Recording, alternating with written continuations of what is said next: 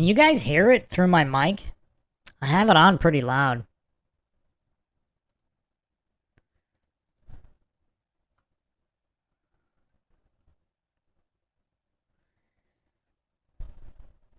Yeah, boy says Connor only beat Mendez because of a very short money shot camp.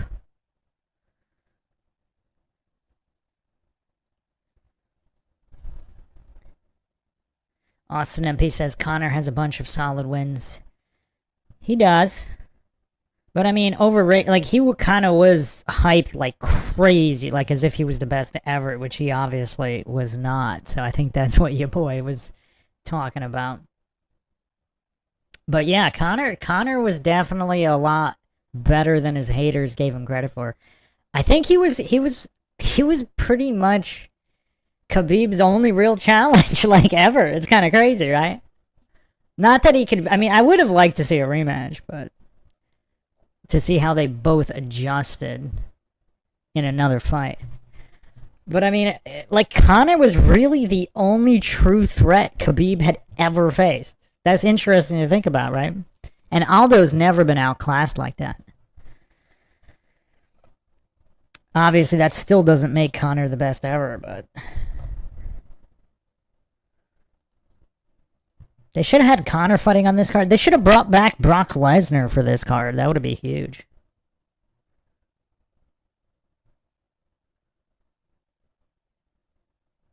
Wow, Karate Master 13 says, this is the first UFC event I watched in around 10 years. Last one was Jones versus Cormier. This might be the first UFC event I'm watching all the way through in about 10 years. Maybe not 10, maybe 5. Yeah, UFC hasn't been that great past couple years. Everything's diluted. Dana White's an egomaniac. All the good fights are made too late with all the guys past their prime. Or with shot chins. Man, it didn't even really start yet. It's almost a half hour.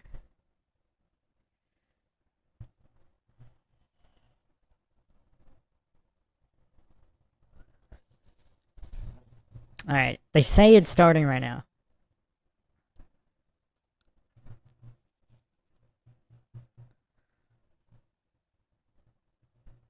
Your boy says there's a roof over the cage. Yeah, but how's the humidity moisture? I don't know. I mean, they say they're still gonna delay it if there's lightning or a really bad storm, even with the roof. But if there isn't a weather problem, obviously, there wouldn't be a delay. But didn't they just say that at the beginning of the broadcast? Didn't they say there was a weather delay, or no? Because it was, yeah, I don't know. I just put it on and they were saying something like, I couldn't really hear exactly what they were saying.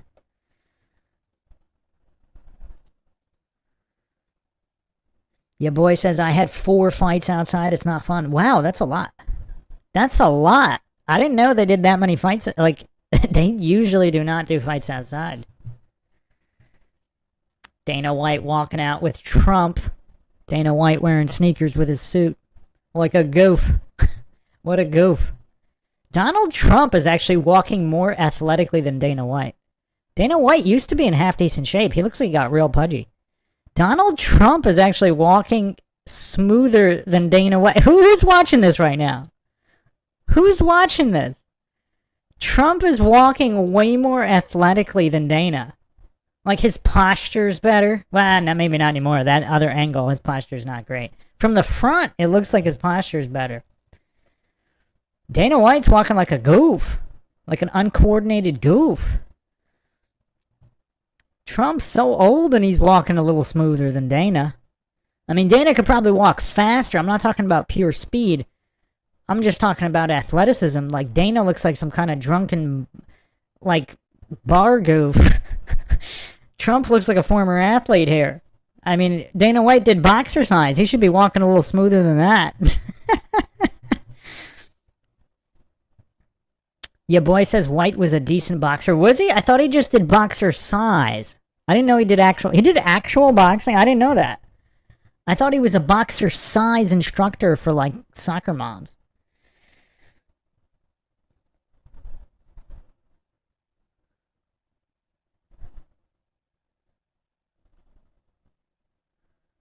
Sphinx Bear says, I've never watched a UFC event in my whole life. Really? Wow. Your boy says, I don't think Conor gave him much of a fight, honestly. Even the round Conor won wasn't decisive. Well, it wasn't like obviously it wasn't like insane comp where Khabib had to come from behind to win. I'm just saying compared to everybody else. Like Khabib just destroyed everybody easily for the most part. Except that one decision. I forgot the guy's name. But I mean, he was never in trouble. Like Conor had some decent power. So, not that he ever had Khabib in real trouble, but the threat of trouble existed.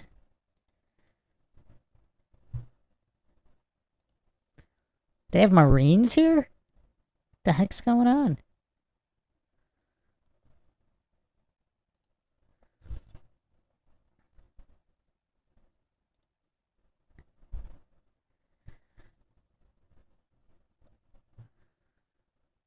The heck? That roof over the cage isn't that good of a roof, though. Like, it's so high, the rain is easily gonna find its way onto the canvas. Your boy says Gleason Thibault. Yeah, it was that guy. It was that guy.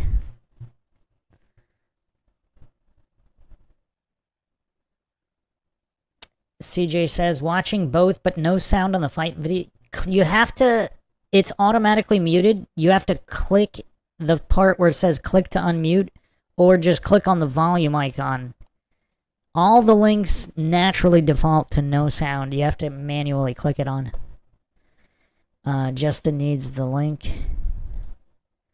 Alright. I think this is the best link. Oh, wow. A lot of them are dropping the signal, actually. Wow. So there's like 5 options here.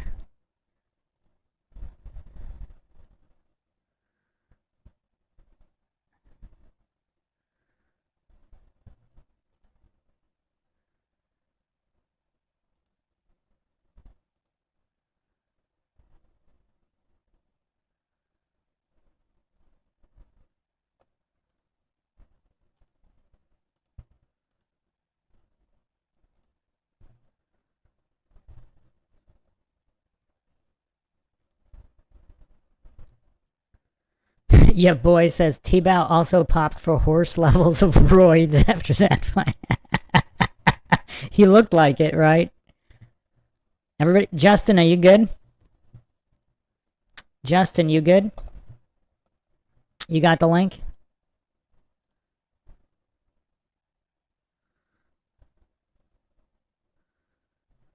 Who's this guy singing?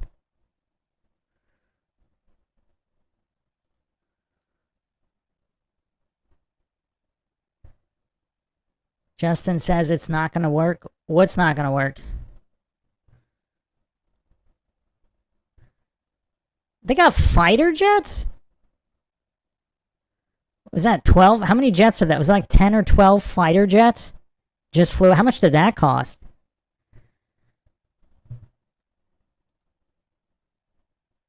It doesn't work? The link doesn't work for you, Justin? Still redirects? And none of the other ones worked either? They all work. Again, they all work for me, so I don't know.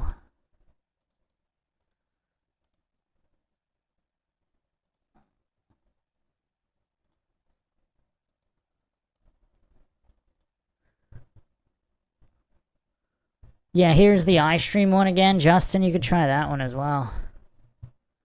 Taxes are theft. Just came on. Link 2 works for me. Hard to argue against your username, my friend. Justin, does that one work for you? Sphinx Bear says 250th birthday, Bruce. Now. Sarah says watching. Thank you. Okay, cool. So it works. Justin, are you all good?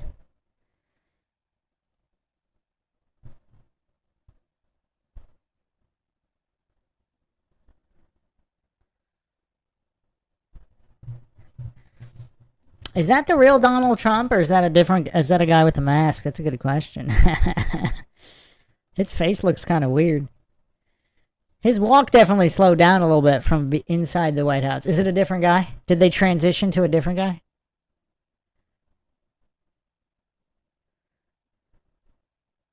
The event looks kind of weird because it's not completely dark out yet. So, like this twilight.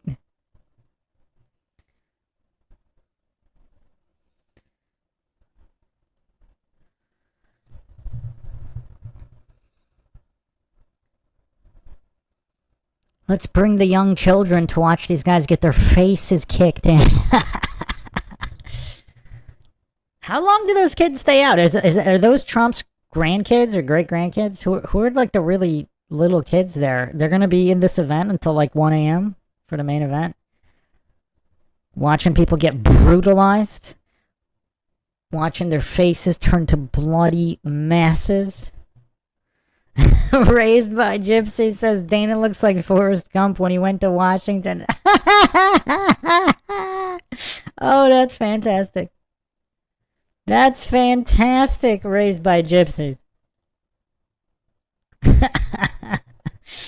Oh, man. Justin, are you all set? They're plugging Crypto.com for the White House. Okay, Dodge Ram, that's kind of American, but Crypto.com, they're plugging Crypto.com. Justin, it's not working for Justin. Yeah, I don't know. Every single one of the links works perfectly for me, so...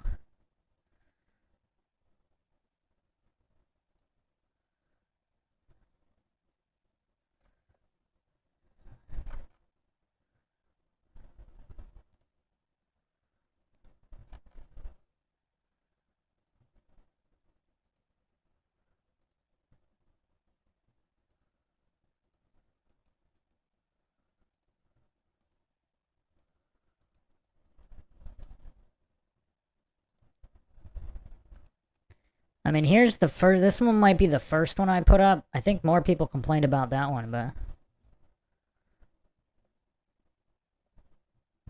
You could try that one, Justin. I mean, the sites that don't work for me, like, just nothing loads. I don't get pop-ups, but... All the links were the ones that are working. Austin Uppy says, Chrome with uBlock Origin is working for me. You probably have like at least 15 minutes to figure this out.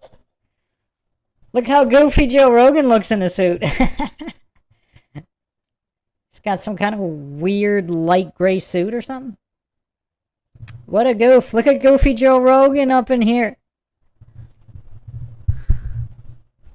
Rogan looks like a fat skullgirl. Justin, did that last one work for you? Why does Rogan look so goofy? They just did a group hug. Joe Rogan, Daniel Cormier, and John Anik just did a soy group hug. What is this? What are we watching? Taxes or theft says Rogan cannot find an appropriate shirt ever. Oh, man. That is true. Rogan is a master of goofery. An absolute master. Oh, yeah. So I rewatched Ilya's last couple fights. I mean, this guy's crazy good. I don't know why I just... Jeff says, cue ball slow Joe.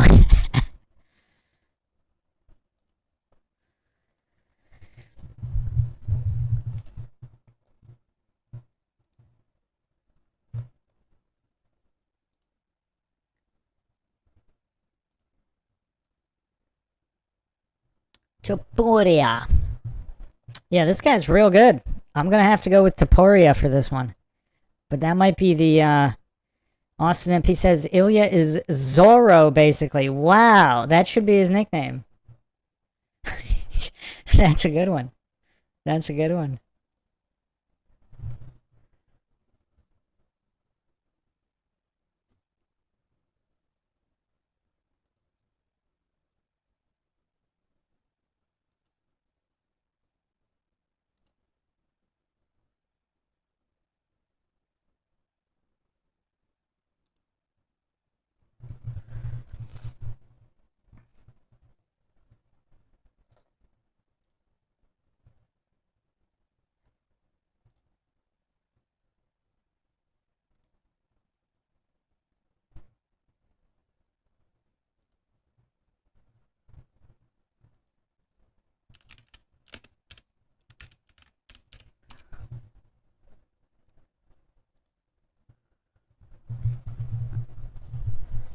Topuria is only 29. His nickname is El Matador. But yeah, Zorro works better. Man, that's a good one. Has anybody ever said that before, Austin?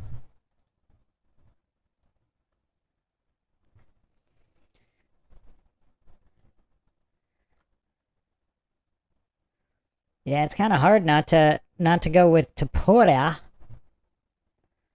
Zorro. And then obviously I gotta go with Pereira for the other main event. As far as all the other fights, I got no clue. They're practically pick-me fights, but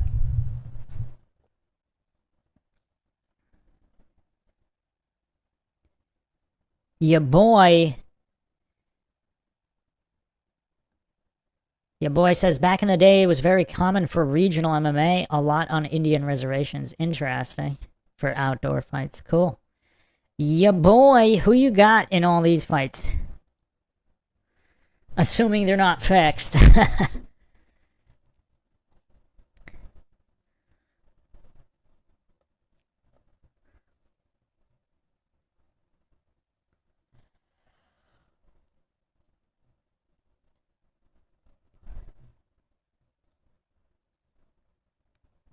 Austin MP says, I might switch to Alex, but I'm not sure. That and the first are tough. Austin MP says, we need Connor to win versus Max, so we get Connor versus Ilya or Islam. Yeah, Connor would probably get smoked by those guys at this stage. Possibly at any stage, but... I mean, he's just so old. With just very little activity in the past couple years. All the legal issues, etc.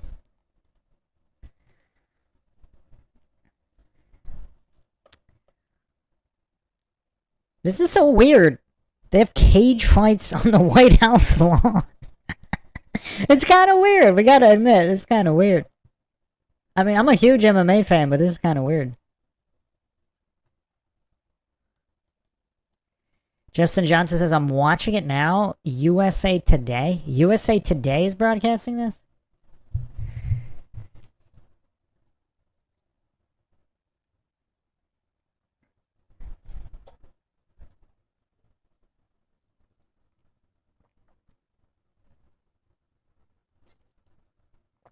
It's almost 9 o'clock and the first fight didn't even start yet. This was an 8 p.m. start time, so the walkouts should have been what, 8:15, 8:30? They didn't even walk out the first fight.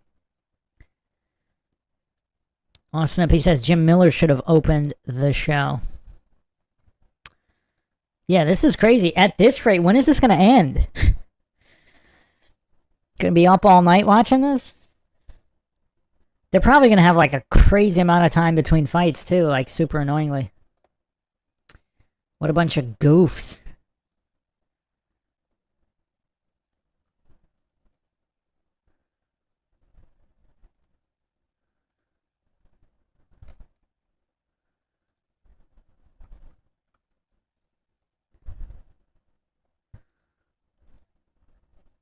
Why is John Anik talking about John Adams? Nobody cares about this alleged history, the establishment narrative. Nobody cares, John Anik. We want to watch people get punched in the face. Why is there a massive orchestra here?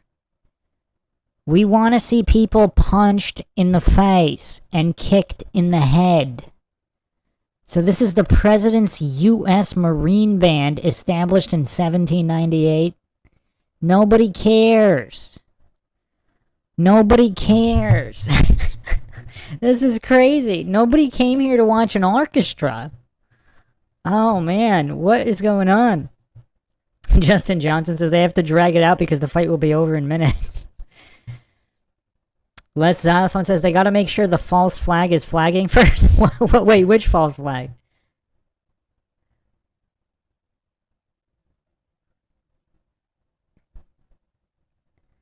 What? Nobody cares about this orchestra, man.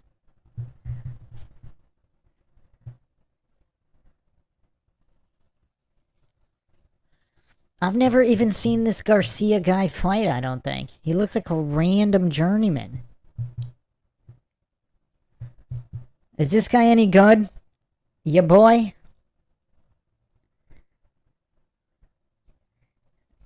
Austin MP says, my grandpa used to mute the national anthem because they embellish.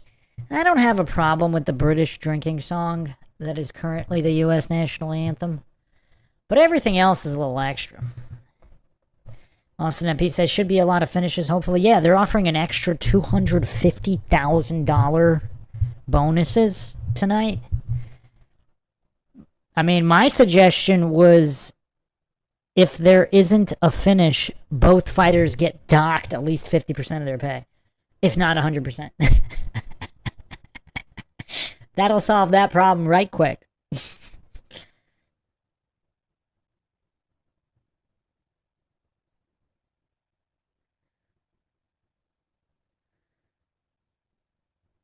I don't know, the past like 5-10 years, it's all been like fake manufactured hype, as opposed to genuine hype, like back in the Pride FC days.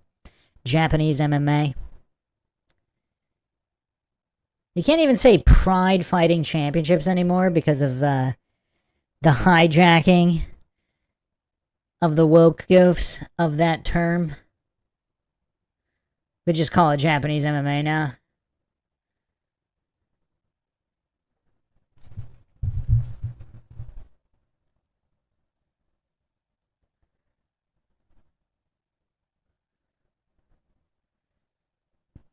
Austin MP says they should have a glass canvas that feels like matte but has sharks underneath great whites.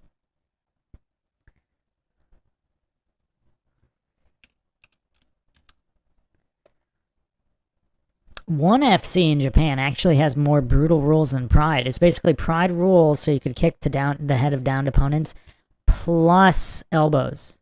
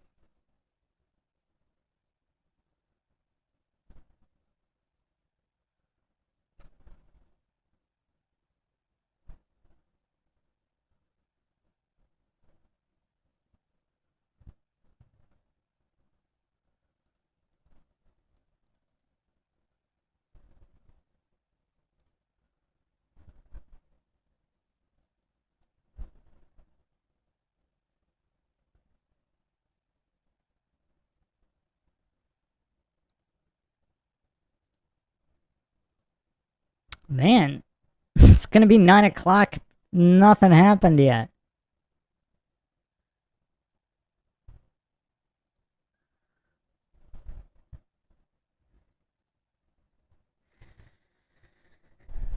Yeah, this roof over the cage is kind of weird because it's so far above the cage. If it's that far above the cage, they should have made it even bigger, right? Because if it starts raining and storming, that rain's still gonna make it onto the canvas. Or at least they should have had more, or at least some kind of like glass canopy more out of the sides of the roof to prevent the rain spillover. Because I guess they wanted to, it wouldn't look as good, but if it's glass, you could see through it. It'd be a little better. They're doing walkouts from the White House. This is the most bizarre thing I've ever seen. So, like, the locker room is in the White House, inside the White House. This guy just walked out of the White House for the walkout. This is wild.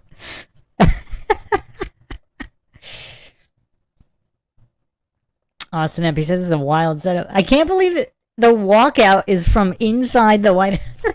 The fighters walk from the White House? I don't know why this is so funny. This is just so bonkers. Who could have ever predicted this, let's say 5 years ago? Let's go 5 years ago, 10 years ago. They're going to have an MMA event on the White House lawn, and the fighters are going to be walking out from the White House. Oh, man. What is going on here?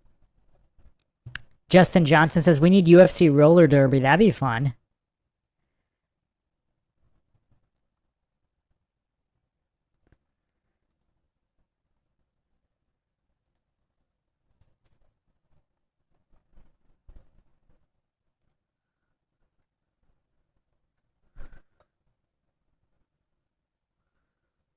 So who is this flabby guy? This guy's like skinny fat? Supposedly a pro fighter? Why do the guys look so ripped in their photos and promos? And then in the cage, they're all like soft and pudgy.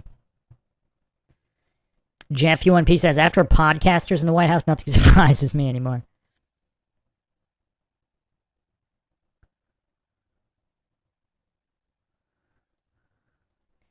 CJ says lighting. Yeah, but back in the day, though, they kind of looked the same, though.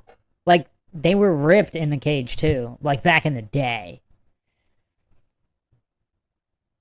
I mean, some fighters are still look pretty ripped, but I don't know. Maybe it was, like, post-USADA era. Maybe it's the drug testing, but... Austin MP says dehydrated probably before the fight. Jeff UNP says Bruce for president. So they're having like Spanish music. This is crazy. So they have Spanish music of a guy, of a non-American walking out of the White House to fight. What is going on here? What is this? What is this?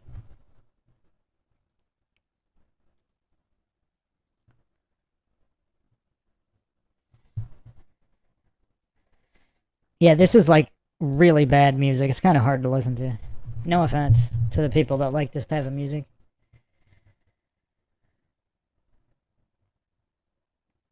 I don't know what's going on here. This whole event is like kind of bonkers.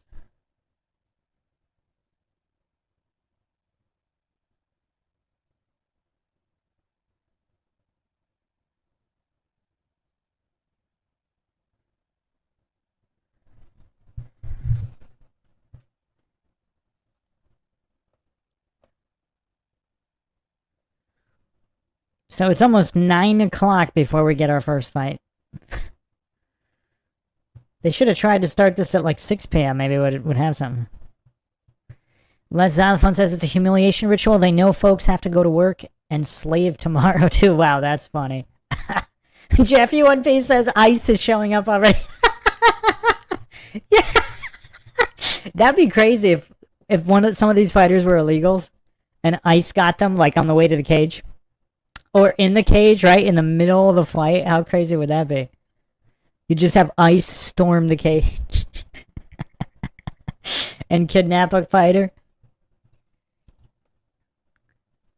Taxes or theft says Super New Moon started at 8:28. Wow. Are you saying this is some kind of occult Illuminati ritual? Justin Johnson says pretty sure they just got done with Hunter's Coke. Wow. This is bonkers. This is truly a bonkers event. It's so bonkers. Actually, it's not 100% dark out. You can still see a little bit of light in the sky. So is that roof over the octagon, is that like symbolizing like the flat earth dome? That looks kind of crazy. So they got commercials on this thing? So people pay premium for Paramount Plus and they still have commercials?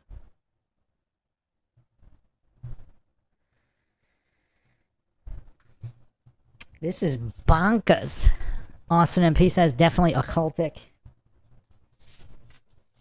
Yeah, this is some of the craziest. This is just so weird. I don't think anybody envisioned something like this. It's so weird.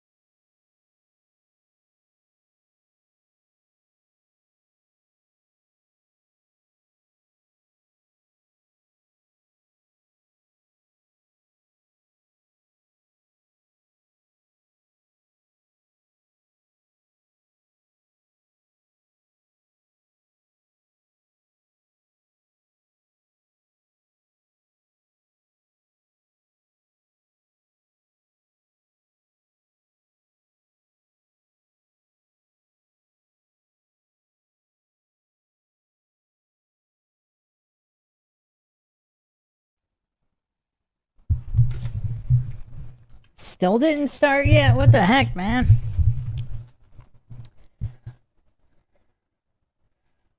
It's 9 o'clock Eastern Time.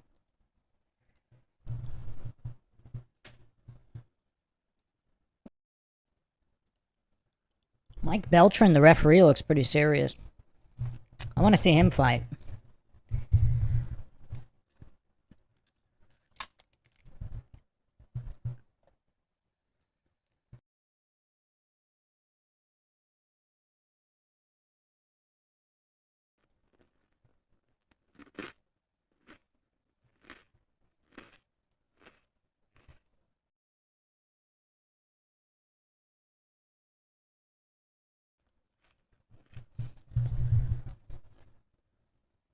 Pretty slow start. So Garcia is supposedly the American. So everybody is yelling USA for Garcia. Garcia versus Lopez.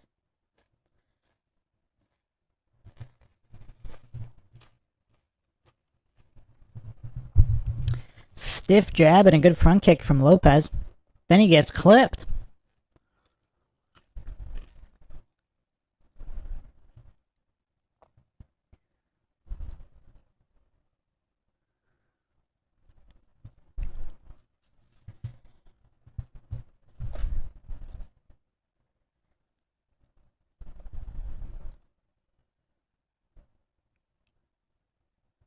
Apparently there's a loss of commentary.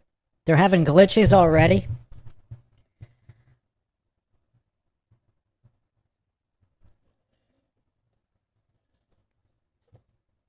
That's funny. We can't hear Joe Rogan's goofy commentary.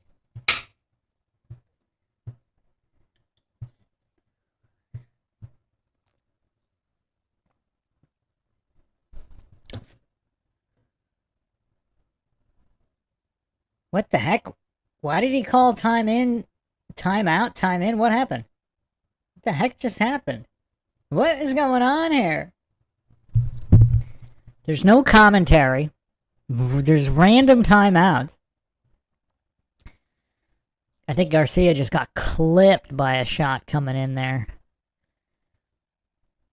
Ooh, head kick by Garcia that got blocked.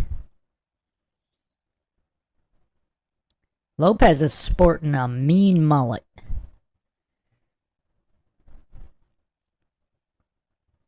Oh, commentary's back.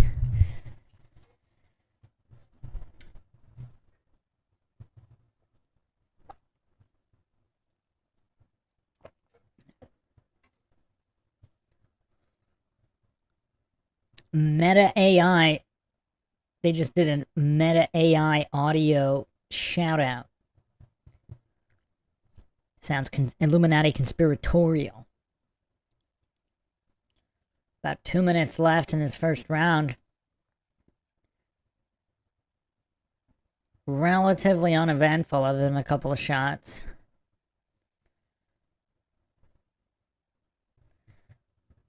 So they were shouting USA before, I'm guessing for Garcia. Now they're chanting, let's go Lopez.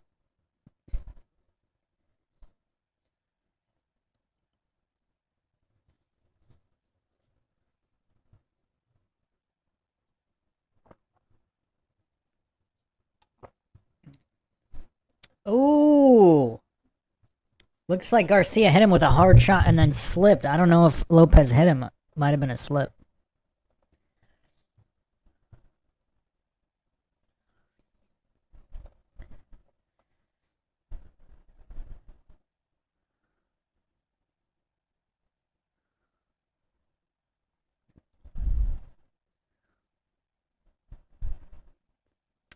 Yeah, neither guy's really going for the kill.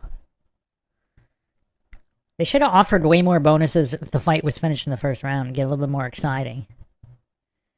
They're just swinging and missing. Just whiffing.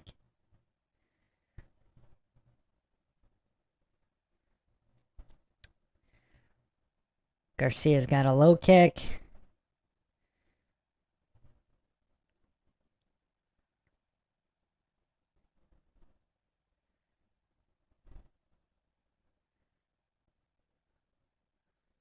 I mean, both guys look like they can hit pretty hard.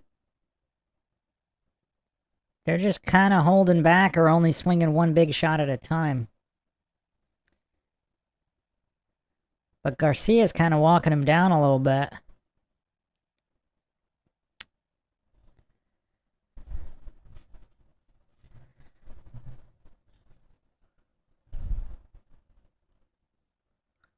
Couple seconds left in the round. Wow, that was a hard spinning hook kick from Garcia. If that landed, fight might have been over. That was a hard spin hook.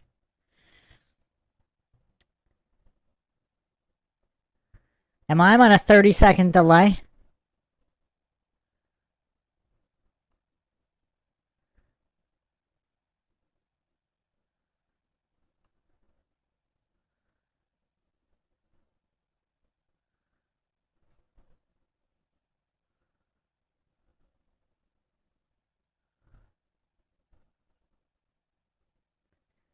Taxes or Theft says 80 years old Trump, 828 new moon. Also the whole Trump Gemini connection and today's date adds up 6/14/2026 is 66 if you do 20 and 26.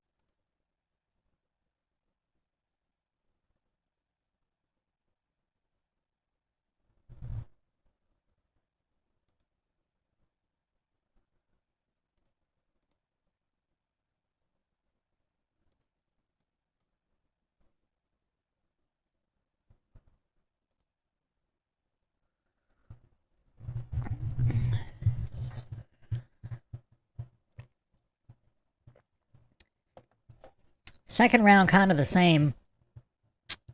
Oh, actually, Garcia threw a combo there, but most of the time they're just throwing one shot.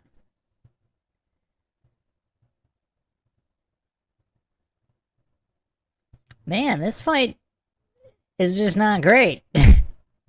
There's really not a lot of combination work. Both guys looks like they have decent power. Yeah, they're just kind of throwing one shot at a time and backing up.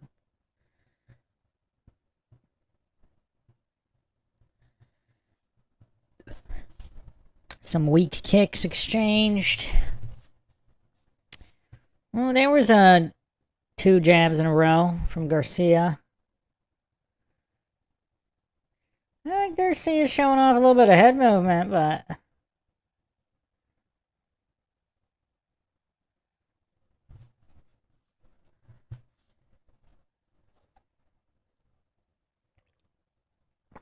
And again, another shot from Garcia, but it's just one and done. He's really not comboing it up. At this rate, this might go to a decision if they just keep doing this the whole fight. Looks like nobody wants any takedowns.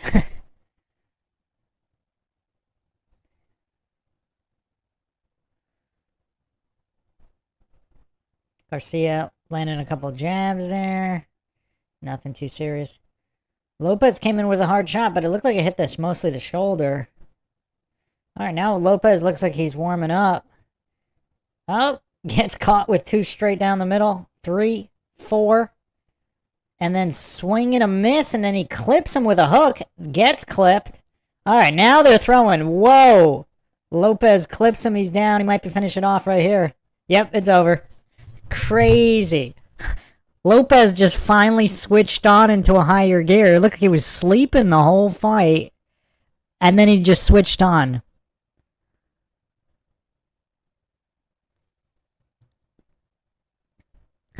Yeah, that was crazy. It looked like he was stuck in low gear the whole fight.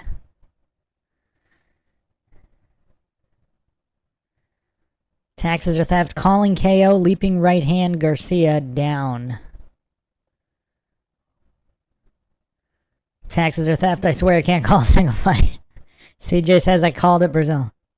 Taxes or theft says 100% that Brazilian dude stopped second round.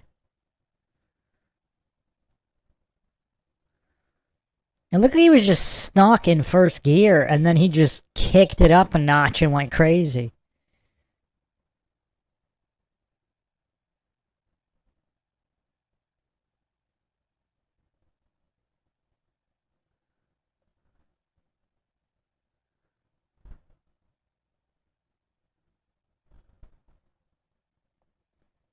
Austin MP says, I'm 1-0 in picks so far. Franklin loves a Paredo, says Lopez. What?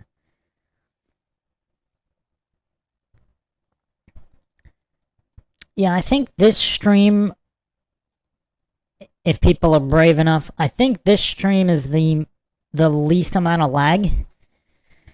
So I switched over to the iStream East.Pro stream because the other ones look like they're lagging more.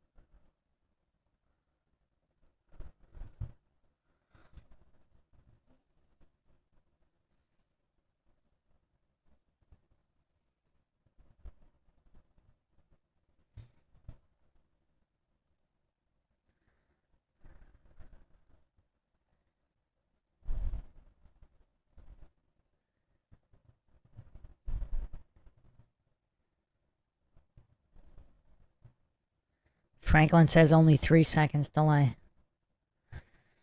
Yeah, some of the streams get laggy.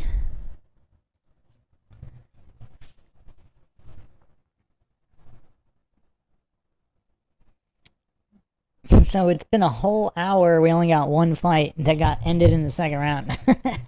We should be at least on like fight 2 or 3 by now.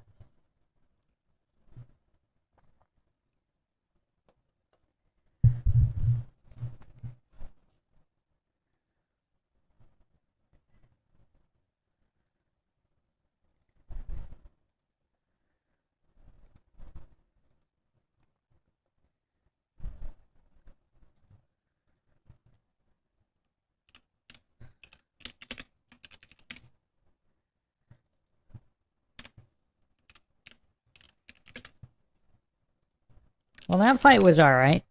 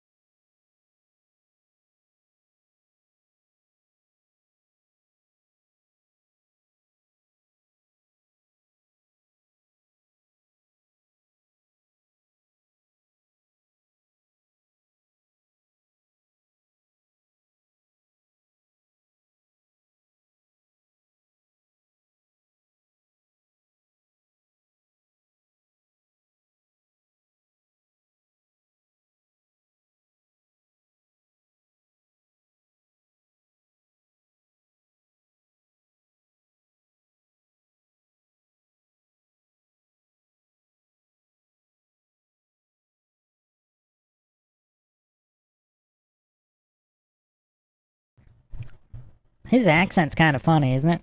Like, I can't recall anybody who has exactly that kind of an accent. It's kind of unique, right?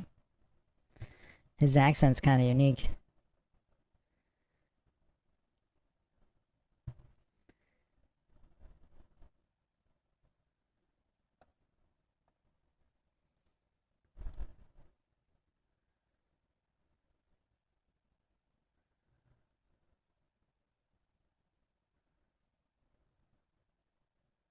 Wait, what the heck? Sphinx Bear says...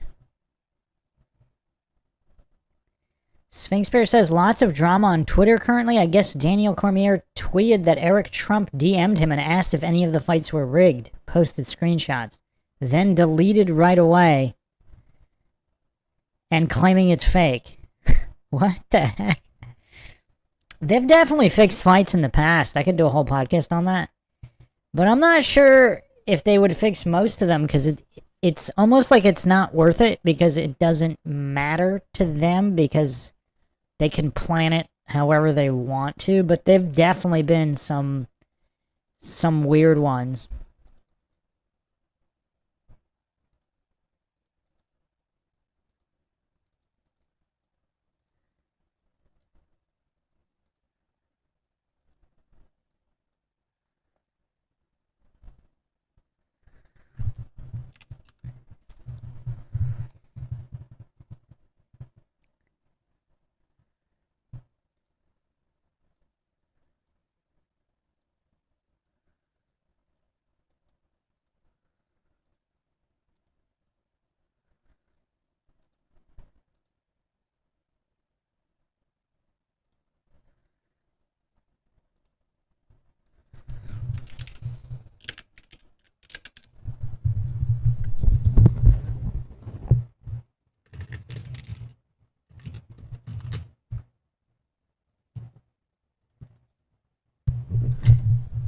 Dana White doing ads for all that. What? This is just so weird. Les Jonathan says everything is fake and gay. Well, see, here's the thing.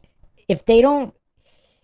See, like, for example, the Ronda Rousey Gina Carano fight, like, that one, they actually had incentive to fix that. Like, certain fights, and some of Jake Paul's fights, obviously. Like, there are certain fights where there's clear incentive to fix it, where again, we don't know for sure, but there was clear incentive. But for most UFC fights, there isn't.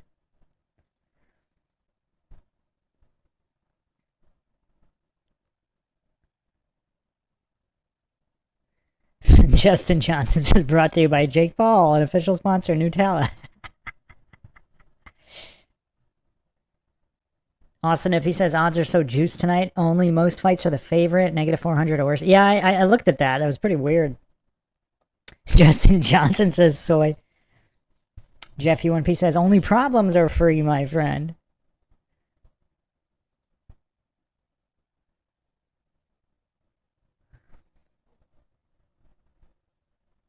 This is just so weird. Fights on the White House lawn.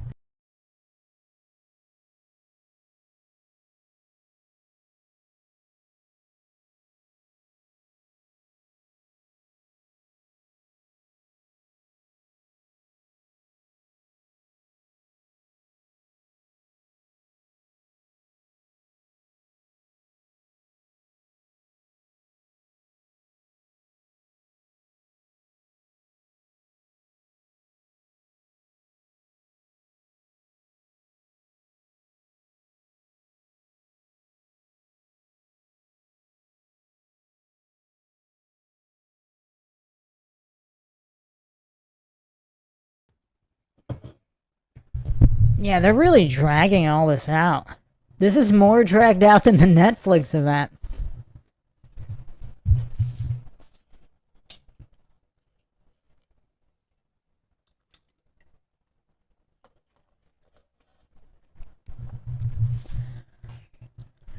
Karate Master 13 says sports are fixed and easy to bet if you know the pattern.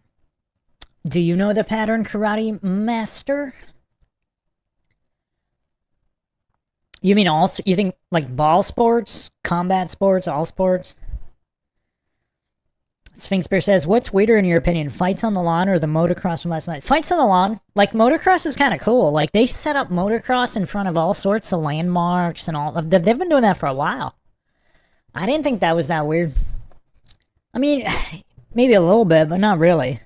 I think guys getting beaten to a bloody pulp in front of small children on the White House lawn is a little weirder.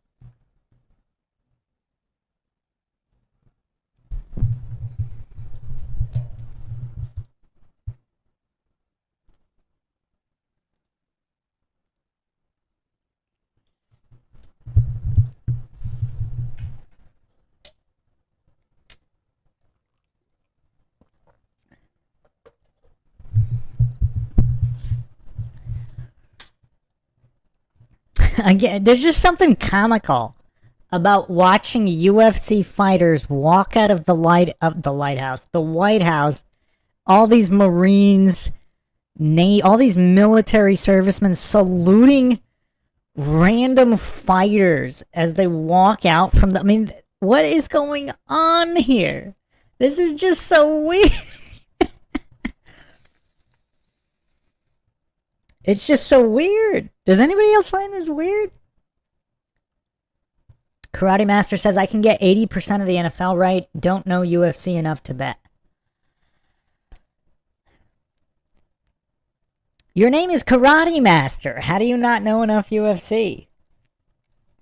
You should be called an NFL Master then. 80% win rate? That's pretty impressive.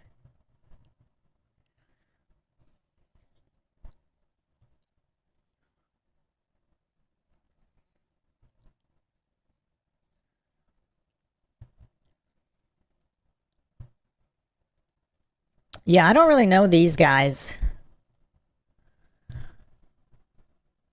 Bo Nickel, I've seen a few of his fights. Not impressive. Dackhouse, I'm not even sure I've seen any of this guy's fights. Maybe one or two.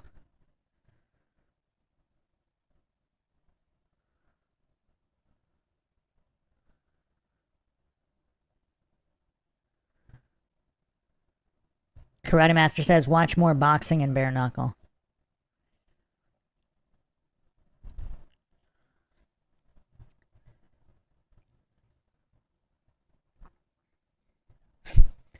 Is this guy any good?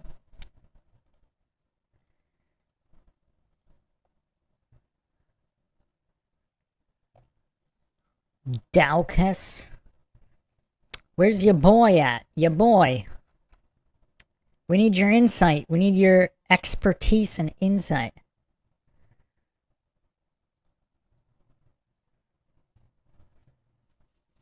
It's an interesting choice of music for Bo Nickel.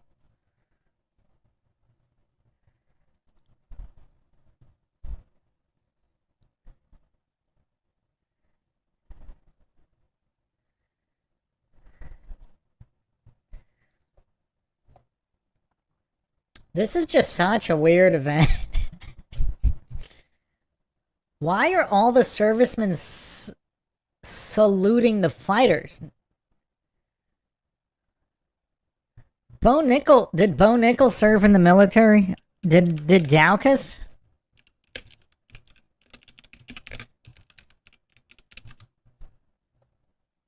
So Bo Nickel did not have a military career. So why are they all they're just saluting all the fighters?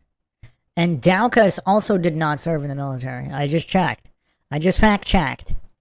So all these servicemen, so they've just been ordered to salute every single fighter just for their walkout, just because they're walking into a cage to fist fight on the White House lawn.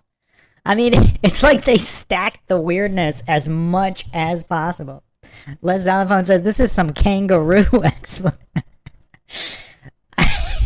I mean, it's like they tried to figure out every single possible way to make this as weird as possible. Like, when they first announced this, I actually thought it would just be like any other event, except set up on the White House lawn. Like, everything else exactly the same. But it's clearly not. There's a whole bunch of weird stuff going on here.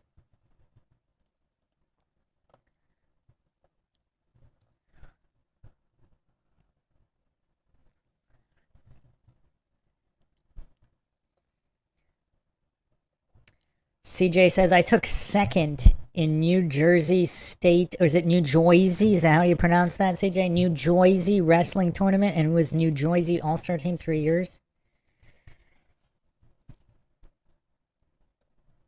Do you pick fights, CJ? Do you bet on fights? Does anybody here bet on fights?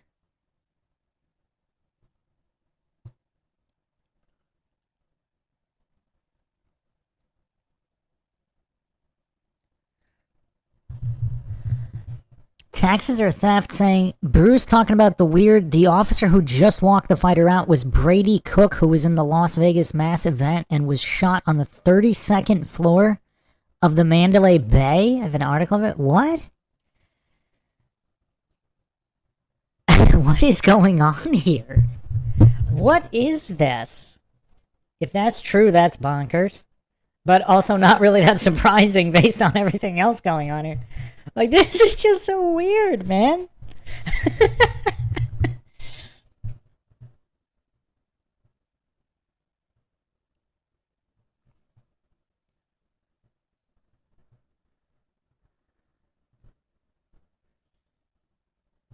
Bo Nickel's only 8-1?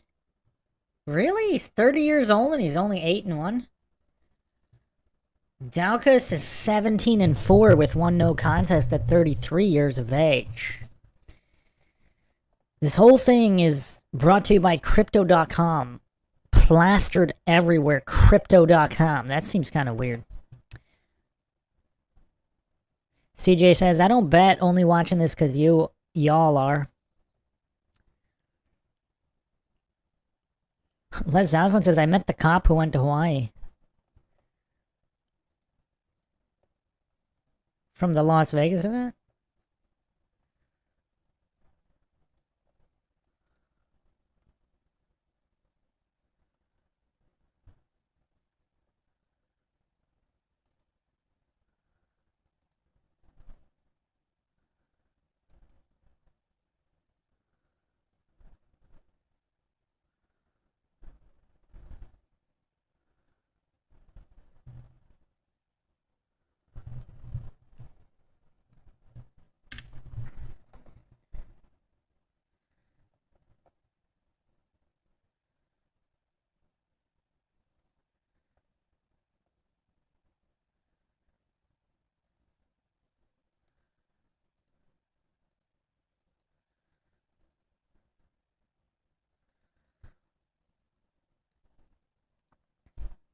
Could they possibly, like, bootlick the referees any further?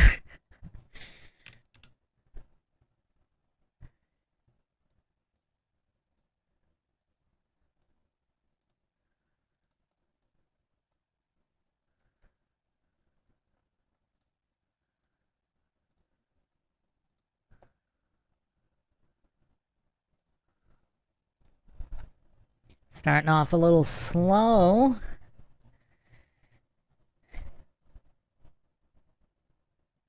Ooh, whoa, big slam from Bo Nickel. That was big.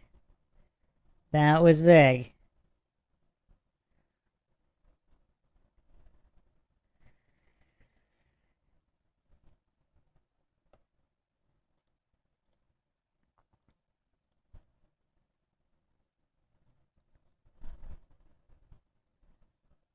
Franklin Loza Paredes says, I'll go with Bo. Sphinx Bear says, I'm trying to get to the bottom of that Daniel Cormier tweet. Really weird behavior from the people defending it. Something's going on there. Yeah, that is weird.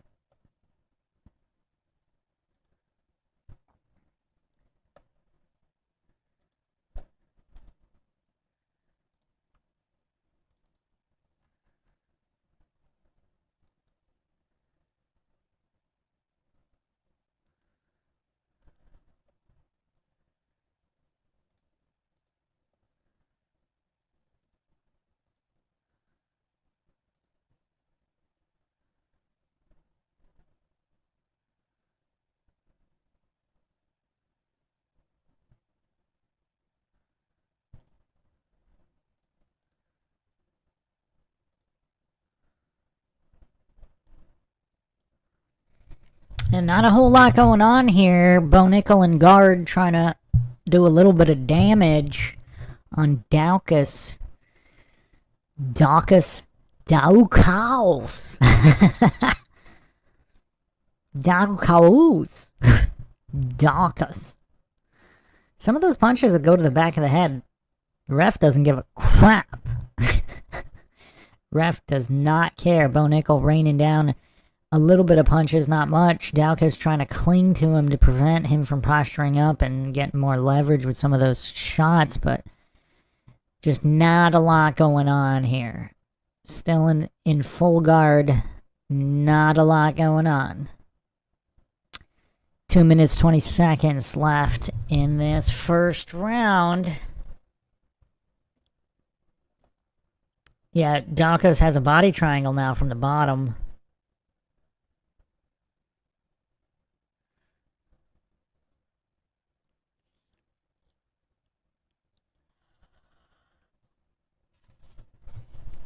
It's almost 9:30 p.m. Eastern time. This is only the second fight. Last iPhone says snooze fast. I mean, it's not that bad, but yeah, it's slow. It's a little slow. I mean, he's getting some shots in. Oh, now he's getting some elbows. Those are some decent elbows. Daukaus grabbed him tight after those elbows. He doesn't want more of those. Daukaus with some pitter-patter punches from the bottom. There have been a couple of knockouts from the bottom. One of the most brutal shots was Krokop versus Sakuraba. Krokop shattered Sakuraba's orbital from the bottom. Ref had enough of that. Stood these guys right back up. Let's see some more action here.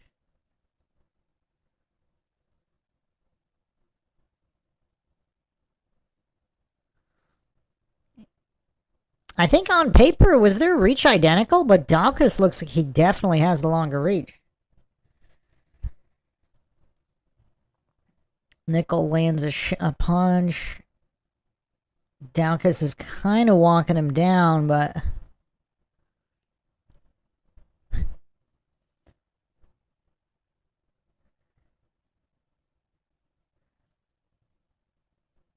Bo Nickel has that, like, weird ducking in haymaker shot. Front kick. Ooh. Left hook and a right. Now he's raining down elbows. It's over. Does a little bit early stoppage. Daukaus clearly had his arm up blocking, but he's not popping up, so maybe he's hurt. But, yeah. That fight, little slow on the ground, but picked up. Sphinx Bear says, how many fights is there? Seems like this is going into the weird hours of the morning. Only because they're just dragging it out between fights. We could have already had 3 or 4 fights. We should be on at least the 3rd fight right now, if not the 4th. I think there's only 7 fights. CJ says, I knew the redhead would win. I'm 2-0. Is he a redhead? I can't tell.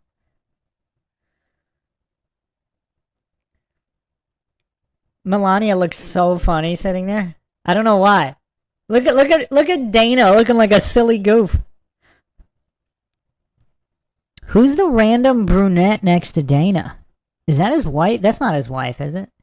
She looks really young. Does anybody know who's sitting next to Dana White? Karate Master says 1-1 for me. I didn't pick that fight. I didn't really know either one of them, but I had seen more of Bo Nickel.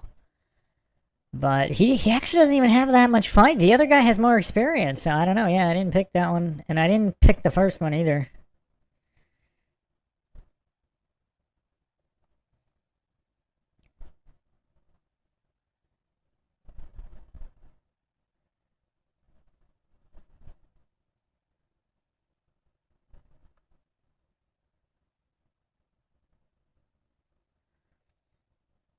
Jeff says, nice cut. That's why I watch.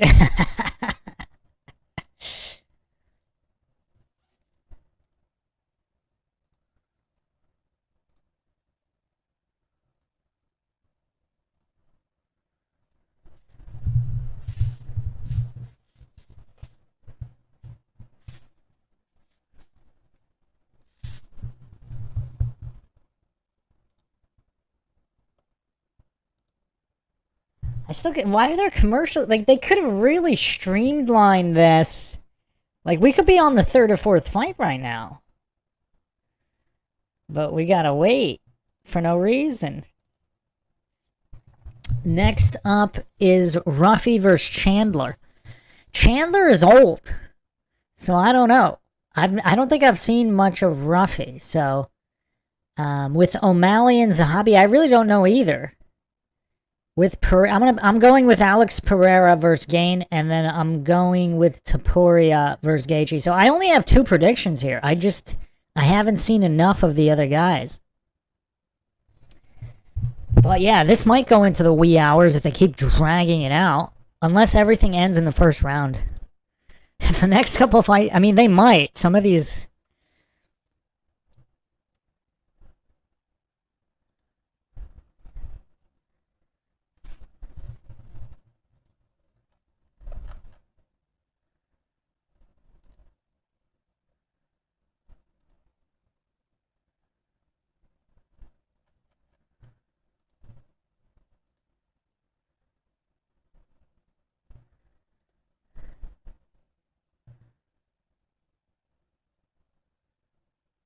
Are they playing Eminem?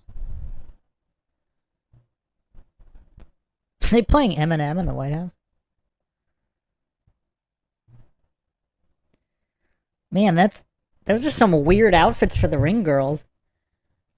The ring girls are wearing some kind of... That doesn't even look like American. It looks like some kind of like Swedish beer fest type of cut. With what is going on here? And boots? What kind of outfits are those for the ring girl? This is just the weirdest event ever.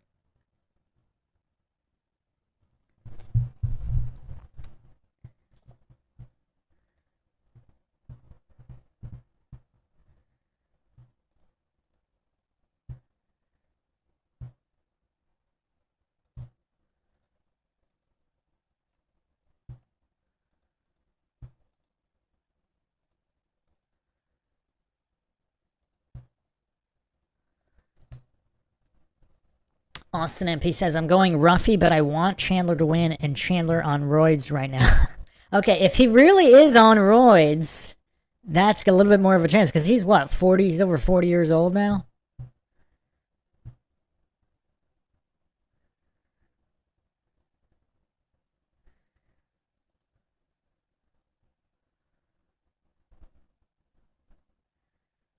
I'm calling early stoppage. That was he was clearly defending himself with his arm there.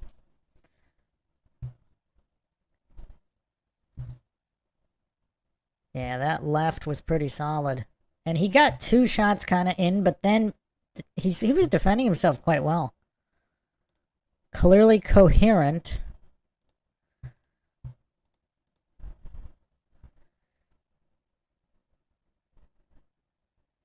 Listen, iPhone says the blonde looks like she works the day shift at Dirty Dance. Who approved these uniforms? Is it Trump himself? Did Trump get final approval on ring girl uniforms? But they look like Beer Fest type uniforms. I don't know. They look like some kind of like Swedish or Danish.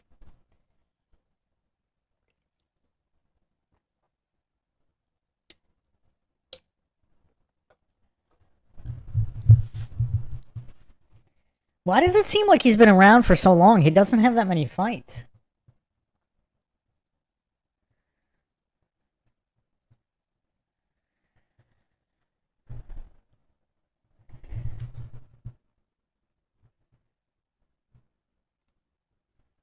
What kind of soundtrack is that?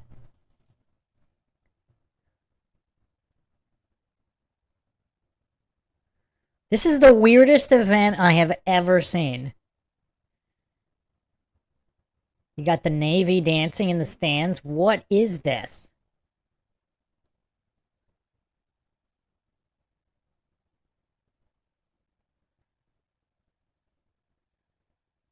They're singing YMCA.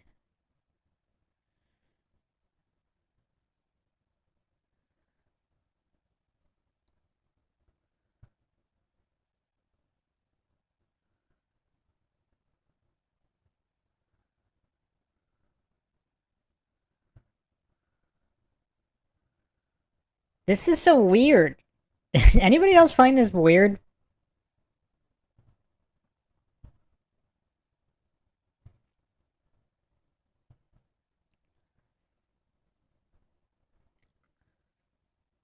A lot of empty seats, too.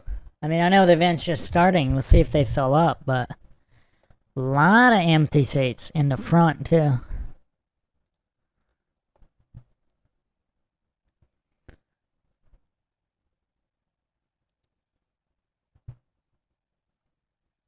Austin MP says he got good spots on the cards immediately because he was an NCAA champ. They protected him some, but he is good. Yeah, I mean, I haven't seen anything spectacular from him. He seems pretty decent, but it just seems like he should have had more fights. Like, even, you know, whatever. Fought more cans, but... Karate Master says, UFC sure has changed since I watched. Well, I'm not sure how much it's changed. This event is weird, though. This event is unlike anything I've ever seen. This is such a weird event.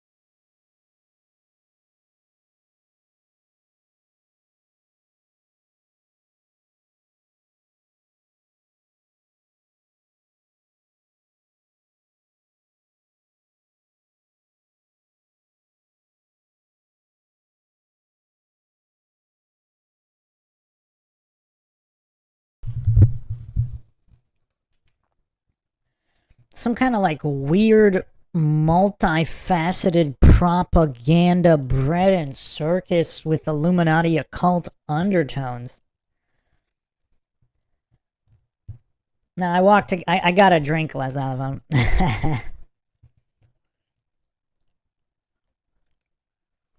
Wait, what? Sphinx Bear says you see Sean Strickland get arrested for crashing the party. Wait, are you joking?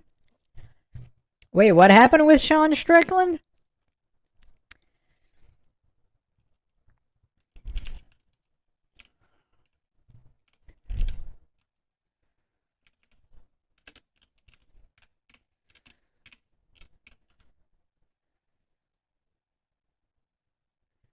Oh, he was removed from the event by security? What? What the heck?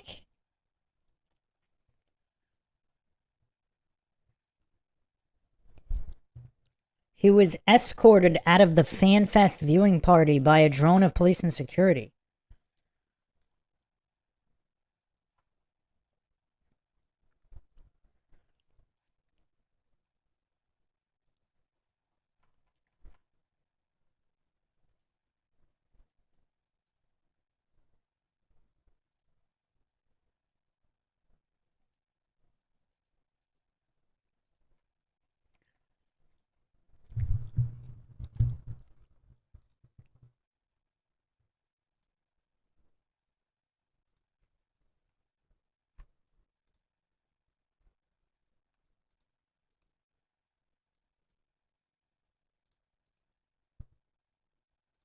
Hey, hold on. Let me get the video. I can play the video.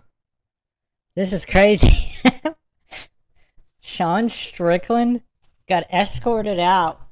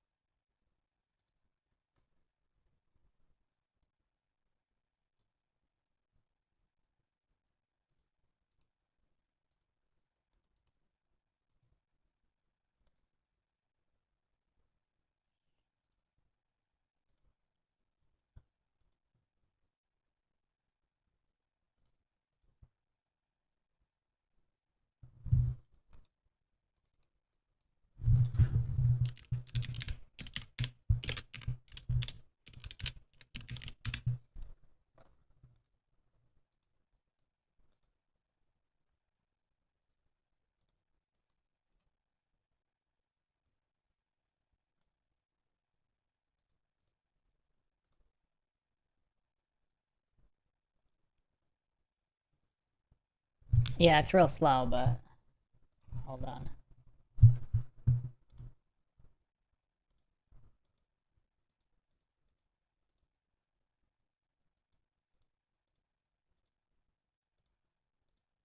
Gonna get the ring going.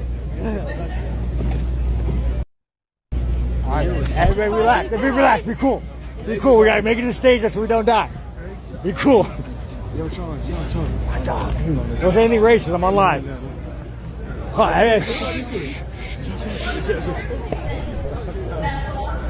Wait, where's the stage at? It's over there. It's over there. We're gonna go right to the stage and we're gonna just fucking rally this motherfucker.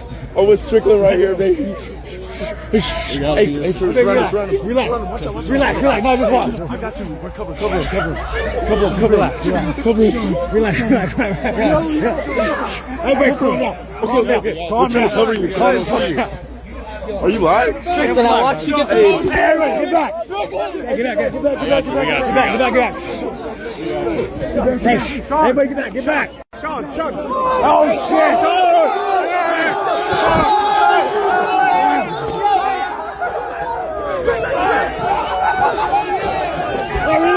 Get back. Let's go. Let's go. Chill.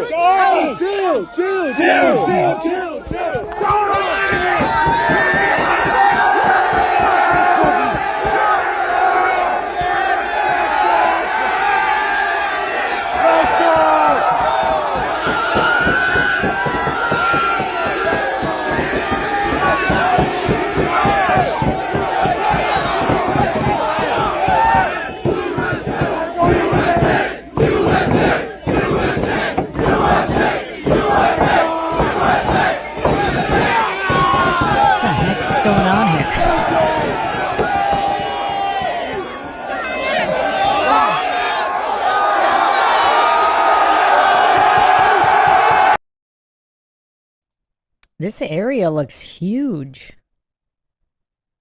Wait, this is a WWE ring? Wait, wait, was that the wrong one? Okay, that's not even the video. Why is this labeled... What the heck? This is so stupid.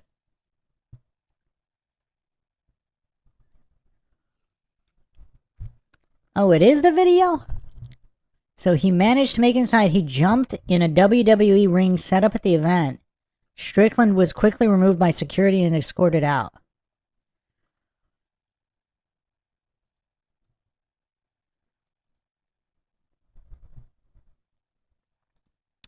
That's interesting.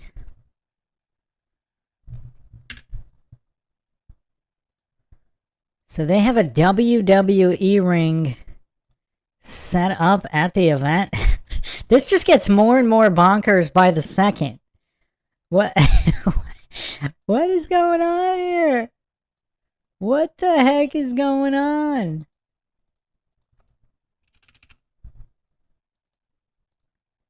Alright, here's a photo from his Instagram after this.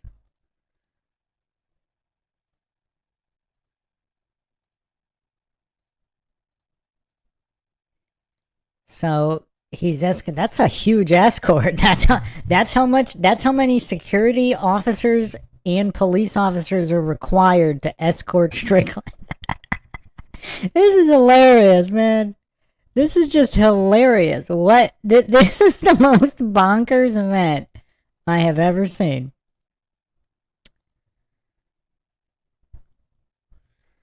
What is going on here?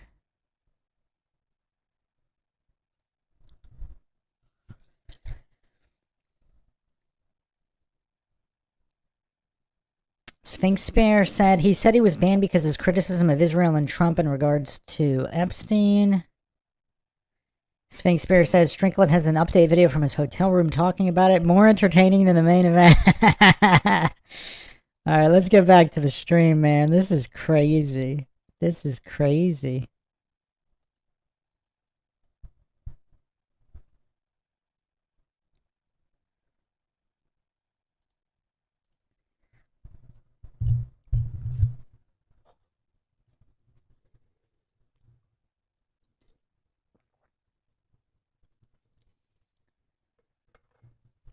Why is Tyson Fury walking out with a whole theme song and everything?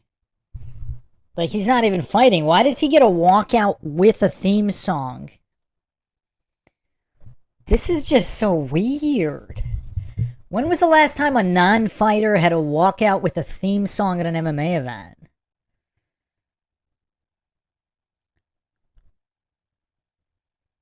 The lighting effects on the dome do look pretty cool, though.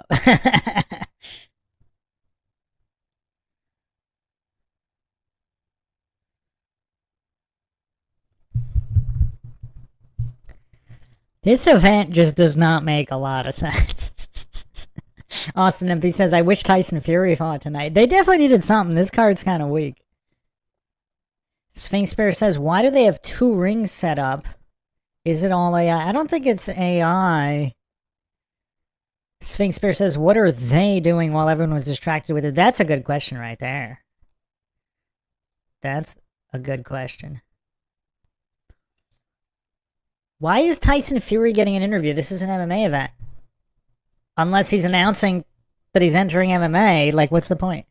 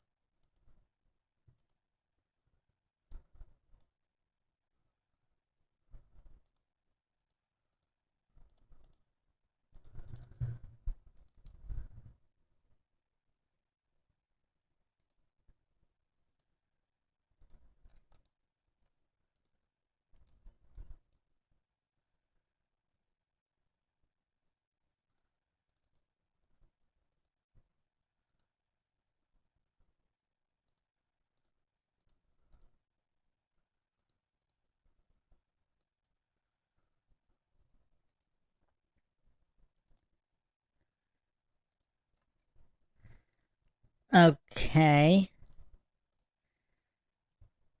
Random Tyson Fury interview. Sphinx Spear says, anyone know what's going on in the Middle East right now? Are we bombing the crap out of Iran during this day? Yeah, there's probably is some kind... Well, there's always some kind of off-the-books operations going on at all times in multiple countries. Sphinx Spear says there was allegedly white smoke at the White House earlier, allegedly signaling a peace deal was signed or something. Jeff U1P says Trump versus BB in the ring. Oh man, can you imagine? How old is BB?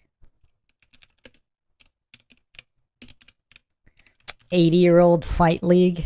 He's 76, so yeah, kind of close to Trump's age.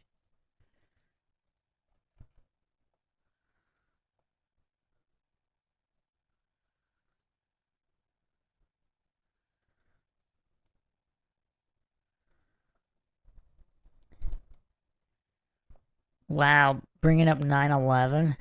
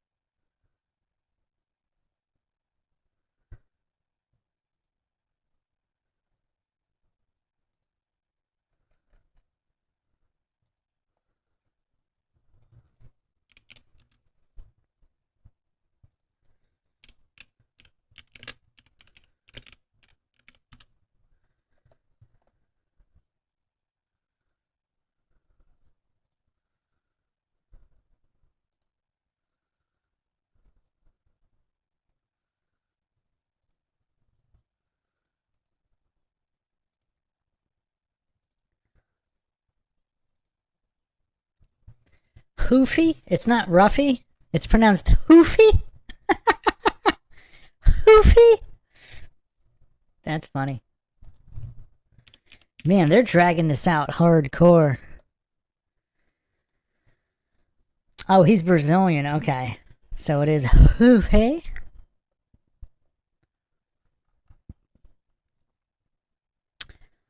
So he's just coming off of a TKO off Fiziev. Lost by a submission. He lost by face crank to Benoit St. Denis. Has a spinning wheel kick KO before that. He's actually got a lot of KOs. Wow, this guy's got a lot of KOs. 12 knockouts. Hoofy.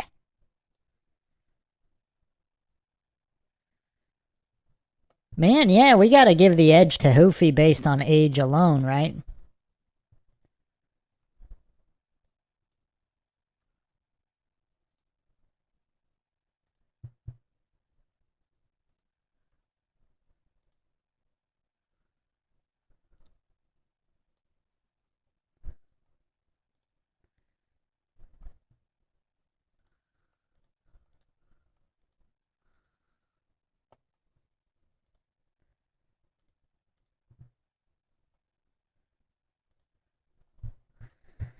Austin MP says, so much dead time between fights. Yeah, it's really annoying. It seems like it gets worse and worse all the time, because I used to watch full events years ago, and I don't remember it being anywhere near this bad. Like, you could go, you can go for a snack or something, or if you're watching it, at a restaurant or sports bar or something, you can go to the bathroom, you come back, you're missing part of the next fight. I mean, this is bad.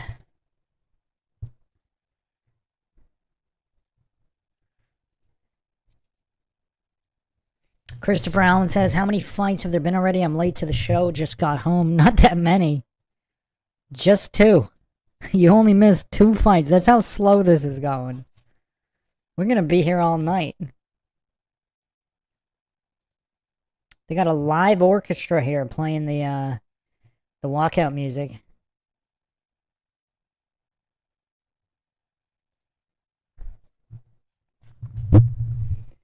They do have some ginormous screens and effects here. It does look kind of cool with the dome, but just the whole Just the whole nature of the event is so bonkers. Just the walkouts, the saluting of the fighters, it's just so weird. The beer fest costumes on the ring girls. The live military orchestra. It's so weird, man.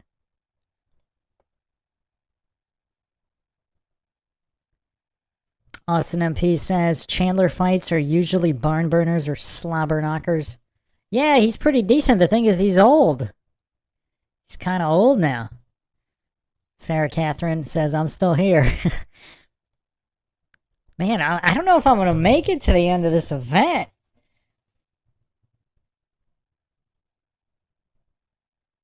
Yeah, this is the weirdest walkout music ever. You got some, like, classical music overlapped with some, like, rap garbage. You have a Medal of Honor recipient in a wheelchair being wheeled out by an officer next to Michael Chandler and MFI walking out of the White House. You have you now have military dressed up as American Revolutionary soldiers with muskets. Are you guys watching this? What is this? What is this? Like, how do you come up with this stuff? Like, you have soldiers dressed up in uniforms from the 1770s with muskets? Why are you rolling out an American Medal of Honor winner in a wheelchair next to a fighter making a walkout from the White House? How does this make any sense? Is this the way? Look. As weird as it was 5 minutes ago, it just got to a whole new level of weird. Like, I mean, I thought this was so super weird with, like, the previous military members just randomly saluting fighters walking up. Like, now they have soldiers dressed up as Revolutionary War soldiers, and they're wheeling out Medal of Honor recipients in wheelchairs next to the fighters. I can't, man. This is crazy. Like, who makes the decisions on this stuff? Sphinx Bear says, Bruce, don't forget the fighter jets. Yeah. I mean, that was still in the arena of plausibility. I mean, they do, like, for certain events, they do have jets fly by. So, Trump's birthday, whatever, I guess it's not beyond the pale. But some of this stuff here, I mean, it's crazy. Yeah, I can't pick here. You have to give the edge to Hoover. Especially due to Chandler's age. Especially due to his age. Taxes or theft says, what the expletive is going on with this music? I don't know, man. This is the most bonkers event I have ever seen. Authentic colonial uniform. Well, why? How much did those cost? Taxpayers fit the bill for that as well? Like, how does this event make any sense to anybody? Like, even MMA fans. I'm an MMA fan. This event does not make sense to me. None of this makes any sense.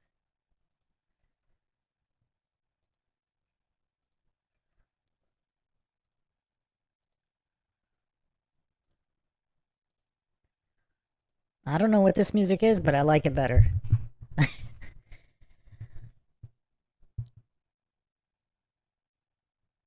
Okay, never mind. I thought it was going to be in English. They're having people sing foreign music on the White House lawn for UFC Freedom 250.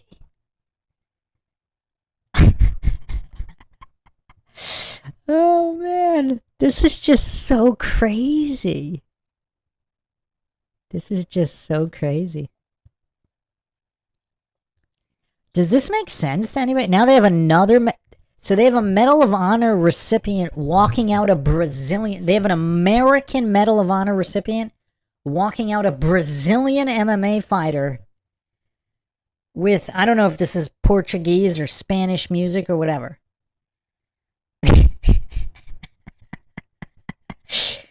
You can't make this... Is he wearing an American serviceman uniform? So the person... The singer apparently is some kind of officer. That looked like that was an officer's uniform. Is that Air Force? So you have an American, possibly an American Air Force officer singing in a foreign language on the UFC, on the White House lawn for a UFC event on America's 250th anniversary. For the president's birthday. What is this? What is this? Sphinx Bear says humiliation ritual.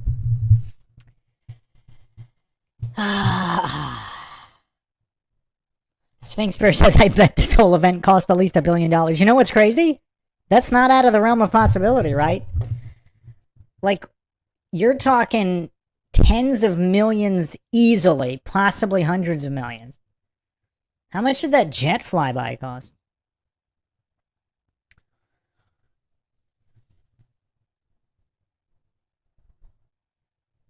How much does the security for this event cost?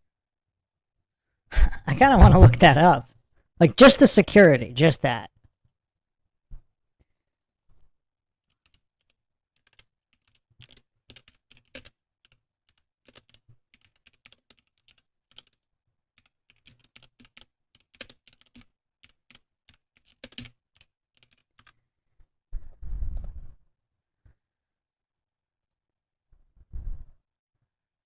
It says only 60 million.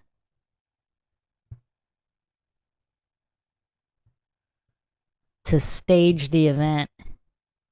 Then there's like a couple 100,000 extra here and there. I don't know. It's probably more.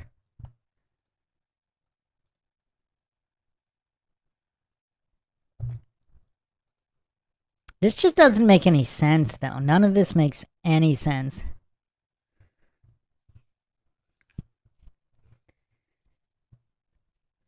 Taxes or Theft says, them getting ready and the White House looming in the background all dark is so weird. Yeah, the whole thing is weird.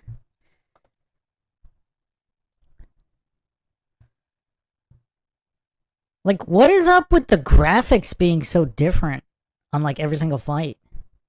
That was, like, total Roman gladiator theme.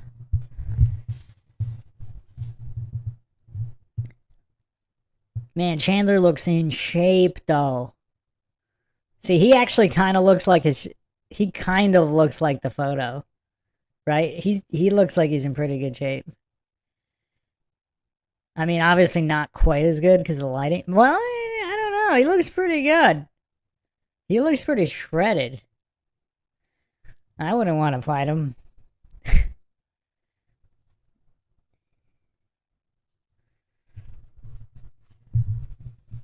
I don't know. Maybe I made too much of a big deal about his age.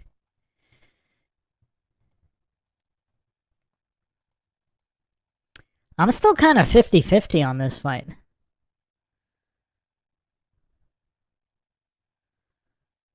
Taxes or Theft says there's a Saudi company being advertised on the ring. Yeah, this doesn't make any sense.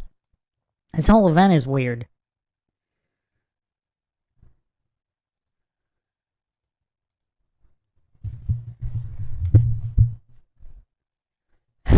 Yeah, I don't know. I can't really pick this one. I don't know. If Chandler was younger, I'd probably pick Chandler for the experience. But I just haven't seen enough of Hoofy's fights. Okay, so they're switching outfits for the ring girls every fight also? Because their outfits now are totally different, and they look semi-normal. So every single fight has like a different theme. That's kind of weird. Let's see what happens here. These guys both look pretty explosive.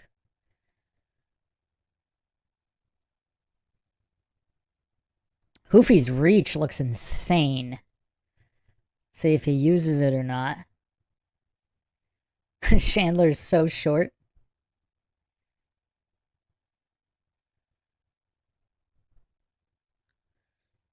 Nothing. 30 seconds, nothing happened. Nothing going on yet.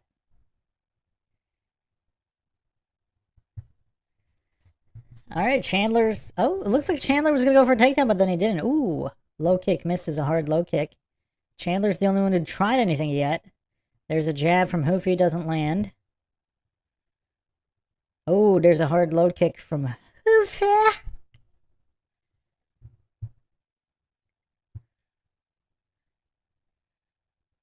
Chandler just bouncing around like a maniac, but not really going for the kill. Just caught a left straight from Hoofy. Hoofy looks like he's about to take over here. He looks like he's timing him. 2 swings, nothing. Chandler was about to go for a takedown, then didn't. Ducks a hard punch from Hoofy. Looks like he was stalking Hoofy down, but then backed off when Hoofy punched. Swing and a miss. Swing and a miss from Hoofy. Low kick lands. Alright, 3 minutes left. Looks like it's about to get explosive. It looks like it's about to get crazy. They've timed each other a little bit. Let's see if something happens here.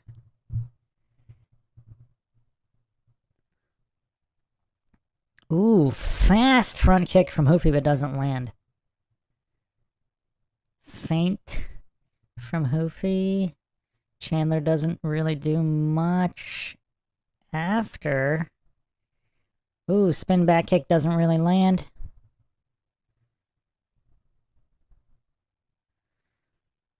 Hoofy does that. Ooh, Superman punch off the cage by Chandler. That was bold. Nothing really happened as a result.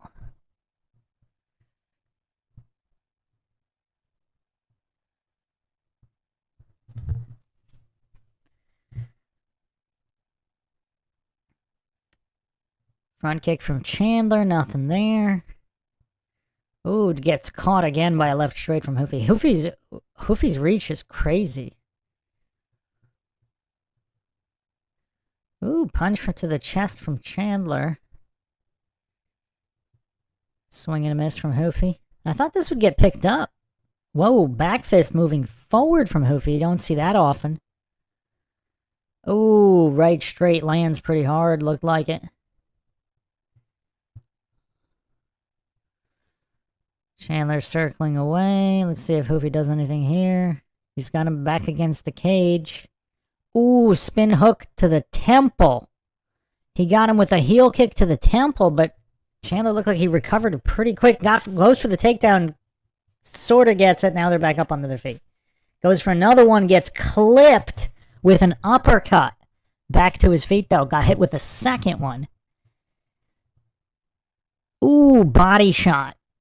Ooh, vicious body shot. Chandler's on the run. About to go for a takedown, not even close. Hoofy easily sprawls out. Now he's on... Oh, both back up to their feet. Chandler still on the run. 50 seconds left in round 1. He got clipped hard. Man, what a chin on Chandler. What a chin. Ooh, another spin hook. And then a left to the head. Yeah, it's over. Man, Hoofy's good. Hoofy is good. Possibly early stoppage, but 1 or 2 more shots and it could have been decisive. Yeah. Interesting. I wonder what would have happened if Chandler pressured harder with the wrestling earlier, but...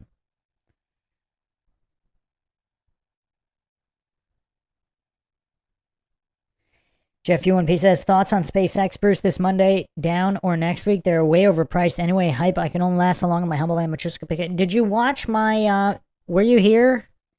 The stocks are way overpriced. Yes, but they might go up anyway. It might still go to 1,000, overpriced or not. It's moving too slow, like they artificially limited it. So I'm not really, I'm not trading it. I don't trust it. But it could easily go to 1,000 slowly over time. I would definitely not recommend anybody buy it though, because it could easily dump. Austin MP says 3-0. Josh Hockett time.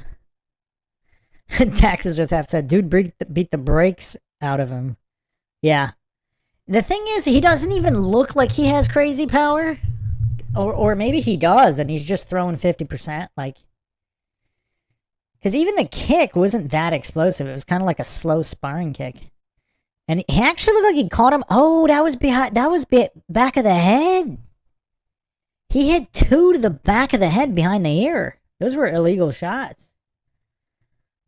No wonder he took him out with those, because they didn't look that bad, but they were to the back of the head. Very discombobulating. Wow, I didn't notice that. Yeah, on the replay.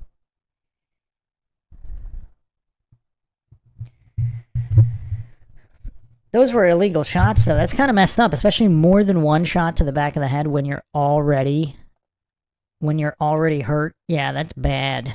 That's bad. They don't usually they don't enforce that that often, especially in scrambles. Because yeah, I mean, obviously it didn't look intentional, but yeah, in scrambles it's tough to deal with that.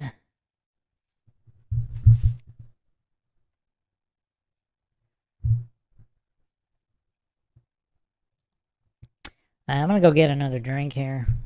Radio silence for about a minute.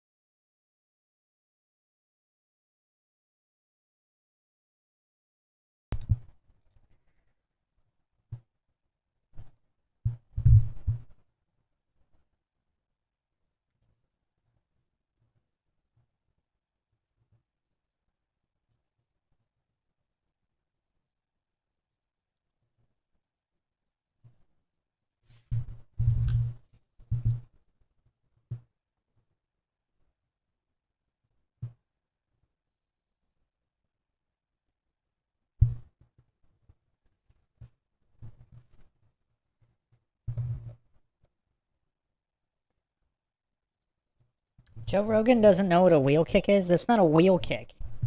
It's a spinning hook kick.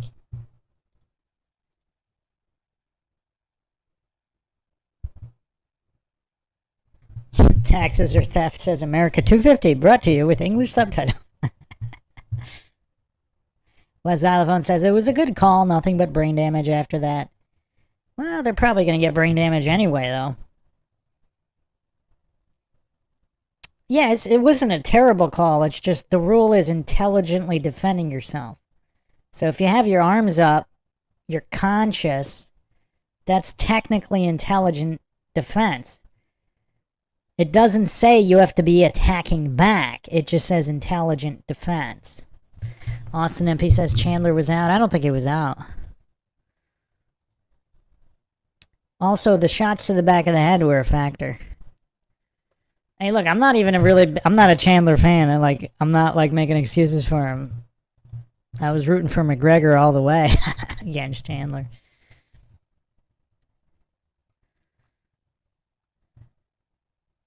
Austin MP says, you want him punted in the head? Well, yeah, obviously, Japanese MMA rules are superior.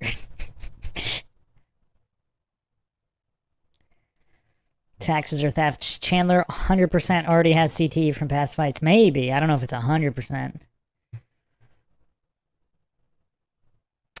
Not everybody who's punched... So CTE is weird. You can be punchy without CTE, too. I mean, there's different types of brain damage.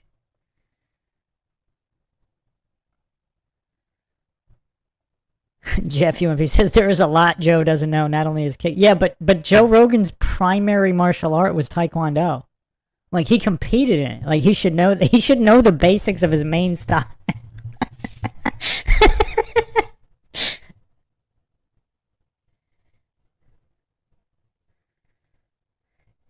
Okay, so you have a Brazilian with a wedding proposal. Wow, that's how she... Just when you think the event can't get any weirder, you have women accepting marriage proposals with a thumbs up. They didn't even let her go in the cage. He didn't even get down on one knee. A thumbs up. How many women accept marriage proposals with a This is the most bonkers event I have ever seen. Like, nothing is making any sense.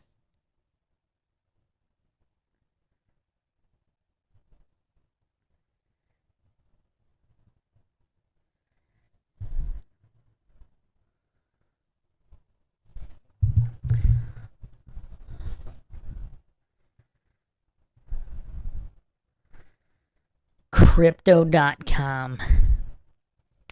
There's a massive crypto conspiracy.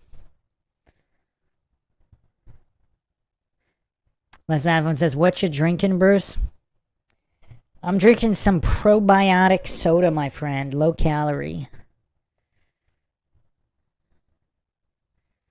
Obviously not alcohol. This is the weirdest event I have ever seen.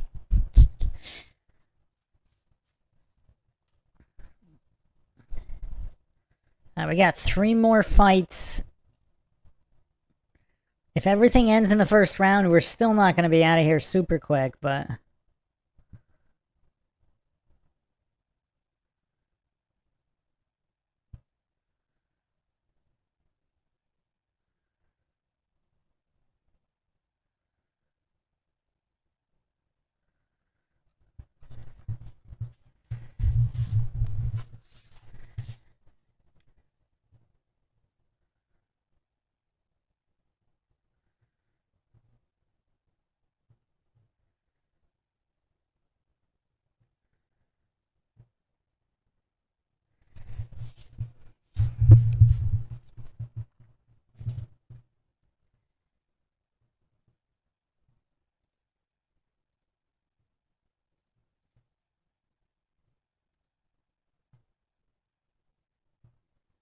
Austin MP says, I love Derek Lewis, but Incredible Hulk is hungry and he will eat.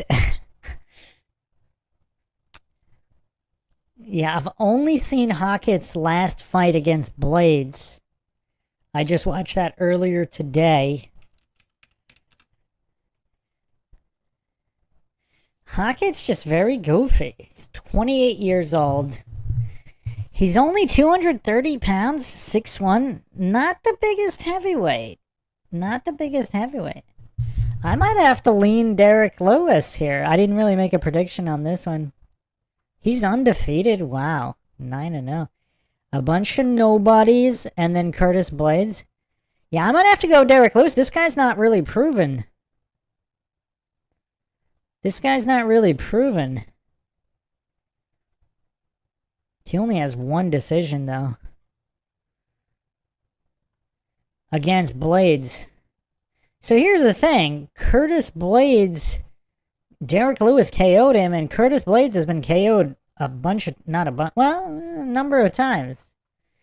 He got KO'd by Aspinall, by Sergey Pavlovich, by Derek Lewis, by Francis Ngannou. Well, anybody could be KO'd by Ngannou.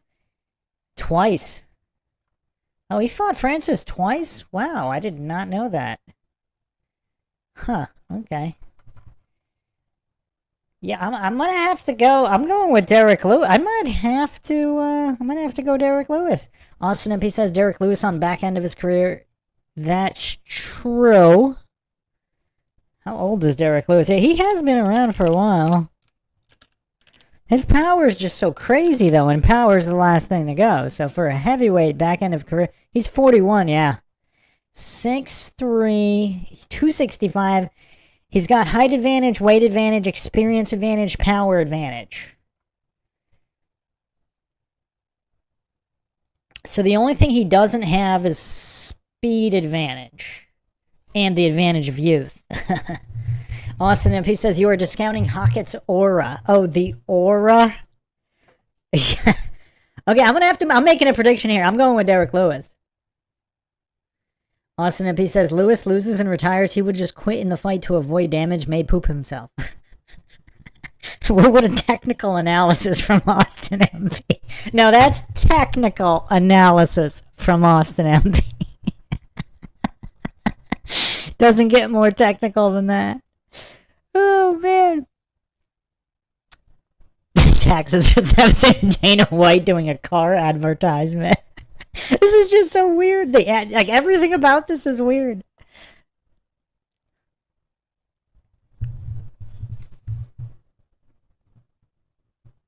Isn't it just so weird watching all these people just stroll through the White House? Random UFC fighters. Some of these guys have been in prison. Some of these guys were off the street, just strolling through the White House.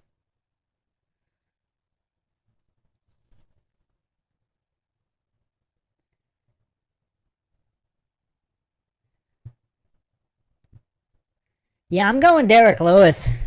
41 in any division other than heavyweight, 41 is old. In heavyweight, it doesn't matter as much.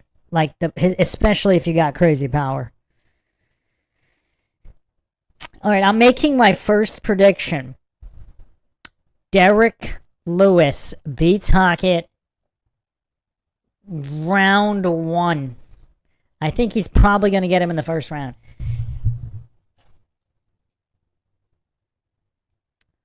What is with all this propaganda? Ronald Reagan? He can't even put on the baseball cap straight?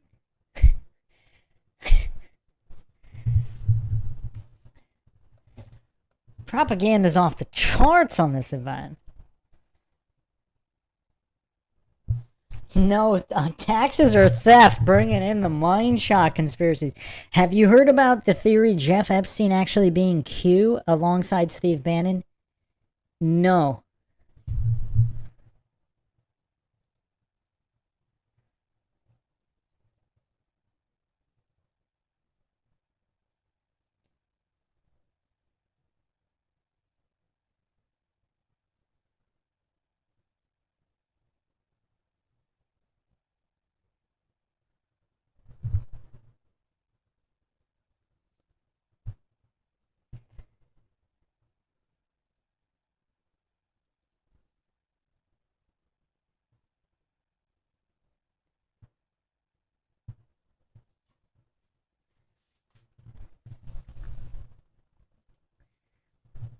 Alright, I'm making my first prediction. I'm going Derek Lewis. Okay, nobody cares about this propaganda. I'm actually surprised there's... Oh, they got the moon landing. They got the moon landing on here. They threw that in there. What is this? Has Trump ever made his position clear on whether he thought... Let me look that up.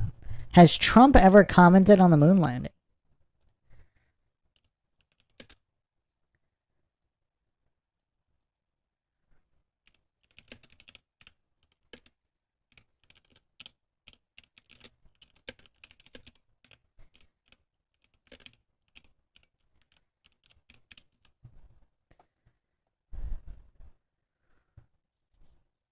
So it says he has acknowledged.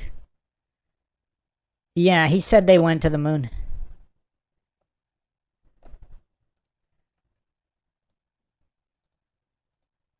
I think Derek Lewis is gonna put an end to this Hockett hype. Les Osmond says all this is a big old military psyop. I think that's a component. That's definitely a component here. All right, let's go.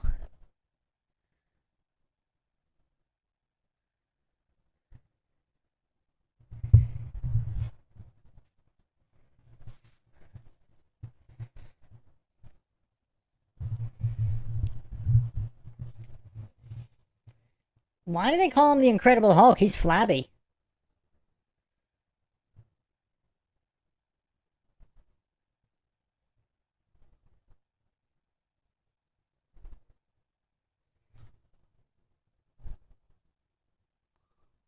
He kind of has a pro wrestler vibe.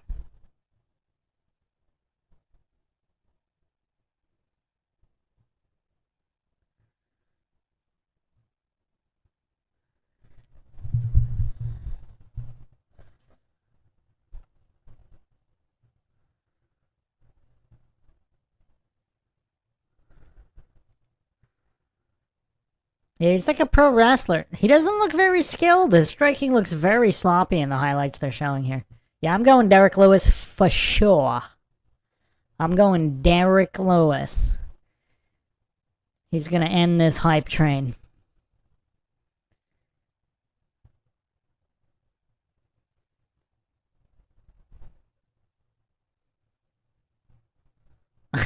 That's funny.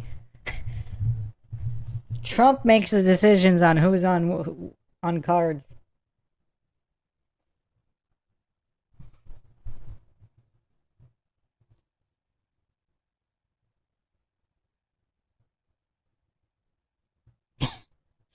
Derek Lewis is kind of hilarious, too. Oh, I forgot about that jumping knee. He's pretty athletic for a big guy. I actually forgot about that. He's got some knees.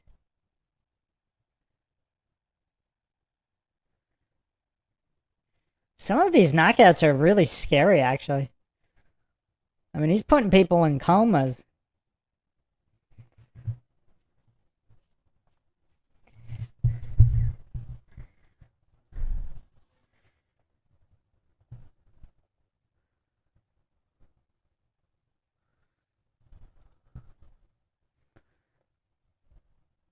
Austin MP says Derek Lewis has about 21 seconds of cardio. Yeah, that's true, but that might be all he needs, right?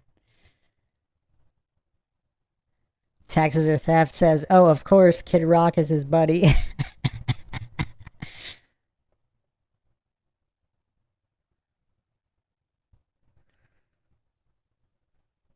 Austin MP says people don't walk out to Kid Rock and lose. And he says he's the Hulk. Sphinx says the Incredible Bulk. Austin MP says Derek Lewis sacrificial ritual here, sorry. Let's see. Alright, this is the first fight that I'm actually kind of excited about. Hopefully it's going to be good. Let's get this done in the first round. They're going to stretch this all out regardless of how fast the fight ends, though. Watching Derek Lewis stroll through the White House with security is just hilarious. This is just the weirdest thing I've ever seen. Derek Lewis strolling through the White House. Why is it so funny? In red fight shorts. In bright red fight shorts. Now all of the officers are no longer saluting, they're holding flags. Each and every one of them is holding flags. Oh, man.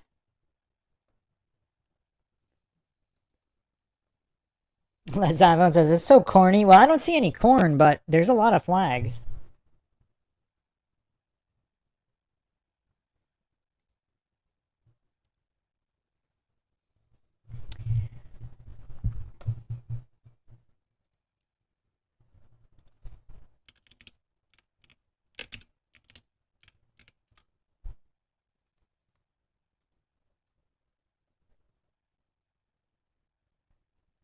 Derek Lewis cuts to heavyweight. He cuts to 265. He's 265.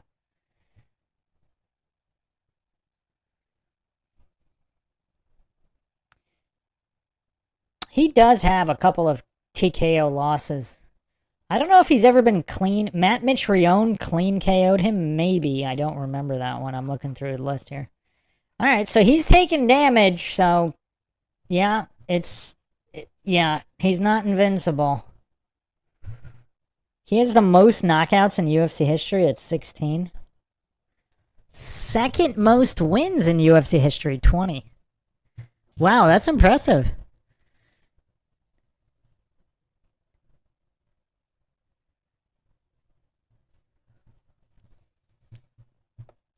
I don't think he's done yet. I think he's probably got a couple good fights left.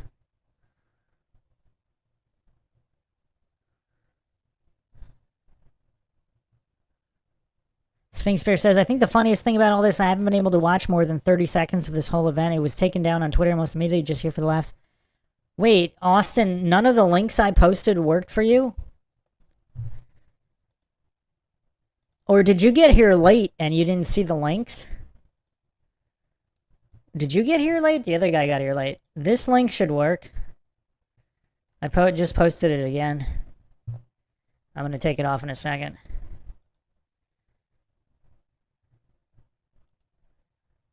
Oh, you said none of them work because of the ads?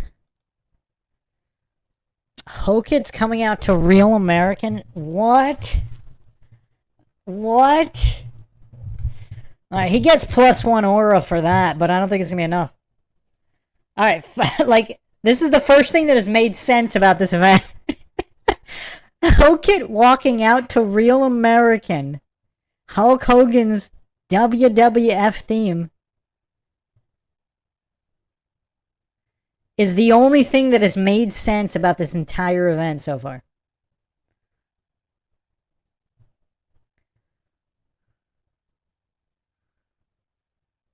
This is the first thing that has made sense so far.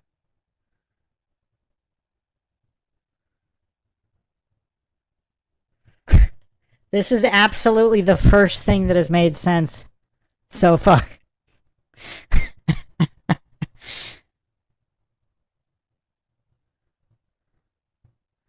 I'll give him +1 aura for the song, but I'm not changing my pick.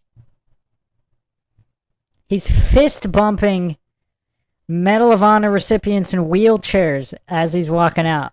That's still weird. But the theme is the first thing that has made sense this entire night. Oh, man.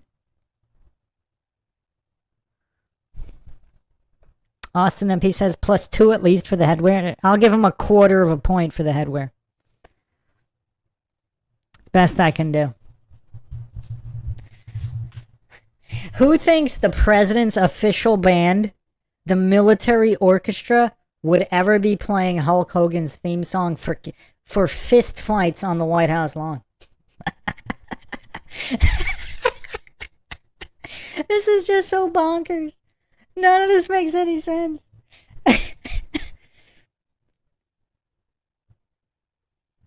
Man, it's a shame the Hulkster's not around to see this. The Hulkster would have totally attended this event. He probably would have walked out with Hawkett. As a valet.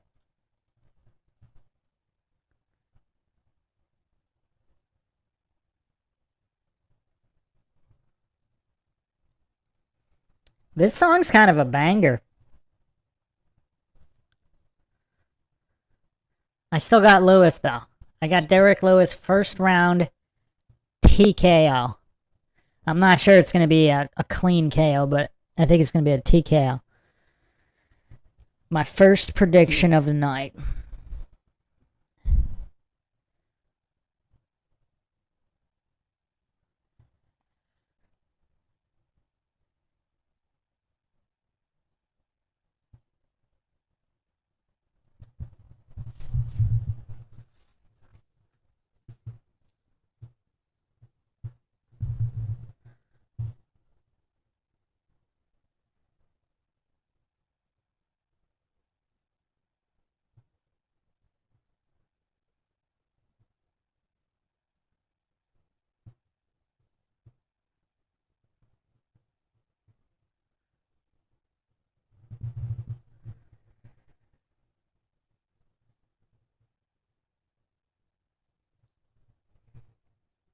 Seriously? Commercials? Right before? They should spread these out. Oh, man.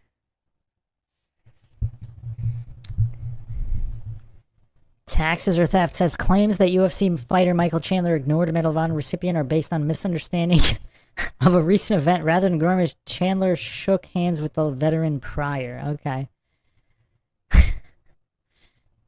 Man, this event is so dragged out. It's annoying.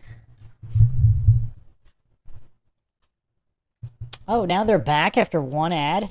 This is so weird.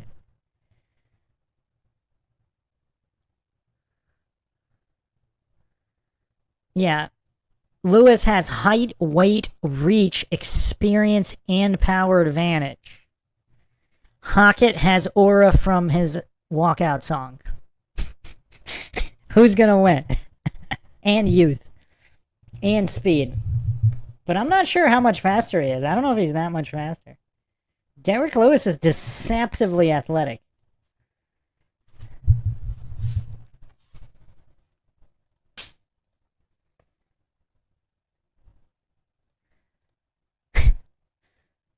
Taxes or theft says, was that the Pirates of the Caribbean song? I don't know. I've never seen that.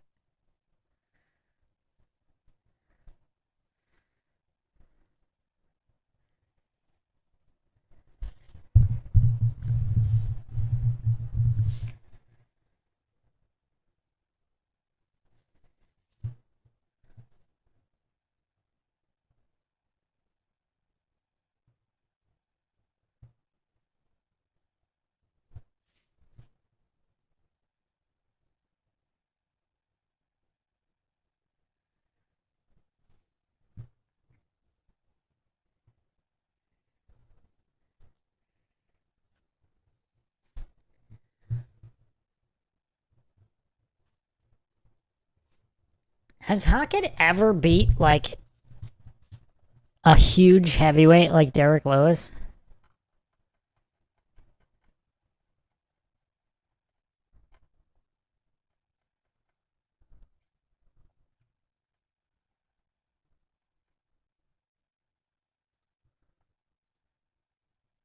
Let's see what happens. Let's see if this even lasts a minute, let alone a round. Yeah, those ring girls are changing outfits every fight. I wonder if that's what's causing all the delay. Man, Lewis is huge.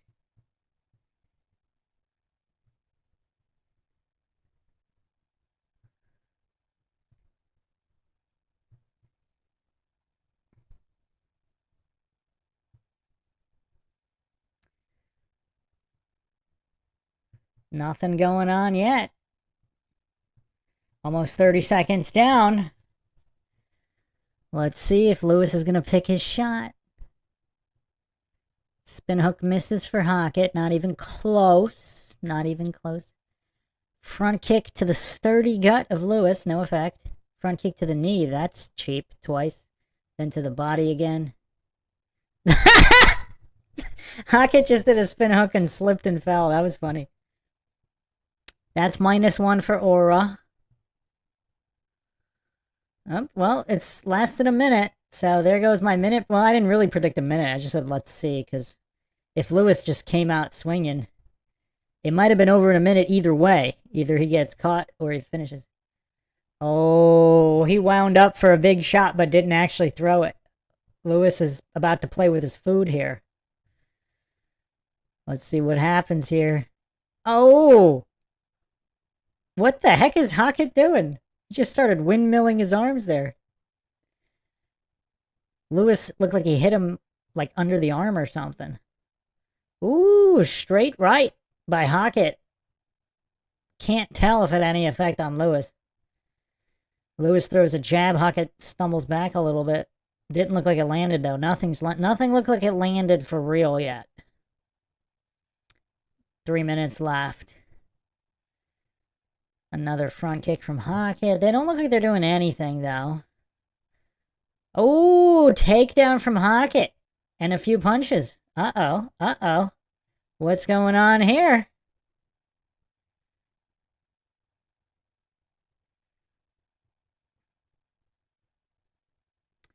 Lewis getting tagged up from the top by Hockett. But they don't look like they're substantial shots, but they're definitely scoring points. 2.5 minutes left in the round. Yeah, Hockett timed that. I think Lewis thought he was going to stand, wanted to swing. But Hockett strategized that takedown pretty well. Now he's scoring points with these punches. They don't look like they have a lot on them, but kind of hard to tell. They might add up, though.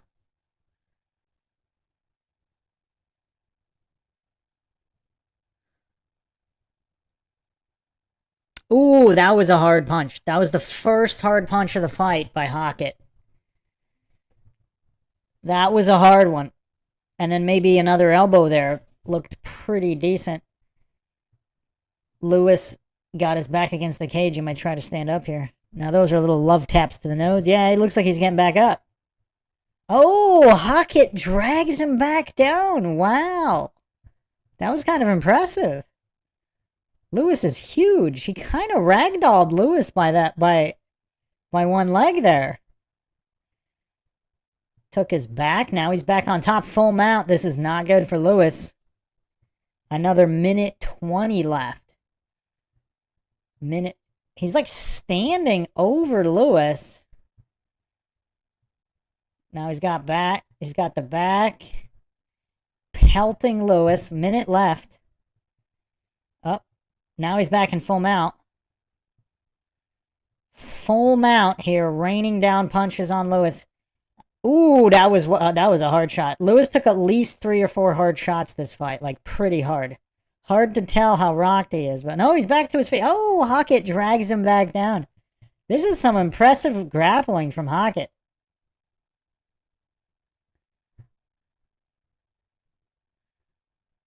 Ooh, another pretty hard shot there. Oh, armbar. 34 seconds. What the heck? He's not tapping. What the heck? What is going on here? It looks like he can't get the elbow. Look how confused Hockett's face is. Only 15 seconds left. 10 seconds. This is hilarious. Does Hockett not know how to do an armbar? I wonder if Hockett gassed himself out. That was hilarious for all the wrong reasons. What? That was one of the most bizarre rounds I've ever seen. What the heck? Les Xylophone said fake, that arm should have broke. No, he got to max leverage. That's what I was actually kind of talking about in the Gina Carano Ronda Rousey fight. Like, there's a certain point where you get to max leverage, and if you can't elevate your hips at that angle, that's just as far as you can go. Austin says Hockett didn't wrench under the... Yeah, if you can turn... Yeah, if he turned the arm more, he could get more leverage, but either he didn't know how to do it, or... Yeah, Austin says he could have tucked it under the arm, but risk losing. Yeah, or at least closer to that position for more leverage. Is your boy still here for comments on that armbar? That was weird, though, because it looked like he kind of was about to get it. Because a lot of times guys will tap even before full extension because they don't want to risk the break.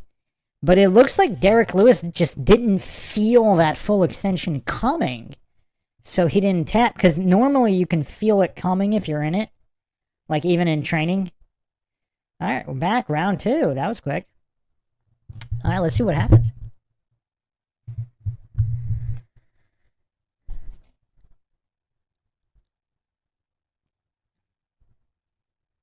Yeah, Hockett mixing it up with the grappling is a good strategy. I don't know if Derek Lewis thought he was just going to stand the whole time. That's why. But let's see what happens here. Ooh. Swing and a miss high kick from Lewis. Kind of weird to just throw it out there right away, but without setting it up first. Ooh, Hockett with a good shot, about to go for the takedown.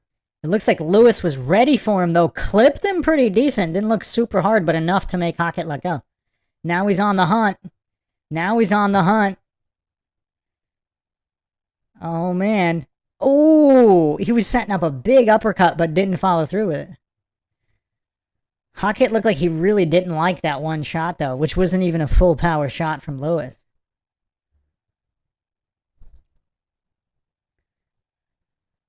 Yeah, they both look like they're about to gas out. So if something doesn't happen here, I think if we're going to get a knockout, it's got to be about here.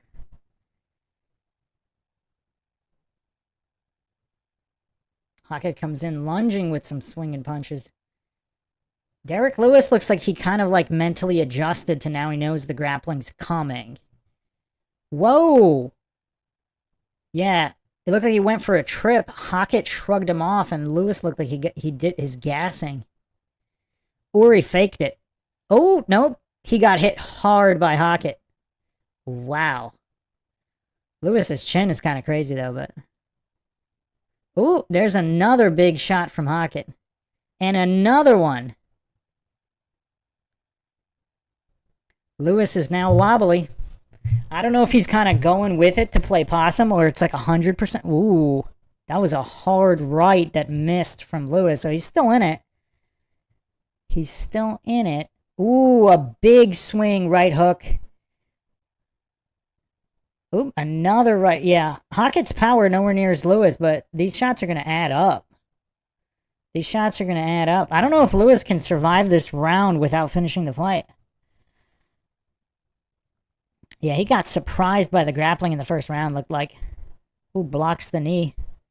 Ooh. One good counter is all it's going to take. Another hard right from Hockett. But Lewis is still up. And that one he looked like he didn't take flush. That one didn't look flush either, but Hockett looks like he's exhausted from hitting Lewis so hard.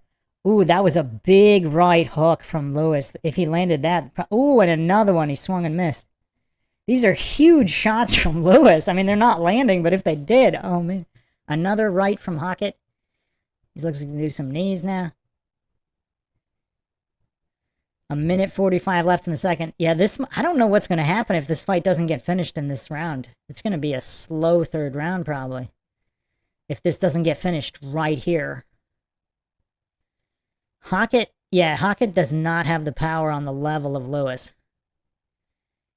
Because he hit him with at least like 7 bombs throughout the first 2 rounds so far. And Lewis is still up.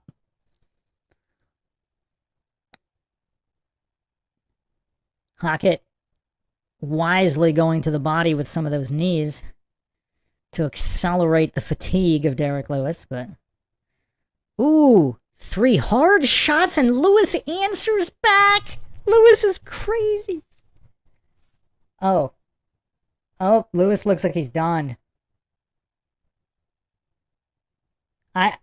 Fair play for Herb Dean. He gave Lewis a chance to recover. Lewis is still not out. But yeah, Herb Dean, see, that was not an early stoppage. You see how Herb Dean gave him a chance? He had him take a couple more shots just to make sure. Because Lewis was kind of defending until those extra shots. Yeah. Hockett was pretty smart there, so... Hockett was smart by going for that takedown early. That messed Lewis up completely. Completely. So that was pretty smart, though.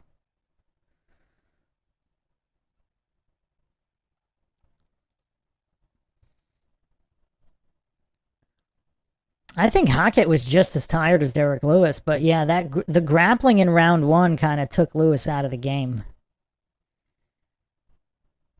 And Lewis was throwing too many haymakers at the end. He should have did a couple of smaller, shorter shots, and to set up the bigger shot, he could have still had it even in the second, because he's had come from behind knockouts a bunch of times. But I still don't think he's done. He's old, but he's still got crazy power. He needs a little bit better strategy and a little bit more prepared for the grappling.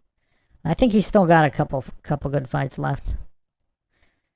Still not really that impressed with Hockett, though. I'm really not. That was more mistakes made by Lewis. Taxes or Theft says, already time for hopefully the best fight of the night. After that, this was kind of lame. You thought that was lame? That was kind of... Derek Lewis is always pretty exciting, but... The thing is, yeah, Lewis's strategies are not always good. Like, he's got the craziest power. Like, if he just went super hard the first 20 seconds, because you're right, his cardio doesn't last long. If Derek Lewis just went 100% for the first 30 seconds, I mean, how many people could handle that? I don't think anybody could handle that.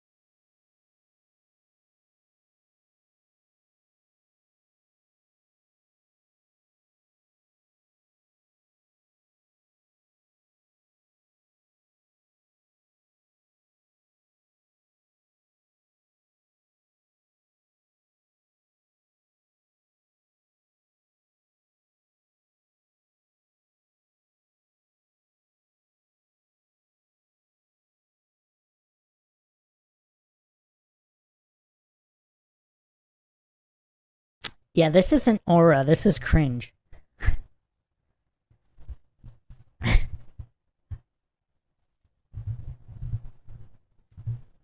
That was kind of funny, but... Joe Rogan trying not to laugh at that. I like how the commentators aren't even addressing that.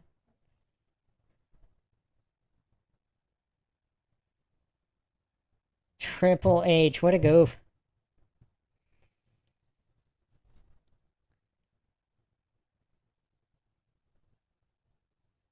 Former Swedish team national captain of what? I don't know who that guy is. Of what sport?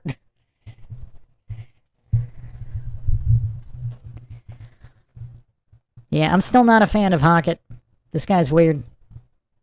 This guy's weird.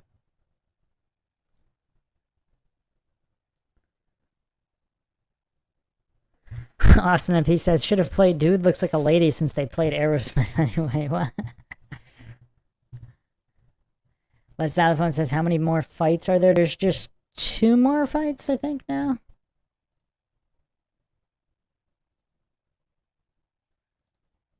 Yeah, we just... Oh, wait, there's 3 more fights? Yeah, we got 3 more fights. We got O'Malley, Zahabi, Pereira again, and then Tapura Gaethje. Oh, man, this is going to go on forever. Especially how they're dragging this so much in between all of them.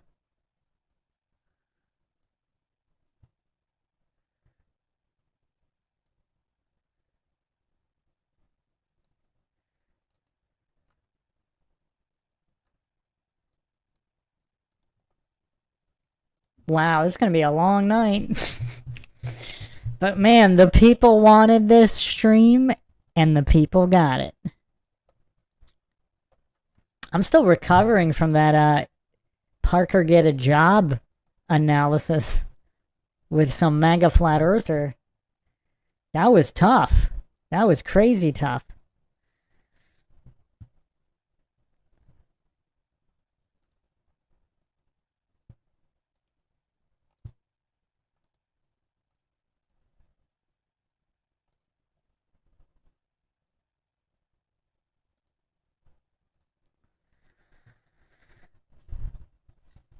Wow, Sean O'Malley's head coach looks super young. Has anybody ever seen a head coach that young? How old is this guy? He looks like he's like a fighter in his 20s. How is he a head coach?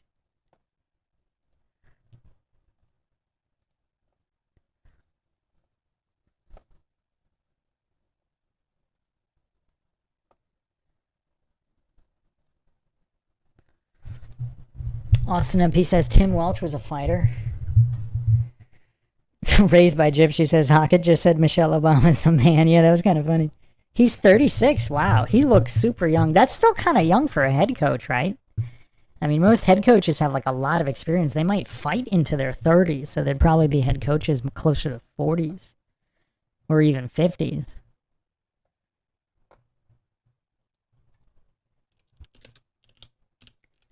Thirty-six is kind of young for a head coach.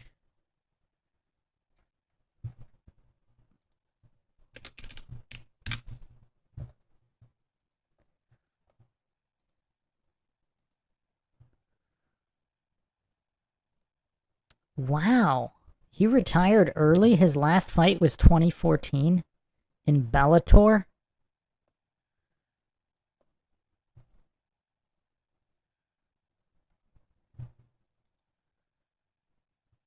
He's 14-6. Oh wait, his last fight, that was an ESPN profile, which is incomplete. His last fight was 2017. He lost by rear naked choke. Yeah, he's 36.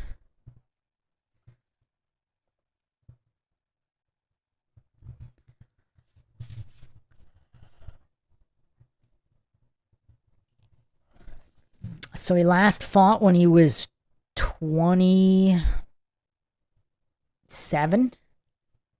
That's young to retire at 27.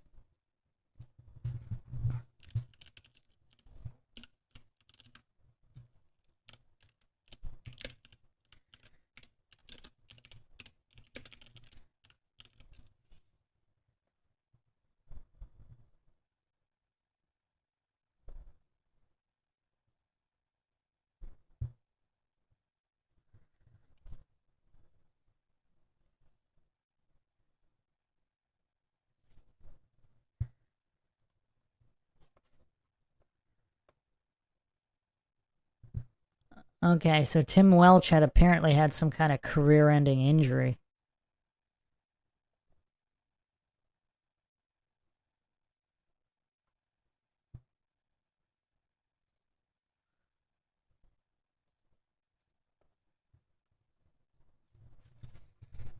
Austin MP says Dana sounds AI, yeah.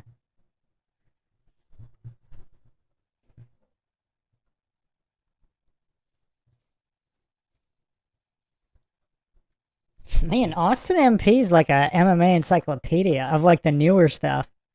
How do you know all that?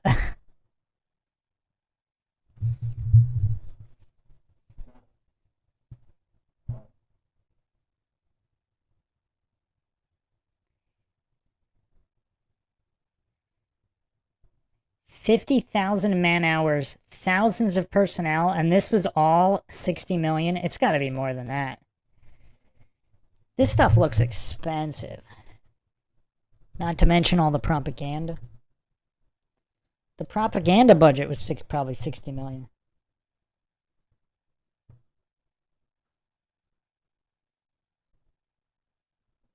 Austin MP says, I just watch a lot of UFC. Me and Grandpa used to watch every card.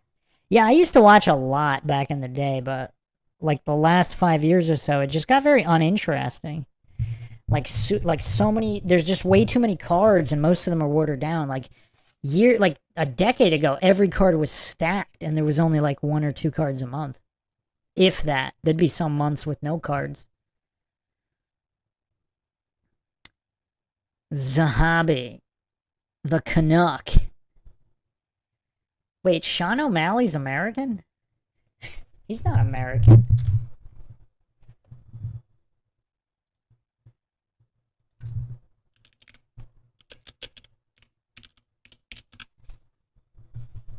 Yeah, I don't know this other guy. I can't pick here.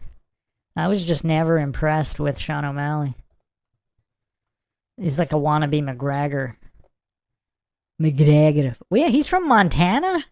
Why is he always like wearing... Why is he always... Is he pretending to be like representing Ireland or something? Is he like best buds with McGregor or was?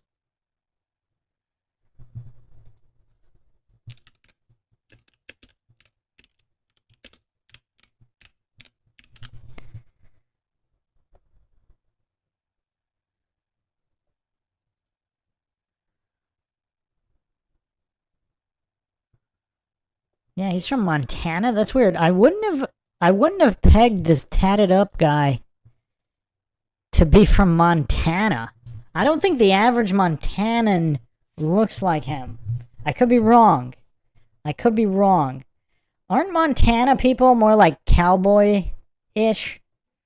Like outdoorsmen? Not tatted up weirdos?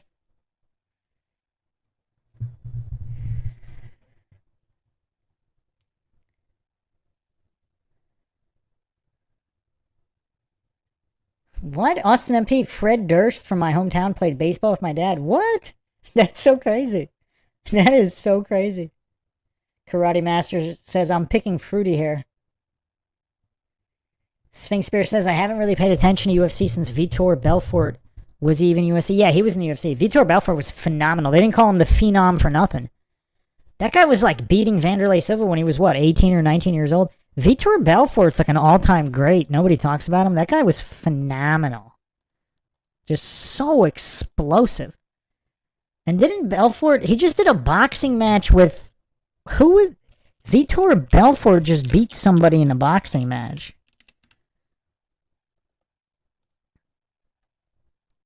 Let's see. Who did he just beat? Wait, he didn't fight in MMA since he got KO'd by Machida. I remember I watched that live. That was May 2018. Yeah, that's when it was still exciting. Oh, he beat... Wait, did he beat Holyfield?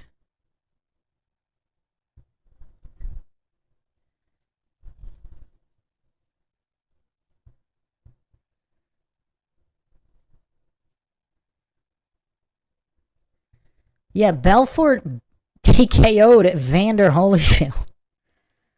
Crazy.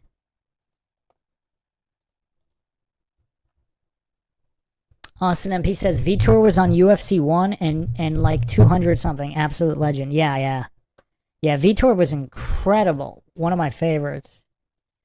I mean, just the explosivity was so off the chart. I still can't believe he beat Vanderlei Silva.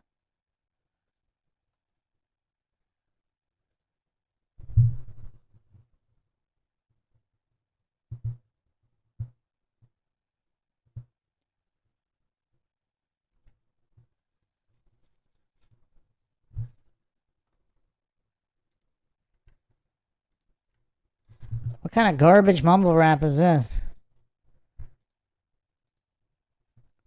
Yeah, mumble rap is also the beginning of the decline. We got Lil Wayne to thank for that.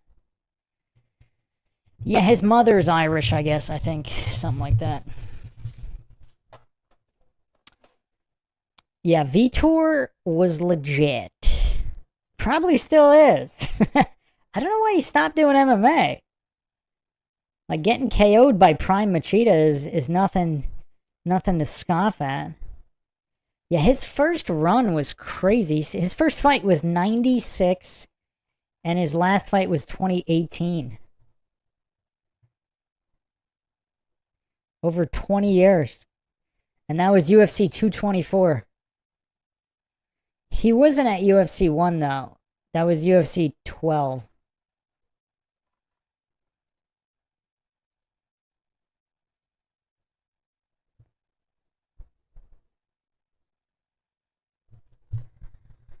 Austin MP says, minus aura for the Drake song O'Malley. Kill this fool.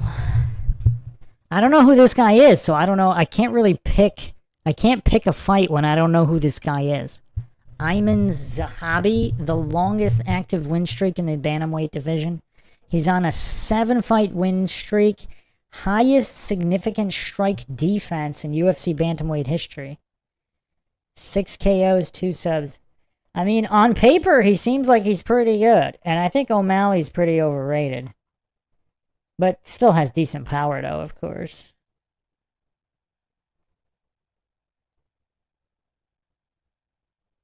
Vitor Belfort also got bronze at ADCC Absolute Weight Division 2001. I mean, how crazy is that? Just one of the greatest knockout artists and incredibly proficient grapplers.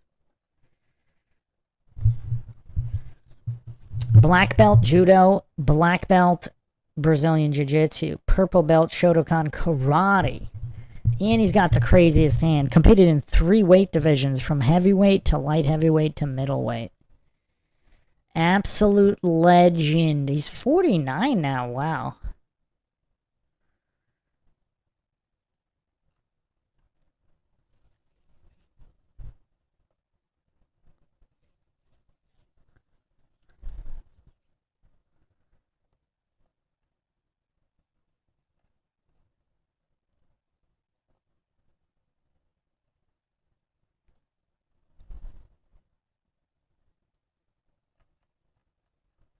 So he lost to Dvalishvili. Mirab Dvalishvili. 2 losses. Also got TKO'd by Vera.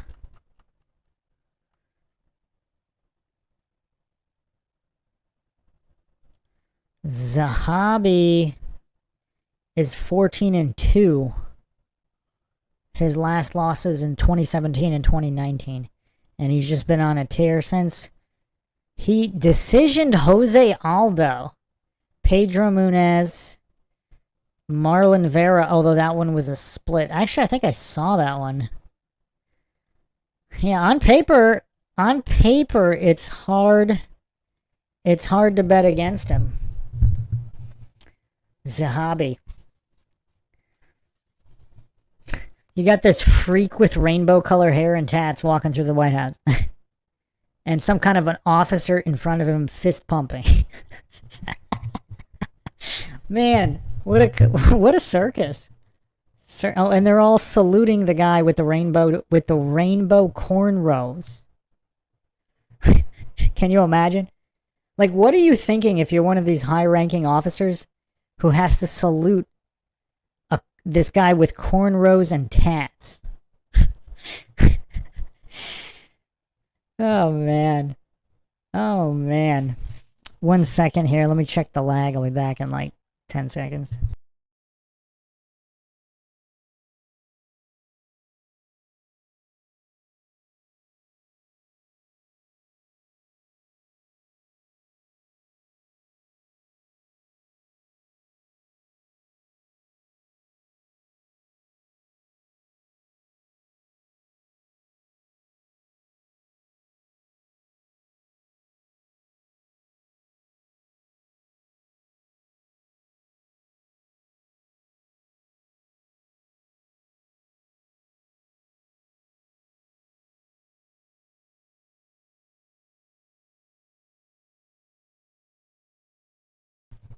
Okay.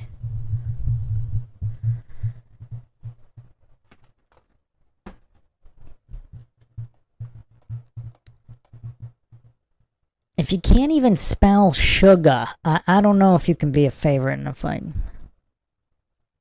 Austin MP says, O'Malley's like a character in a video game. He looks crazy, but he tries hard. He has heart. Well, heart doesn't help if you don't have at least a certain amount of skill. Which, I mean, he has some skill, but I don't think he has elite level skill. Zahabi might. I don't know if Zahabi has elite level skill either, but on paper, he's the smarter matchup. Or the smarter pick for this matchup. So, yeah, I'm going to lean Zahabi. I don't know if I can make an official pick because I just haven't seen enough of his fights. But I have to lean Zahabi. I'm 0-1 so far. And I don't know. I just can't pick I don't know him well enough.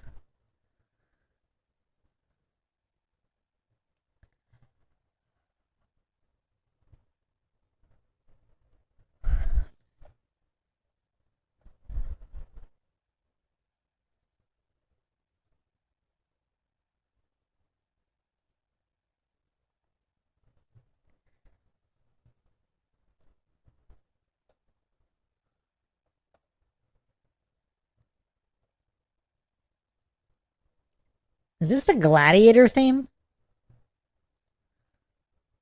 That's a cool theme. Haven't heard that in a while.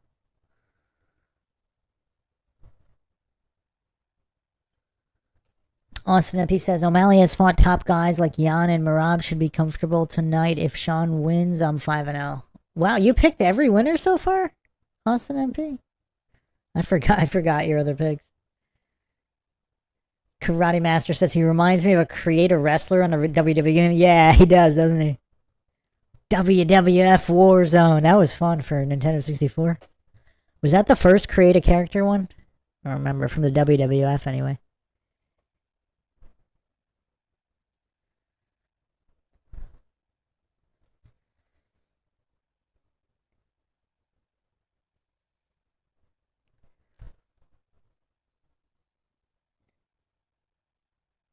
How strong is Zahabi? Because he looks really skinny. He doesn't look that strong and powerful. Neither does Sean O'Malley, though, so I don't know. These guys look twiggy. They look twiggy. Not even that much definition, either. Like, Conor McGregor... Yeah, Conor McGregor has, like, really, really good power. He's wiry and pretty ripped. These guys are like skeletons, like flabby skeletons. Sean O'Malley has looked better than this. O'Malley has looked more ripped than this. He looks soft here.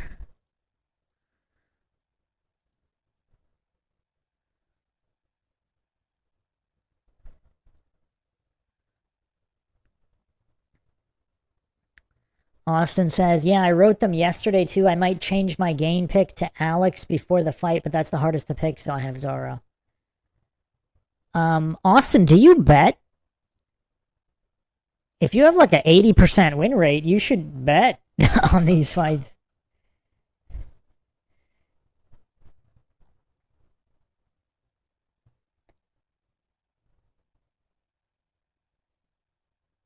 I'm probably less than 80% win rate on MMA fights.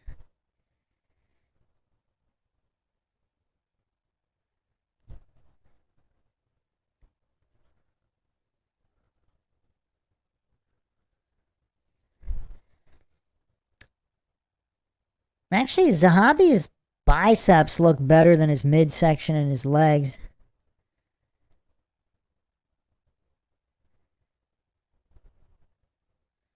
O'Malley looks a little faster. Zahabi might possibly have the technical and power advantage. Maybe. Let's see what happens here. I'm leaning Zahabi. I don't know if I can make an official pick here.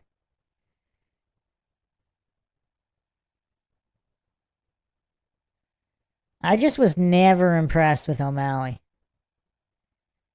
Like, he's mostly a hype job. Mostly, not completely, obviously. And I'm sure he's good enough to beat most journeyman fighters. But can he beat the absolute cream of the crop?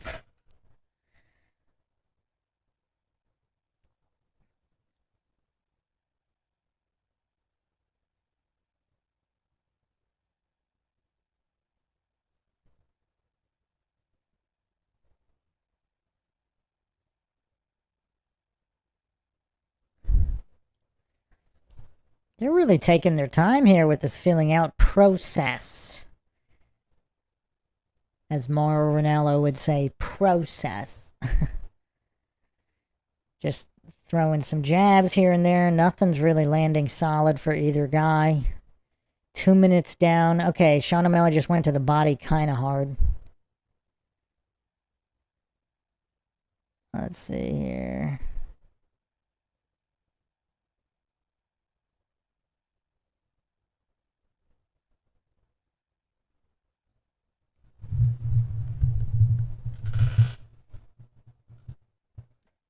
Oh, another shot to the body. Leg kick by Zahabi. Wasn't that hard, though.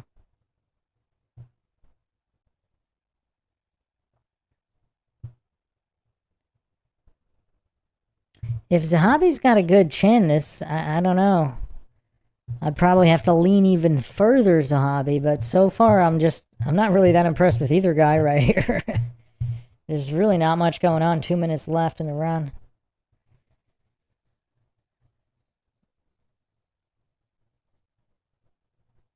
Another punch to the body. Looks like O'Malley's prepared for 3 rounds if he keeps going to that body. Wants to wear Zahabi down over time.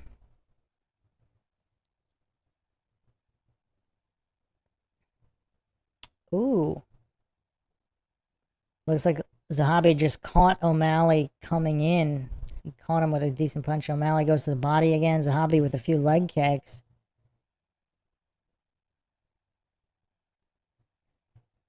Yeah, I mean, I'm leaning Zahabi. I don't know. It's too hard to make a pick here.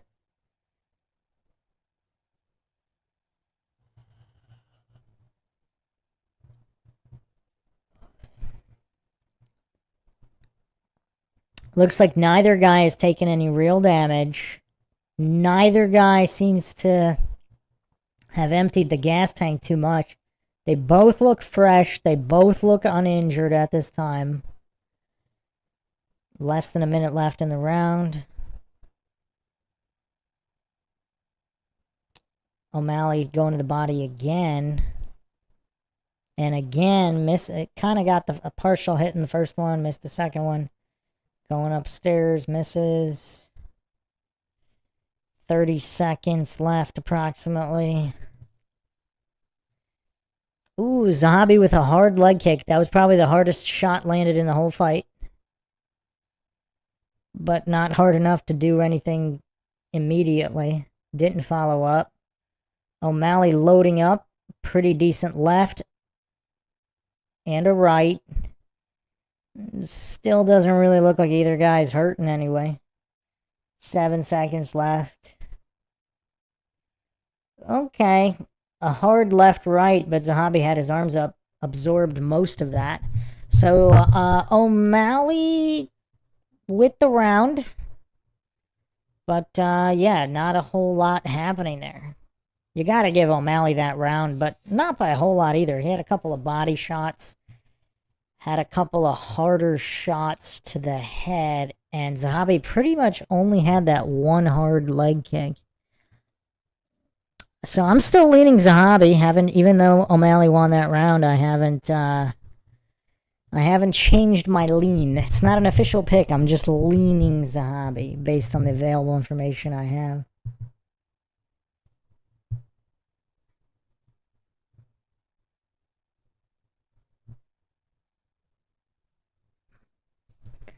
Lazavon says the guy is fighting like he doesn't want to get punched in the face.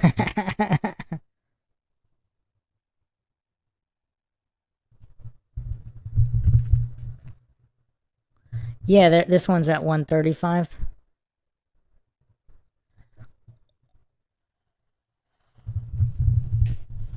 They're both probably 145 pounds right now, though, right?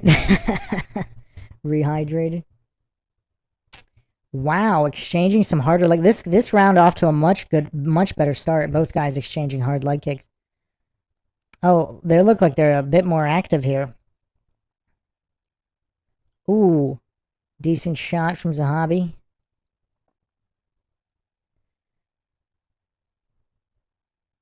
Another decent leg kick from Zahabi. Oh, a harder leg kick from Zahabi. Those might add up. Sean with a combination punches. Nothing super solid. Zahabi's got his arms up. Ooh, another hard leg kick from Zahabi. His leg kicks are nice. Nice. Ooh, and another one. He wants to take the legs.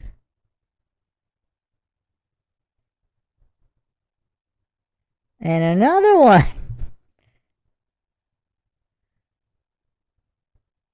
I kind of like Zahabi's. I kind of like Zahabi's striking. It's pretty technical. Looks like it's more technical than O'Malley, who's kind of just winging his punches. Also, Zahabi's defense. He's got some decent boxing defense. He's got the shoulder roll. He's got some angles he's taken. He looks pretty technical.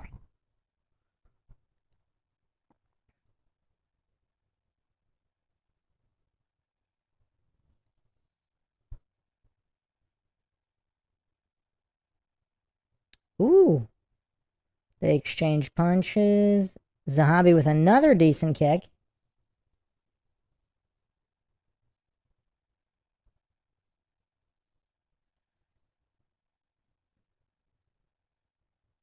Ooh, and another one to the other leg.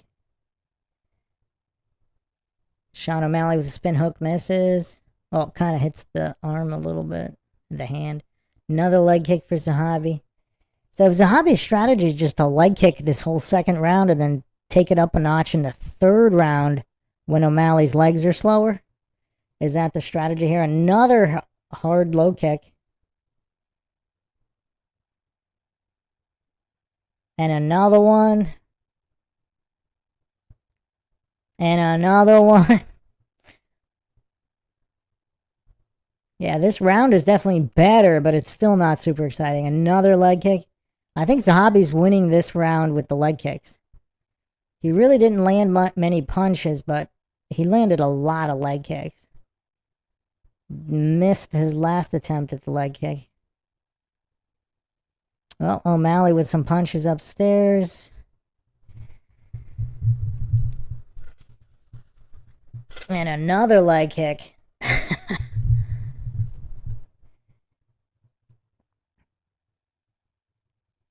Went for another one. That one didn't look like it landed.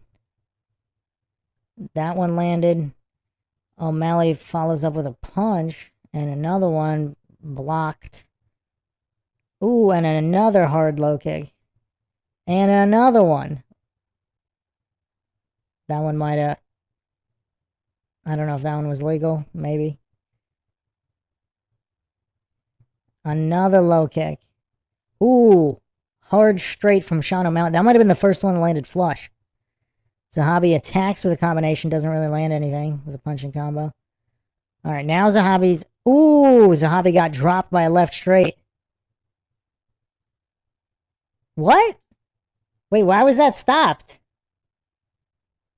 Why was that fight stopped? He's not out at all. He's just getting up. What the heck? What the heck just happened? Now that was a truly terrible stoppage.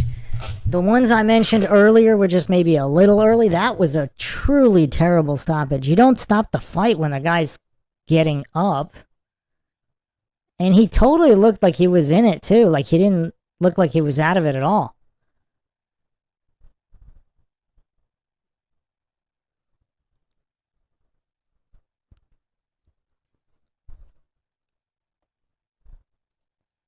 That looked like a terrible stoppage. Let's see what we got here. Show the replay. Let's go, let's go, let's go.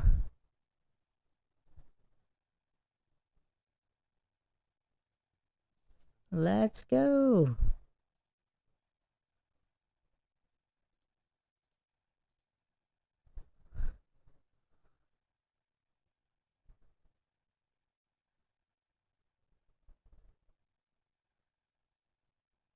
Ooh, nice clean shot. So he falls, and he's getting up right away. There's the right hook. Now he falls. But look how ready he is to defend. Like he looked like he was just preparing for Sean to jump on top of him. So clean knockdown. So that's one clean knockdown.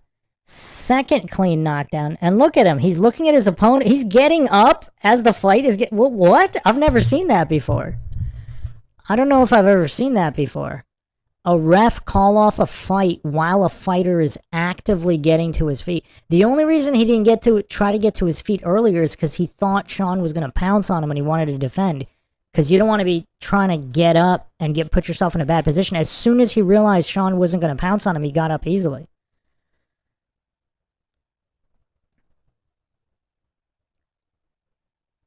Nah, that was a terrible stop. That was one of the worst stoppages I've ever seen.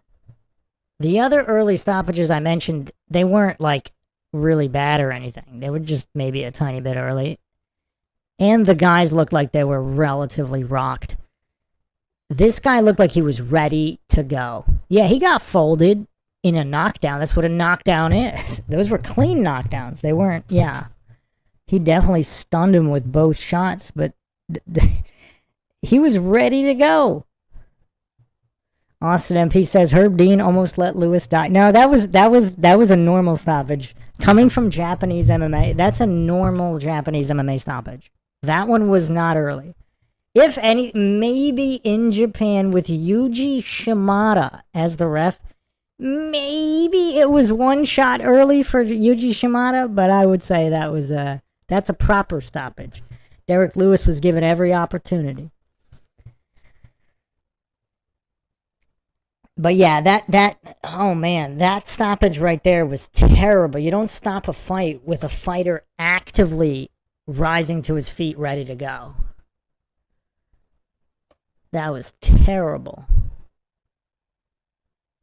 Alright, let's get this next one going quick. What do we got? 2 more?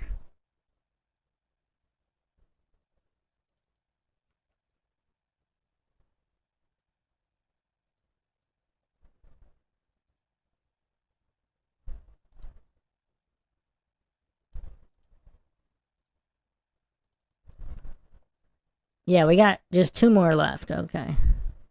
What a terrible stoppage.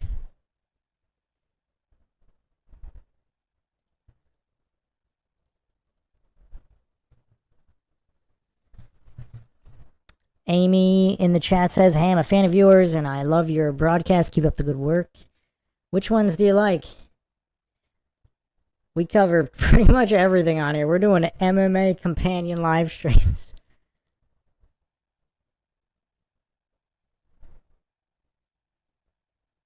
Austin MP says, you're old school. New days, they save the brain a little. No, I have no problem with some saving the brain a little.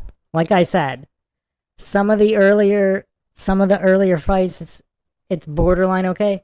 But not when a fighter is actively getting up and ready to go.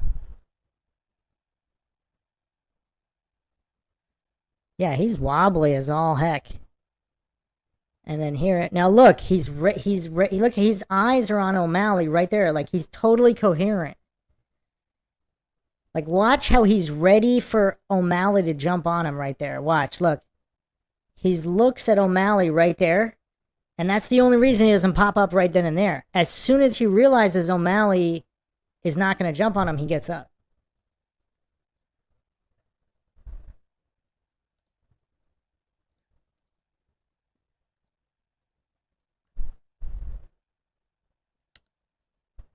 Thanks for the super chat, Austin MP. Thanks for the stream. Yeah, man. I think 2 people requested this one, right? Austin, and then who else requested this? Was it Scott?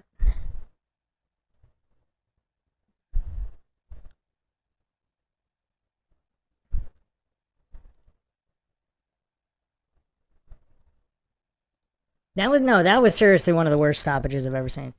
That was like almost as bad as Sarah McMahon, the ref stopping the fight with Ronda Rousey against Sarah McMahon. Sarah McMahon was shooting on Ronda. She was actively shooting a takedown when the ref stopped it. It was just crazy.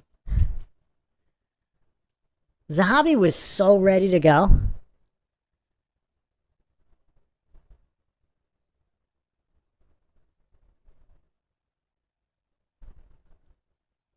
I wonder how many mosquitoes are there right now outdoors.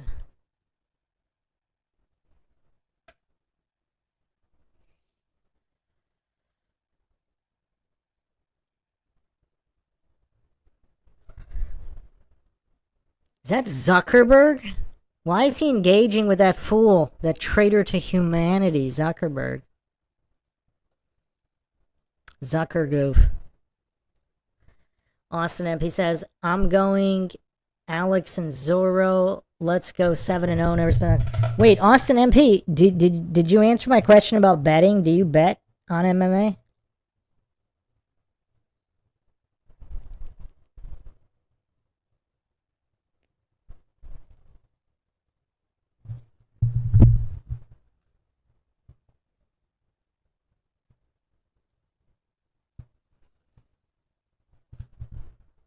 Why do those guys look so fruity in the in the crowd?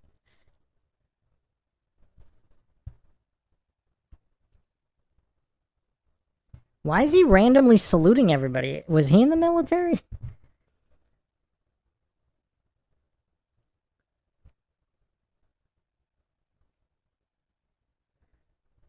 Austin MP says, not much UFC because the lines are crazy, but sometimes MLB and NFL. I just started last year, but I've watched sports my whole life.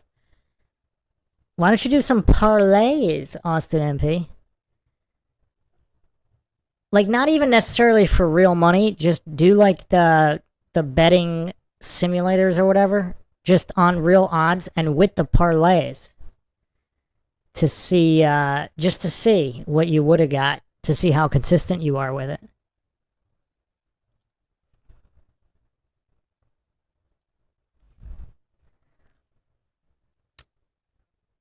I mean, Pereira trained by the one and only Steven Seagal. How do you bet against a guy trained by Steven Seagal?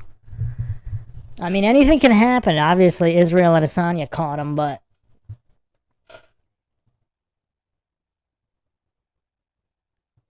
Since when is Cyril Gane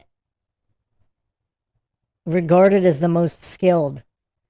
What is Megan Olivier smoking? What kind of crack is she on? Did she get into the Hunter Biden stash at the White House? Did she partake in that stash? Cyril Gane is not even, like, I don't know if he would make top 50 all-time heavyweights.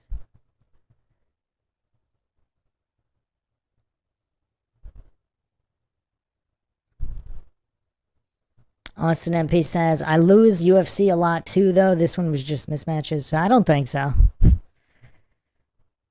That Derek Lewis fight could have easily went the other way. And I'm not sure about the O'Malley-Zahabi fight. Like, I would have liked to see it go further. I'm not sure if that one would have went the other way or not, but terrible stoppage.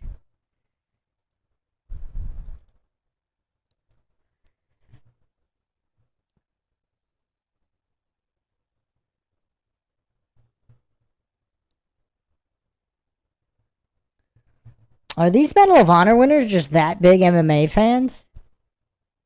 Like, what? Are they just that big MMA fans?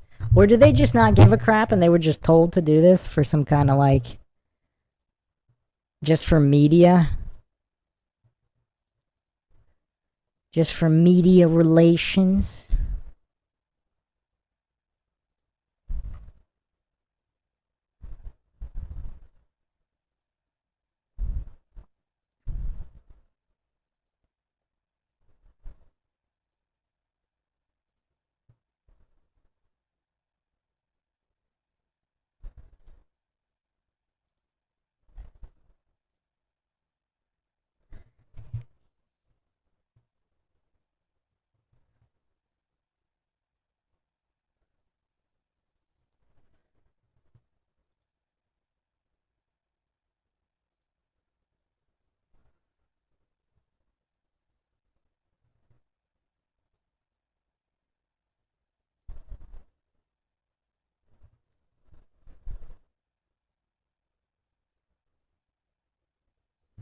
These ads are weird. Super weird. This whole event is weird. The least weird part of the whole event was Hockett coming out to Real American. That was absolutely the least weird part of all of this.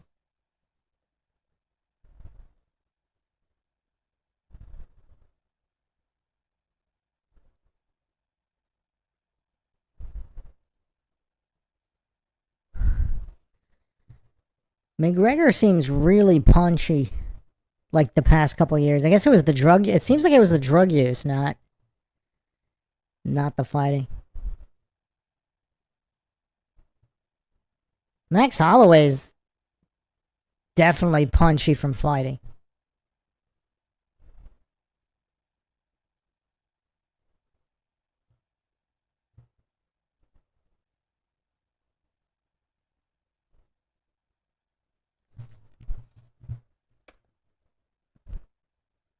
Max Holloway's crazy overrated, too.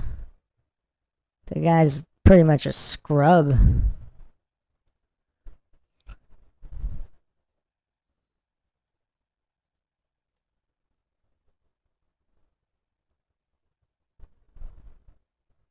That was such a weak promo. McGregor got really boring. Is it just me, or did McGregor just get boring? He used to be one of the most exciting guys, like, especially on the mic. Like, possibly even more so than in the cage. And there's the obelisk. What? They're flying bomber jets over the White House just for this? How much did that one flight cost?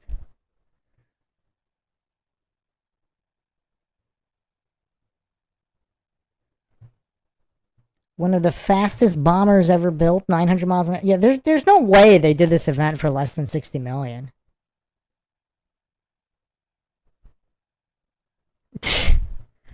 What is this? This is so weird. And why would they even have it go like fly around at night? You could barely see it. At least the fighter jets earlier you could see clearly.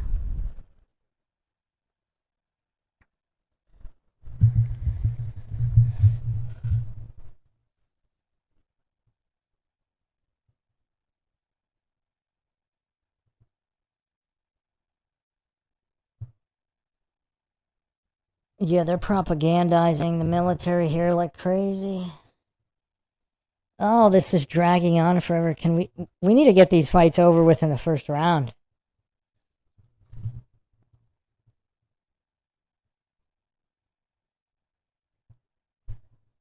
Yeah, they're really pushing this AI crap.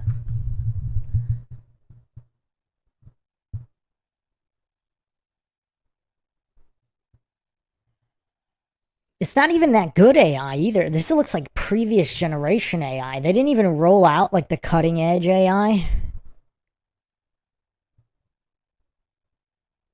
Like some of these street interviews have better AI than this. This is like video game graphics from like 10 years ago.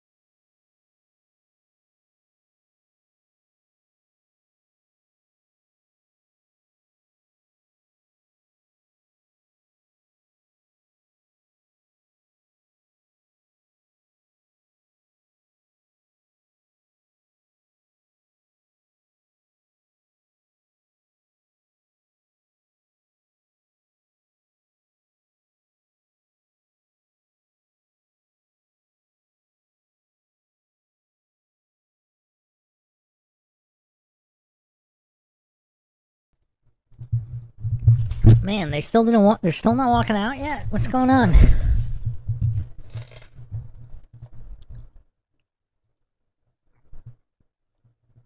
Les Jonathan says, I'm tired of this. There's way too many commercials. Yeah, they really dragged this out.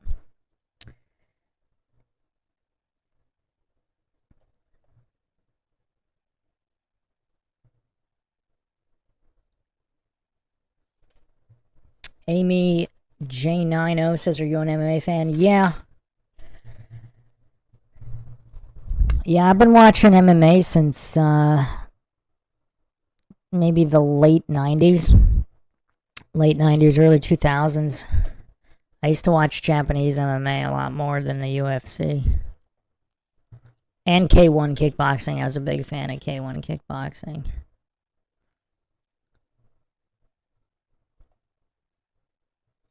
Austin MP says, only 14 more minutes before the next fight. It better be 14 minutes before the next two after, like, for the second fight. We better be done with this fight by then in 14 minutes. Alright, let's get this done, man. Tapura's gonna take this one. Which one's first? Alex Pereira's first? Wait, how is that? How is Pereira Gain not the biggest fight? How is that not the? How is Tapura Gaethje the main headliner? That's weird.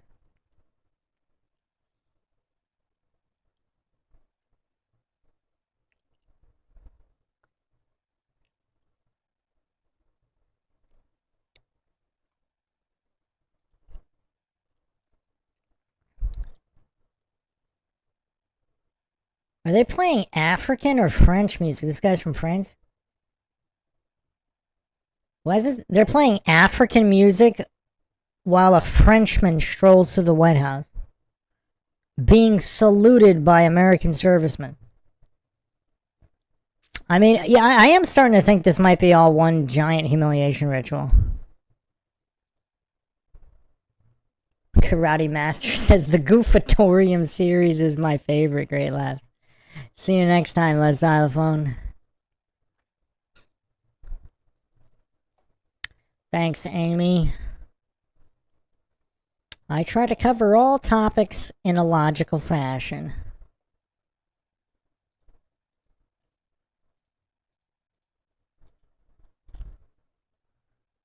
This is definitely weird. This is the weirdest event I have ever seen. By far. By far.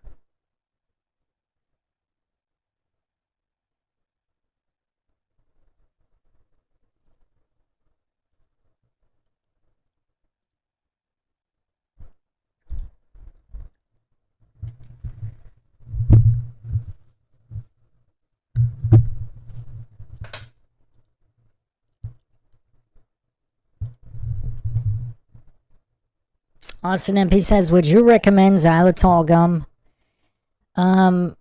Make sure it's not made from corn. So xylitol, I believe, there's two different types. So they have the gum made from xylitol made from corn, and then there's xylitol made from birch trees. That's the one you want. You want to go birch. But I'm not 100% sure how good xylitol is for you. I mean, it has benefits and it has negatives. The negatives may or may not outweigh the benefits. I've chewed it before. The birch one. Yeah, definitely don't get the corn one. The one made from GMO corn. Or even if it's non-GMO corn, I think the one made from corn is just bad. Amy says, do you play video games? Not really anymore. I'll play the new Grand Theft Auto, though. Definitely check that out. I was a big fan of Vice City. And GTA 3 might still be my favorite, though. GTA 3 was so awesome when it first came out. Like, that was the first 3D version. But yeah, I used to like playing shooters. I mean, most genres, RPGs. Way back in the day.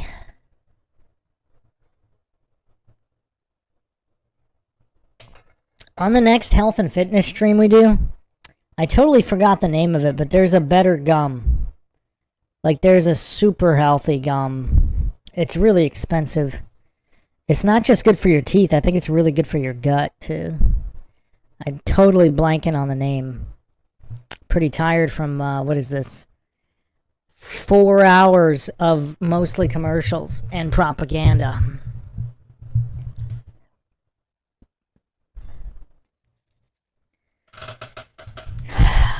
Hopefully, Pereira gets this done in the first round. In the first minute of the first round. There'll still be a bunch of commercials before the last fight.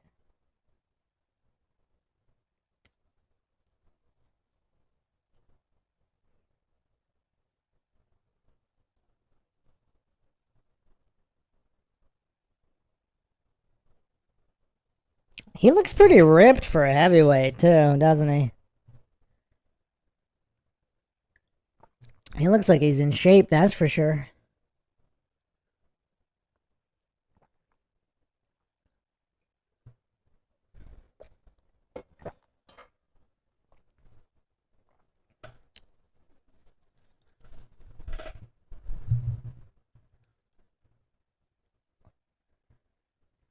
I got Pereira round 1.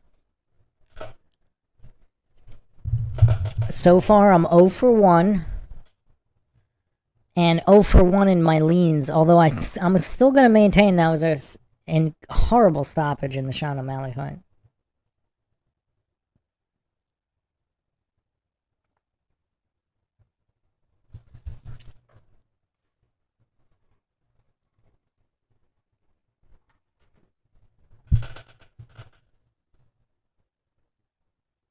What's up with all this weird music?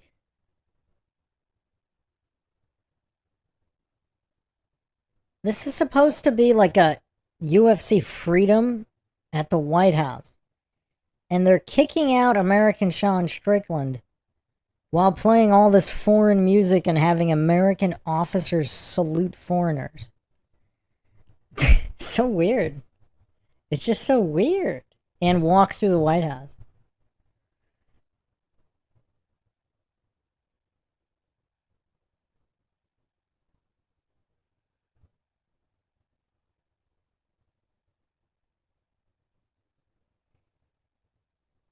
So, yeah. Very weird. Even Alex looks a little confused here.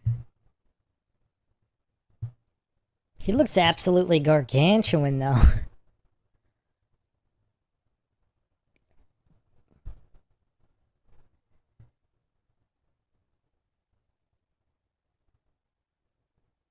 You have an American Medal of Honor winner escorting a Brazilian fighter to Brazilian music in the White House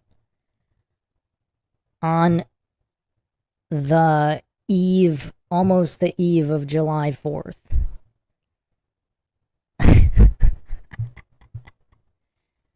Some kind of weird tribal foreign music. What kind of music is this? Is this some kind of voodoo music? What is this? What kind of an event is this?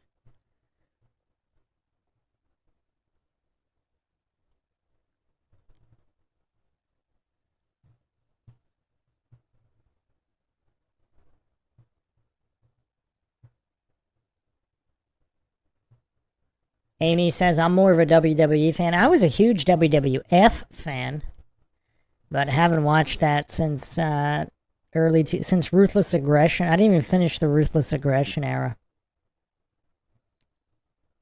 Well, I can't. I mean, WWE is unwatchable now. Pro wrestling's been just trash for a long time. But yeah, I was a big fan of Attitude Era, Ruthless Aggression era, even before the Attitude Era. 90s were cool. Late 80s were alright. Early 90s were pretty cool. Some people think that's the best WWF era. But yeah, I definitely have not watched the WWE since it became WWE instead of WWF. But I kind of stopped watching even before that. It just stopped being entertaining and crazy. The whole anything can happen energy was what made it so fun.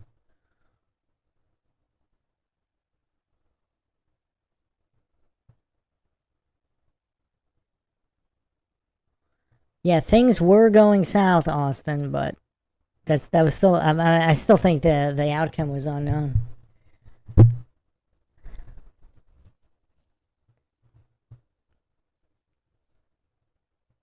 Wow.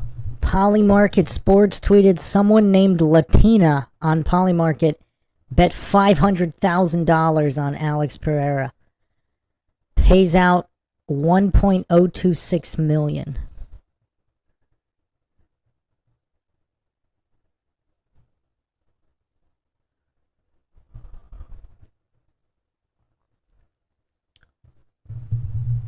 Unless Pereira got old overnight, he's taking this. Which, you know, this is his second combat sports career after kickboxing, so he's not that young in combat sports years. Everybody falls off somewhere. If he hasn't fallen off tonight, I think he takes this in the first round. Second round at worst. I don't think this is going to go to a decision unless they're both just really overly cautious. Which is theoretically possible, but hopefully not, because, yeah, I'm ready to finish this event. All these commercials make you tired, like all the propaganda. Imagine if this event was streamlined and it was just kind of one fight after the other. Or, like, you know, obviously they can have 1 or 2 commercials between fights, but not 10. And just all of this useless talk by goofy Joe Rogan.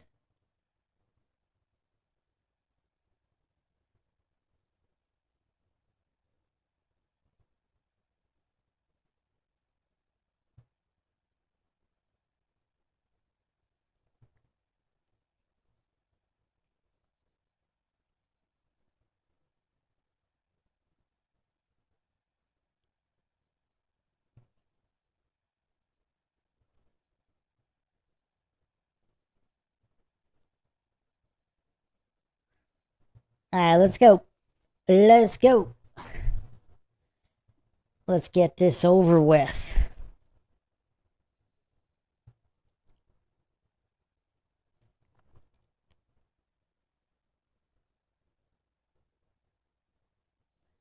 And Alex Pereira gonna make history here if he wins. First 3-division champion in the UFC. Possibly in all of MMA. I don't recall a 3-division champ in Japanese MMA. I could be wrong, but I don't recall. So he might possibly be the first 3-division MMA champ ever. Look at that obelisk in the background, the Washington Monument.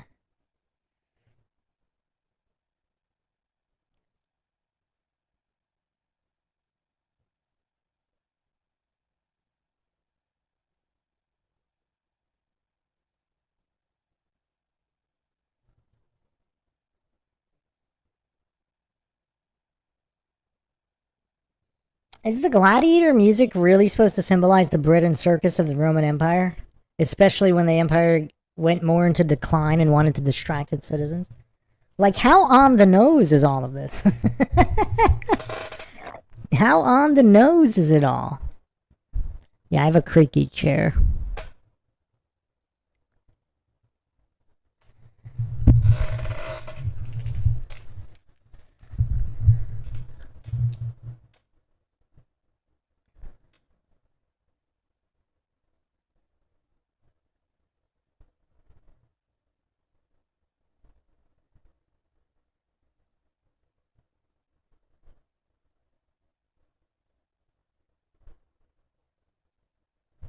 Oh, this is a 5-round fight?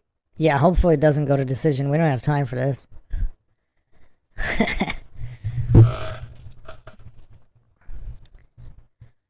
And the next fight's also a 5-rounder. If they both go to decision, we're going to be here all night. That would be terrible. We need first-round knockouts.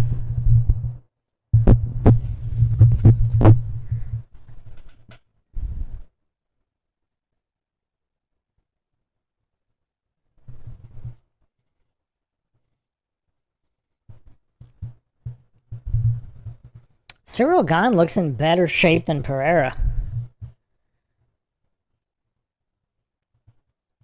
Pereira looked like he just didn't diet.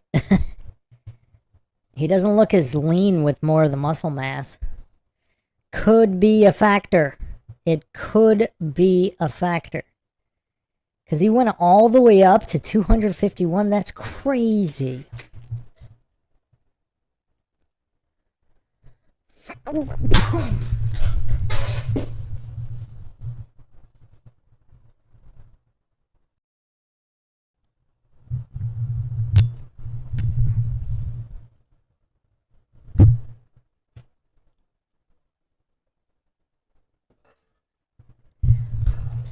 He fought at 185, now he weighs 251 pounds.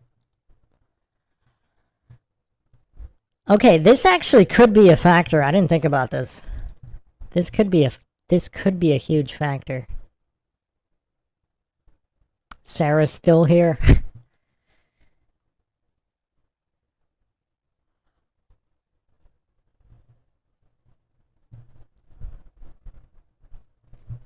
Yep. Pereira's physique does not look great here. I don't know. He's still my pick, but this is kind of, yeah, I don't know now.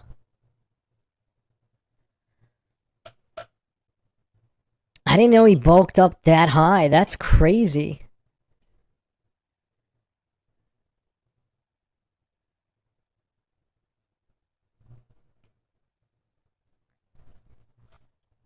Ooh. Pereira opens with a high kick. Doesn't hit it.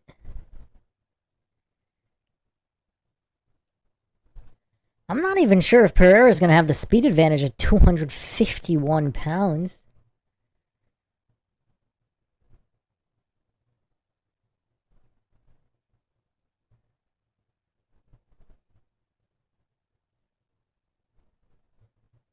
Ooh, another right high kick.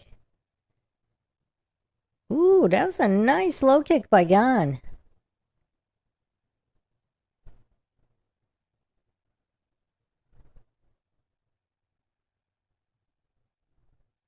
So you got a Brazilian and a Frenchman in the co-main event at UFC Freedom 250. Oh man, this is crazy. For so many different reasons.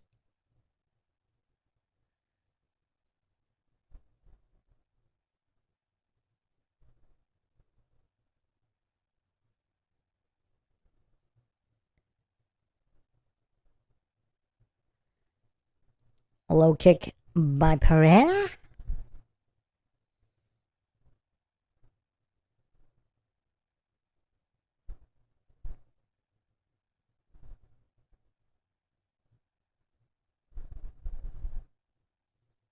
And Pereira at 251, he might not have the cardio.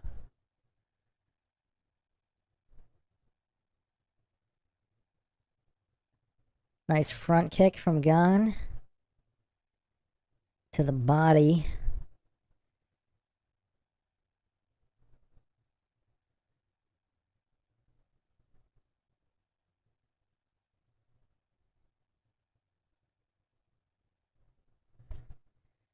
Low kick by Gan. More of these feeler jabs, not really much going on. Ooh, Gan looked like he was about to go for a takedown, then he let it go.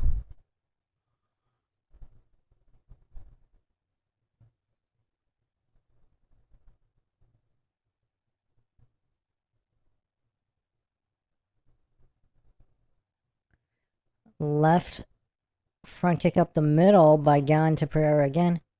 Swing and a miss by Gan. Low kick lands by Gan. Yeah, he's looking pretty good against Pereira. He's looking pretty good. Ooh. A right, left, and a right. Sort of landed at least one of them. Pereira not reacting to any of that. Another right jab.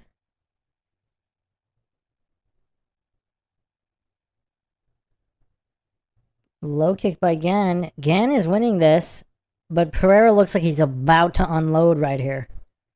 He's in stock mode. He looks like he's about to do something.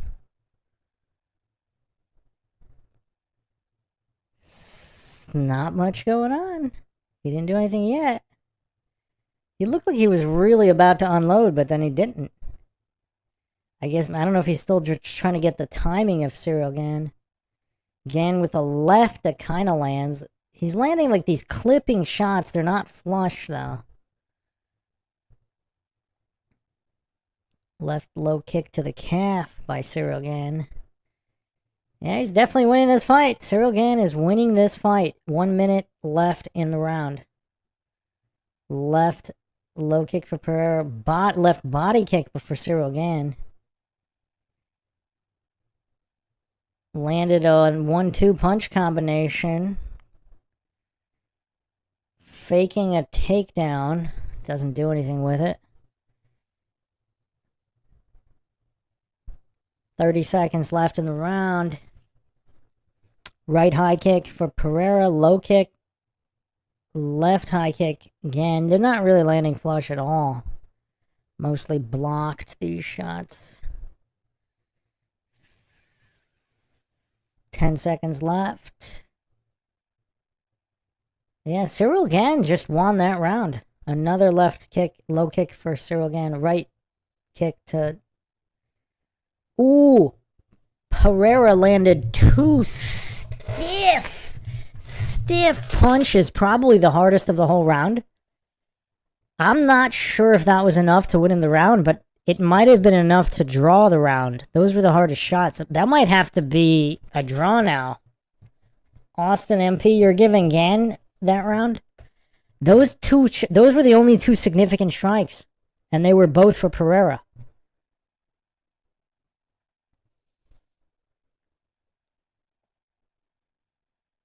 I don't know. I might have to score that a draw because Cyril Gann had way more strikes, but they weren't really flush.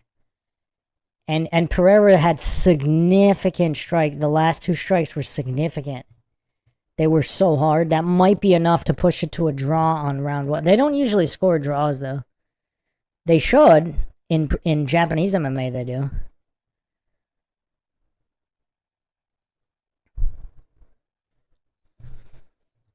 I think that was a draw, but everybody probably scored it for Cyril Gann.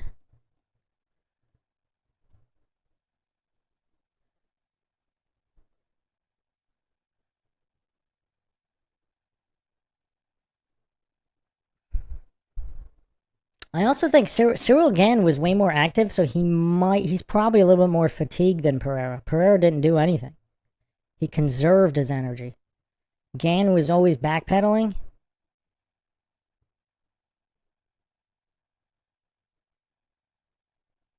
Now Gann coming with some hooks. Nothing flush. About to go for a takedown and then didn't. Went for the clinch instead. Oh, he just clipped up. What the heck is going on?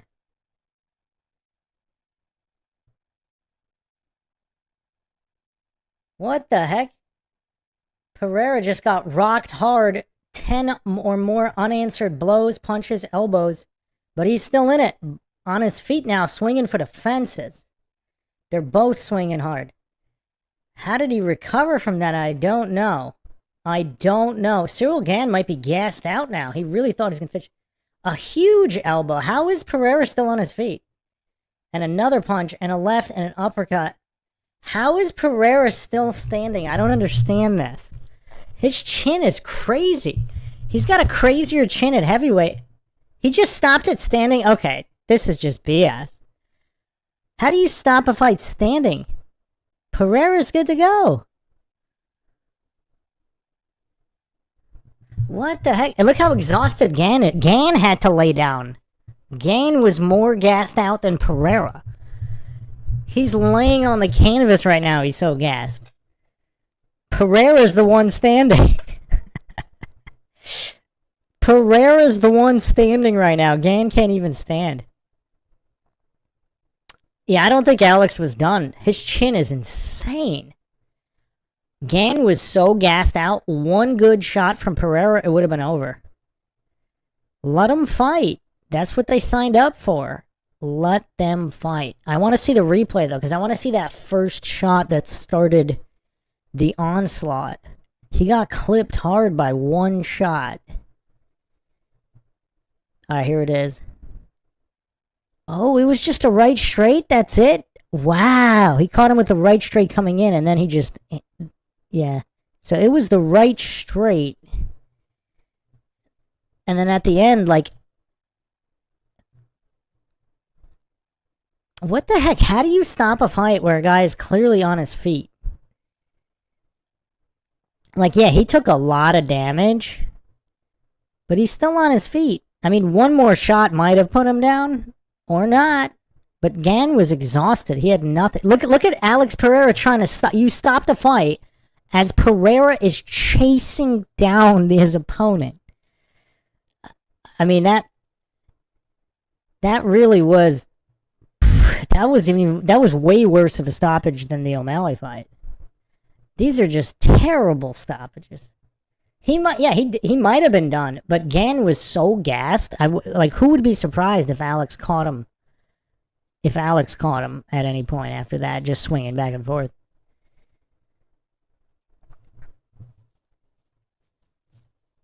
But yeah, I don't know why he's 251. Coming from heavyweight, I think at 230, Pereira would be really lean and maintaining most of that power.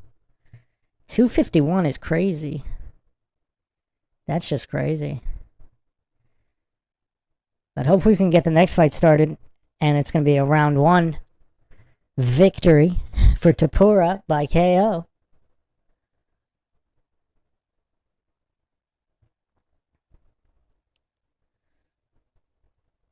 I mean, that's just bad optics. You have the guy... The fight got stopped, and the guy who supposedly got stopped is chasing after his opponent. That's just bad optics.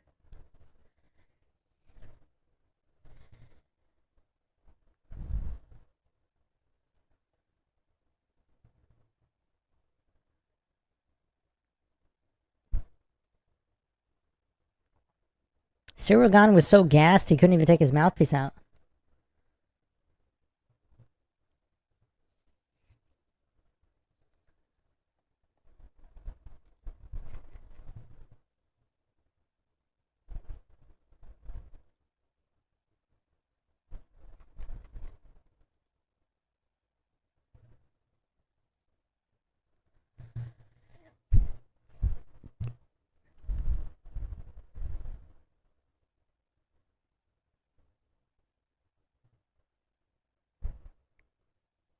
Yeah, it was the timing, because he was coming in so... Yeah, he was coming in.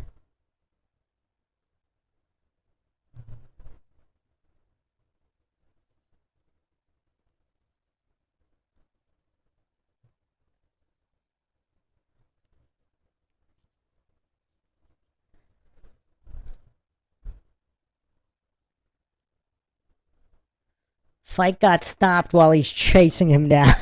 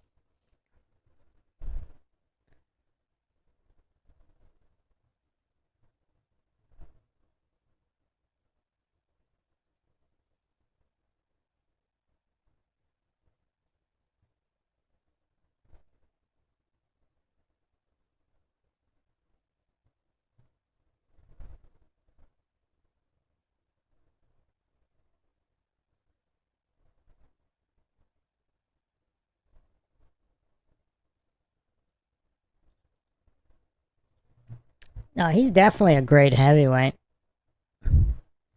He just... I don't know why he wanted to be 250. His physique just doesn't look great. He's not that lean.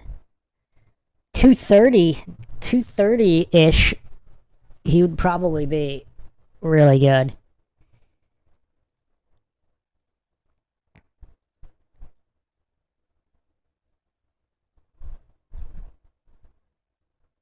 Is Trump still awake? It's pretty late. Yeah, Trump's still awake. Why does Melania look so funny just sitting there? And who are those random goofs surrounding them all? Like short little fat guys. Who are all these goofs here? What a weird event. Alright, we got one more fight, baby. Christopher Allen says, dude on the poly market's gonna be sad. Yeah, wow. Latina. I think it was Latina. Yeah, that was crazy. That was definitely an early stoppage, though. Fight stopped. Oh, man. Then the guy's trying to hunt down the guy. Alex Pereira's chasing after his opponent. I mean, how could anybody argue that was a good stoppage?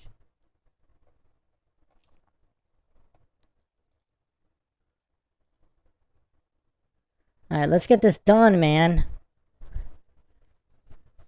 Is Tapora gonna get it done in the first round? That's the question.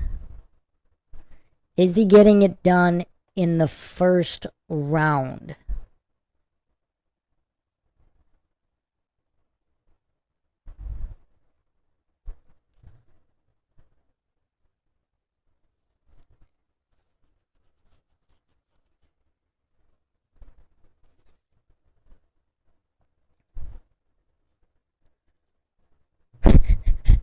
Tapora warming up in the Roosevelt room of the White House.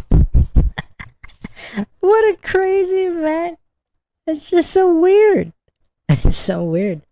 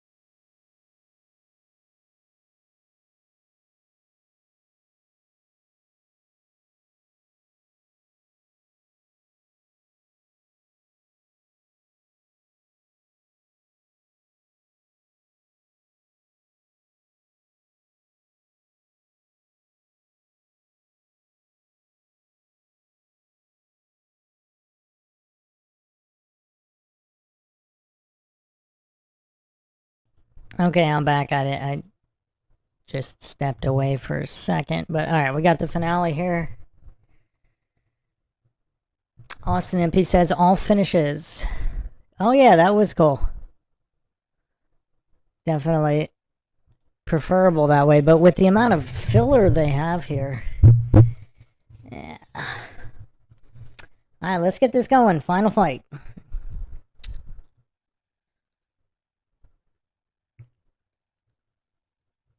Zorro.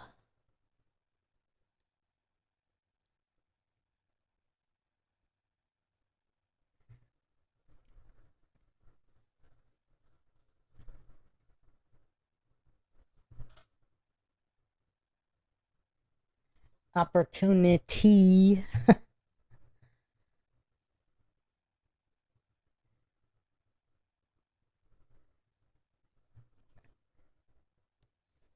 I wonder what previous presidents would have thought about cage fighting on the White House lawn.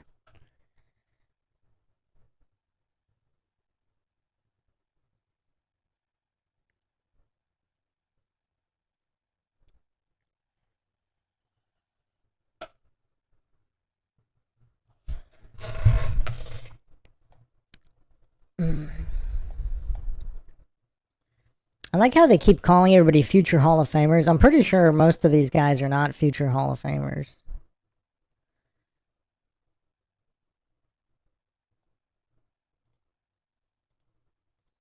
Alright, let's go. Let's go. Let's get this going.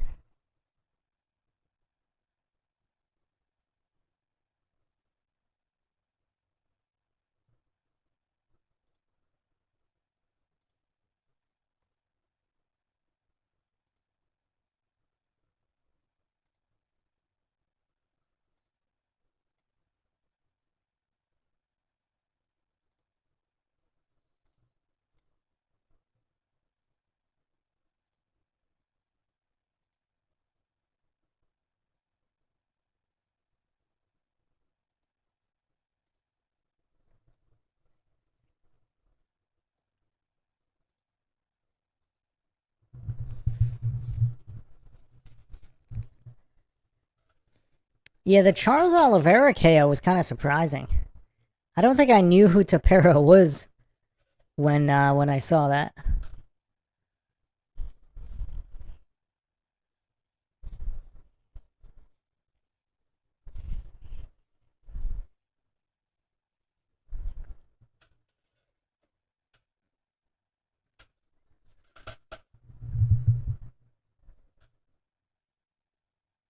Alright, let's go.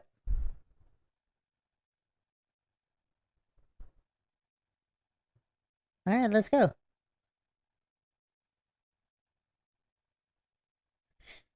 Yeah, this guy's quite the character. He has roses for all his opponents. This is hilarious.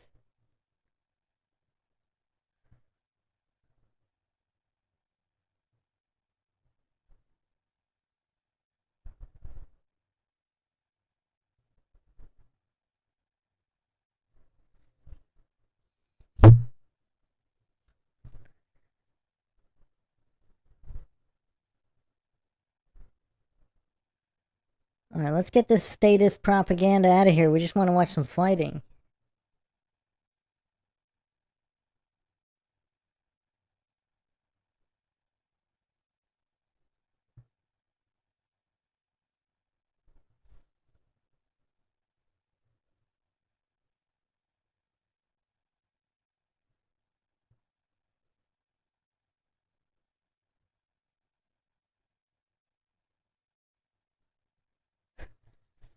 I thought this was Turn the Page by Metallica for a second.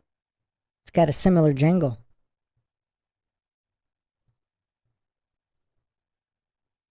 It should have been Turn the Page. That's one of my favorite Metallica songs. It's an awesome song.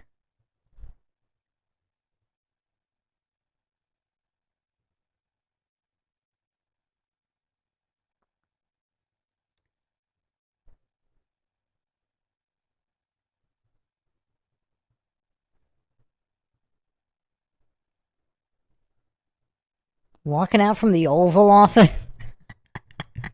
Justin Gaethje walking out from the Oval Office. Oh man, you can't make this stuff up. If somebody wrote some kind of like movie plot with this happening a couple years ago, everybody'd be like, nah, it's too unbelievable.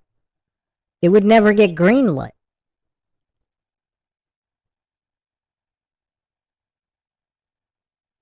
It would never get greenlit. Austin MP says Connor fights July 11th. I guess maybe that'll be our next live. I can't do so many of these if they're going to be this long. Just too much dead time in between fights.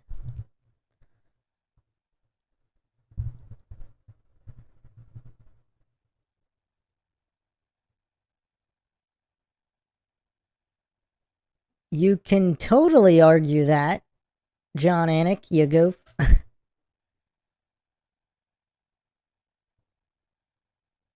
Well, that's a pretty big exception, isn't it?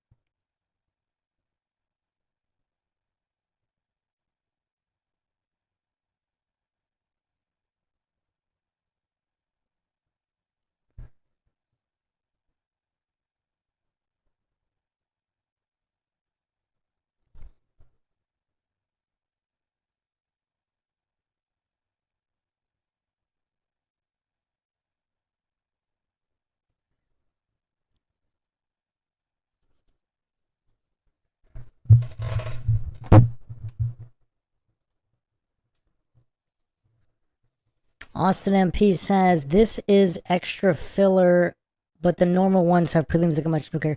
Bob Seger or Metallica version better? That's a great question. I'm going with Metallica, but I do love Bob Seger. Bob Seger's legend. I like every single Bob Seger song. But yeah, Metallica's just got that edge on it. I've also listened to the Metallica. I've heard the Metallica version for. I mean, I don't know if I'm the only person. For whatever reason, I heard the Metallica version first before I heard the Seger. I listened to other Seger stuff, but for some reason, not that particular song.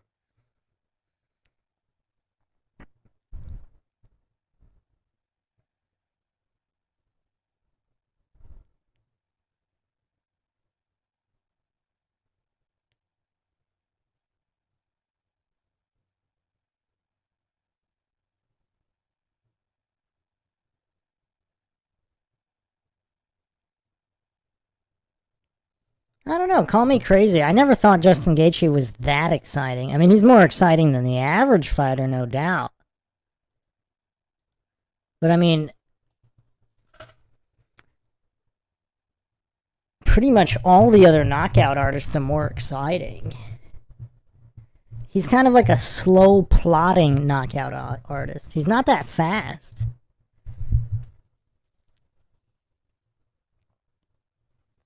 He just had a crazy chin, and his propensity for risk-taking is up there, possibly more so than anybody else, because he doesn't really have the skill to back that up.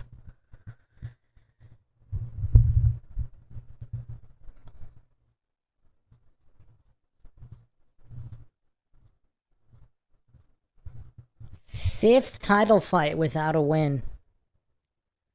Interesting. All right, you don't need to hug every single person. Let's go. Let's get this going.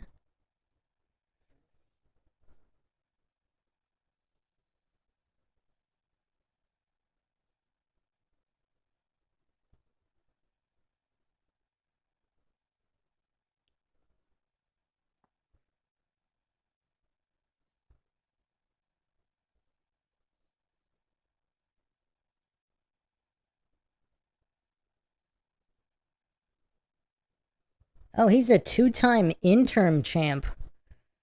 I don't even remember that. That must be frustrating. To be an interim champ, not once, but twice. And never be the actual champ. He's getting kind of up there in age, too. How old is he?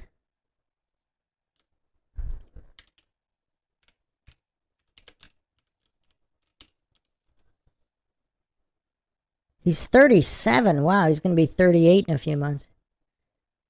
Is this his last hurrah? That might give him a little bit of an edge if he knows this is his last hurrah. Someone just bet 150,000 on Justin Gaethje. If it's the same person that bet on Pereira, oh man, they might have a bad night.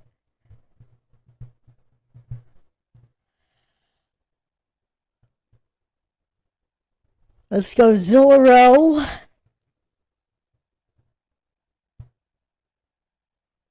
Actually, Gaethje kind of does remind me of Rocky, though. Not a lot of skill, but a lot of heart and determination.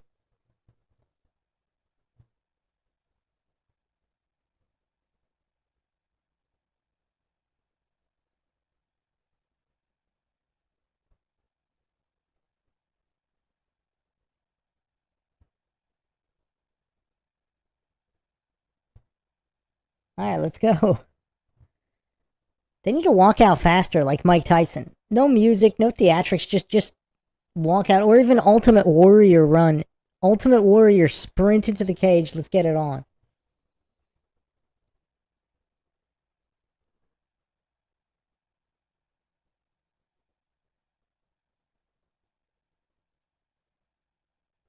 Isn't it kind of weird for the United States Military Orchestra to have to play all these foreign tunes? They have to play Spanish music for a guy walking out of the Oval Office. Oh, you can't make this stuff up, man. It's the ultimate humiliation ritual on the almost anniversary of America. This is wild.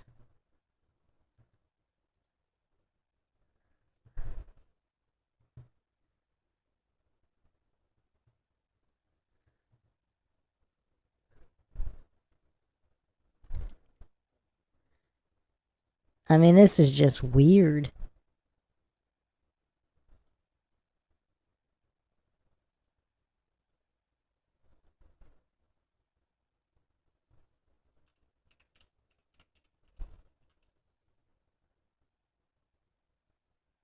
Alright, let's see the last time Justin Gaethje got a KO.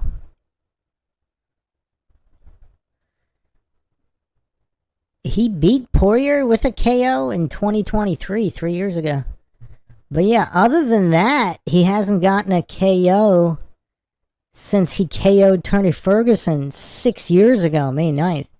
He got...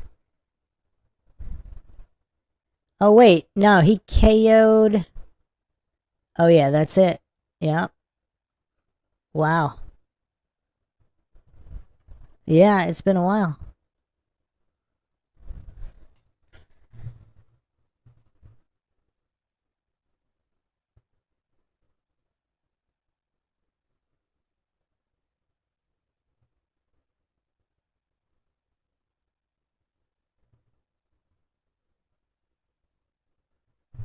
Hopefully this is over in the first round. This event was entirely too long. Imagine if there were prelims. Oh man, that would have been tough. We're almost at 5 hours. Tall guy on the left is an alien. He looks kind of weird.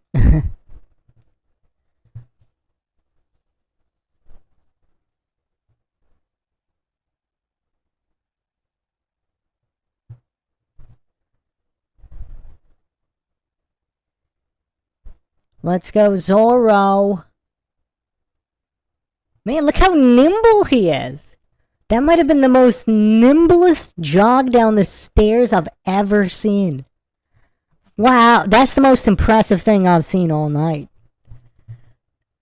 That nimble descent down the White House stairs, that was the most impressive thing I've seen all night. Austin MP says, looks how he walked down the stairs. Yeah, that wasn't walking. That was a nimble glide. That was nimble gliding.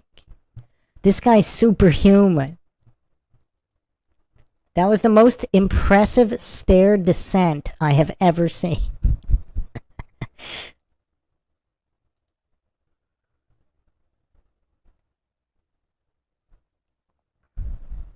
If this guy moves up to the next weight class and cleans the division, I mean, wow, that would be crazy.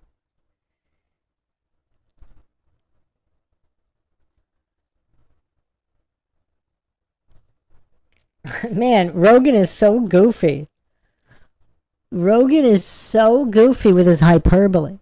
Does he still think Ronda Rousey's a once ever athlete? Not once in a lifetime, once ever.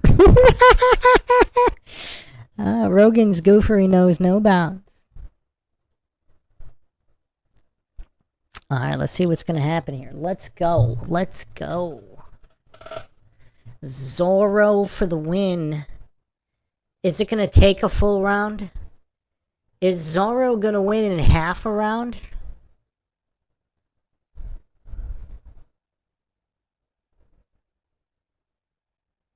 He's 17-0. Whoa. Whoa.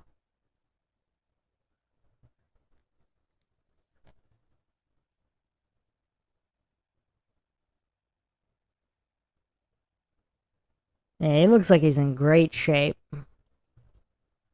Looks like he's pretty accurate to his photos, unlike some of the other guys.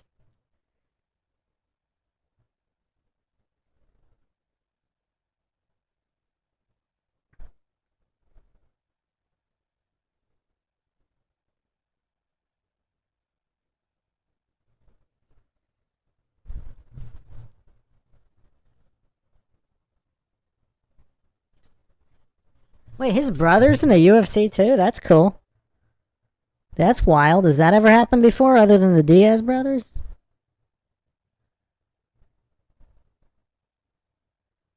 Matt Hughes had a brother who was pretty good, but I don't think he fought in the UFC though. He fought other organizations, to my knowledge. I don't remember. All right, let's go.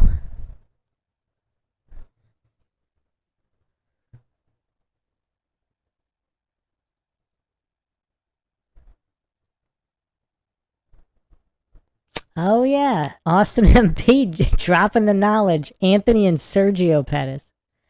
Sergio wasn't very good though, was he? I remember him being kind of scrubby. Yeah, that takes me back. Back when Pettis was among the top of the division.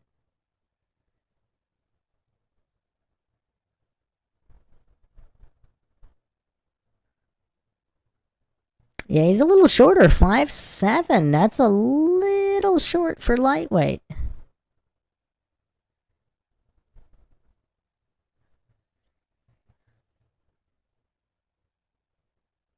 Bruce Buffer's such a goof.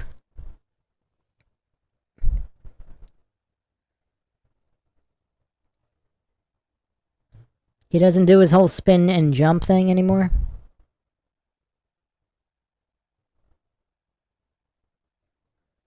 Oh yeah, Austin MP, Big Nog and Little Nog. Yeah, there you go.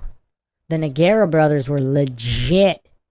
Both absolute top of their divisions. Yeah, Little Nog doesn't get enough credit. Was he on the Olympic boxing team? Little Nog is fantastic boxer.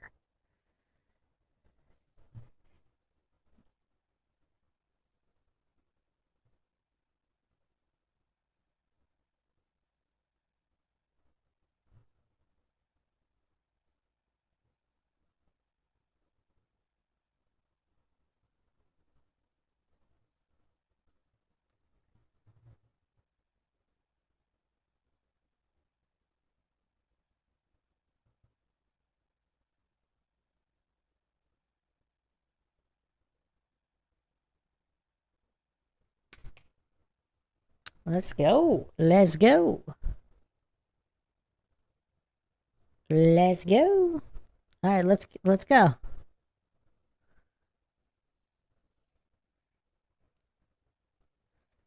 Looks like outdoors with the bugs and everything didn't really produce that many problems. It looks like the weather was all right, so that's cool.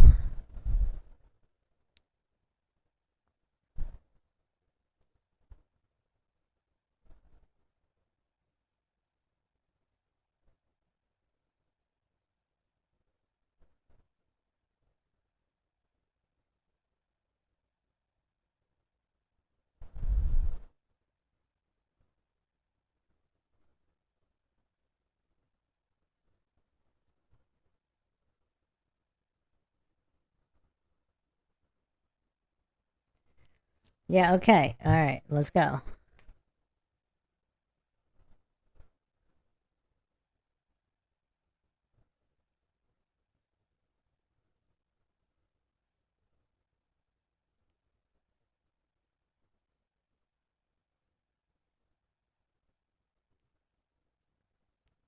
Khabib needs to come back to fight Topuria.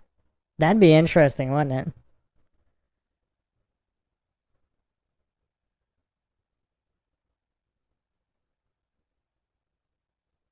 Oh, so he already came up from featherweight?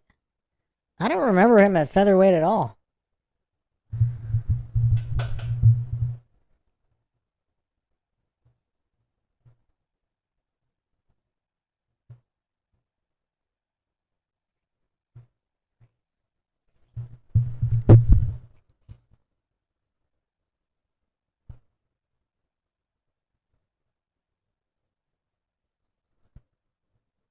They got a Brit.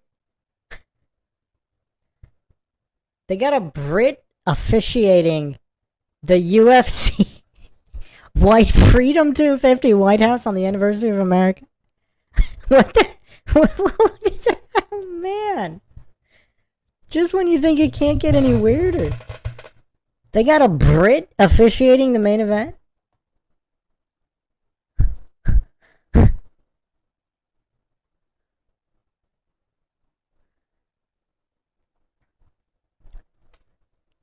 Gaethje does look bigger. Is it going to be substantial?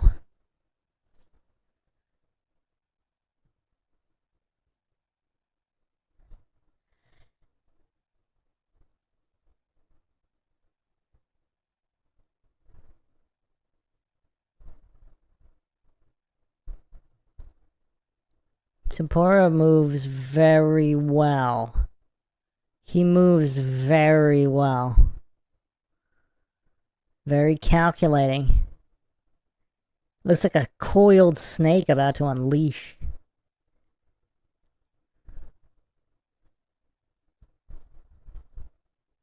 Ooh! Ooh! That was a huge hand. The huge punch. Right hand.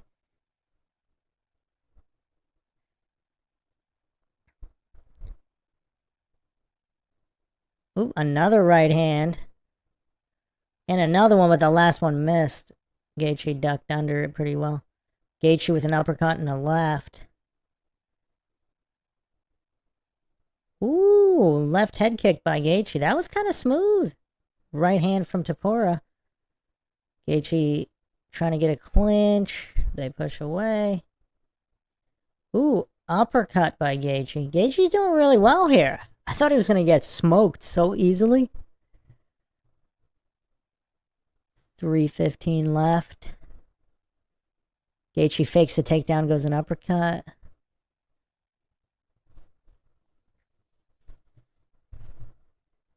Ooh, stiff right hand from Topuria. Yeah, I think he's going to take this possibly before the round is out. Less than 3 minutes left. Ooh, left straight from Gaethje. This might turn into a barn burner. A back and forth barn burner. Leg kick by Topuria.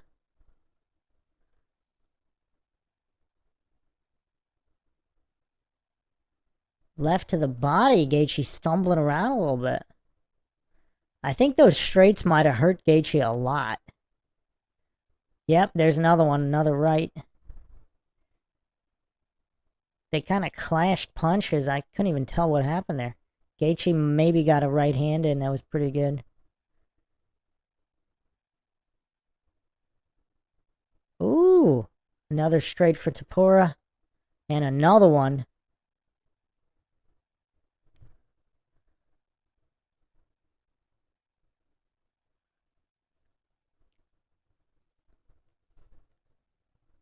Yeah, Topuria's moving extremely well. He's just so calculating. It's kind of scary. Kind of scary. Gaethje's just kind of plotting and winging punches. Ooh, decent right hand from Gaethje. Doesn't look like it hurt Topuria at all, though. 90 seconds left in the round. Big right hand kind of doesn't really land for Gaethje. I don't even know how to score this fight right now. They both kind of landed. Ooh, huge right hand for Topuria, then a left. Now he's winning it. Topuria is definitely winning the round now.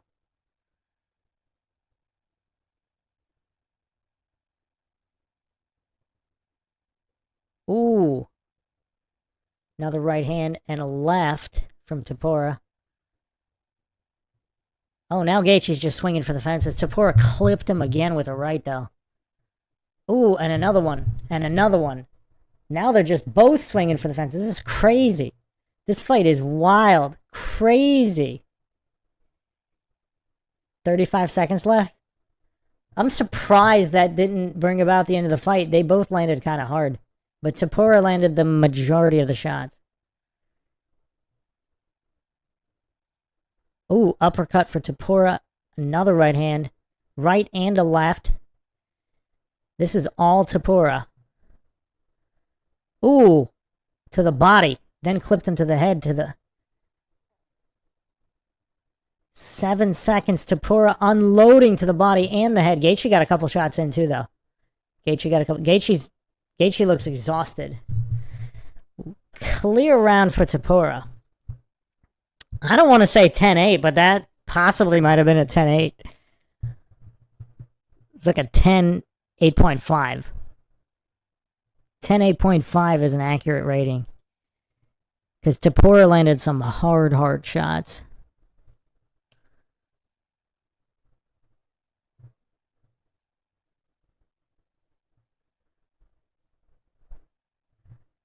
Austin MP with the trivia. Joe Lauzon's brother fought, not sure, for the UFC.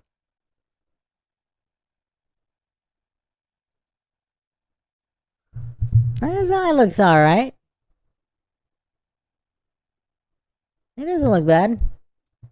I don't think it's getting out of this round, though.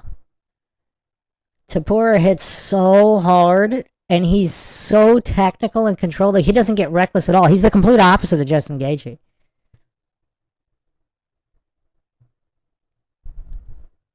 Yeah, his eye's fine. It's all underneath. It's way underneath the eye. That's the cheek, basically. His cheek is messed up, but that's not the eye. I don't know if it's going to get it. If this keeps up, if this is at the pace of the first round, it ain't getting out of this round.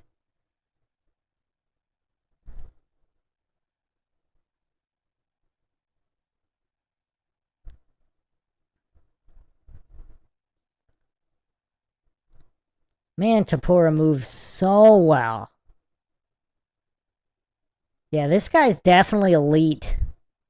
Absolutely elite.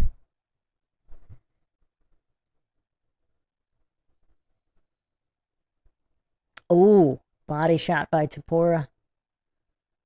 That was loud, too.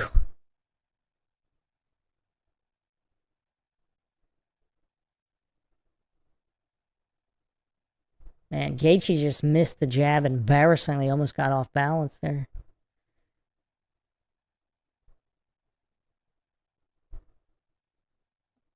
They both hit each other again. If they both start swinging recklessly, man, I don't know. This is crazy. Ooh. Topuria went to the body, Gaethje to the head.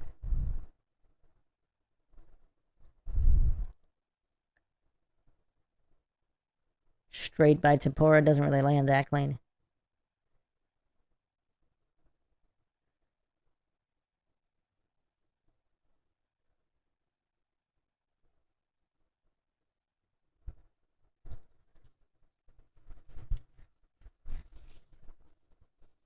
Gaethje just whiffed like 3 or 4 punches.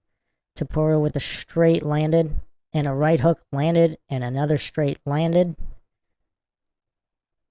Ooh, right hand from Gaethje landed flush. That might have been the hardest shot from Gaethje so far. Oop, and another left flush, and a left from Topuria. Ooh, right from Topuria. Ooh, to the body. To the head, to the body. Topuria starting to unload here. But he's still remaining completely composed here. Ooh. To the body, to the body. Oh, to the body again. Those are hard body shots. Body, head, body, head. Gaethje with some hard swings and an uppercut misses, then hits a body shot. Ooh, another good uppercut to Topuria, and another one, and another one. Oh man, this is crazy. To the body, going to the body. Oh, another. Oh man, these body shots are crazy. These are hard. Gaethje's still in it though. He's swinging. Oh, he just collapsed from a body shot. Now he's down. Topuria on top. Ground and pound. Half guard. Full mount. 1:50 to work. Is he going to finish it here? Oh, no. Gaethje spun around.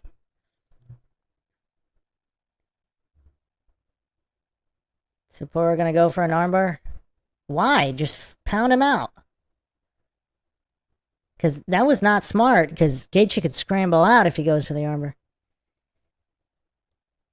Oh, now he's got a really high mount. Oh, is he going for a triangle? Daniel Cormier said he's going for a triangle from the top, but... Oh, now he's switching to the armbar. He should have just pounded him out. I don't know why he's even going for a sub.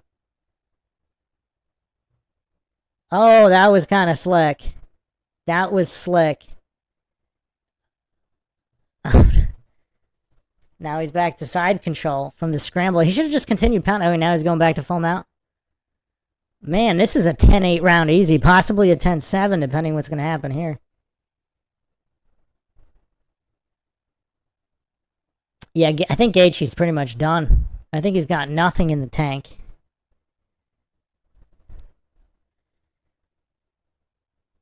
Yeah, this fight was crazy. This fight was crazy. If he finishes this is an all finishes card. That would be awesome. And it's getting kind of late, so let's go. Finish this up, Topuria. We can all call it a night. Let's go.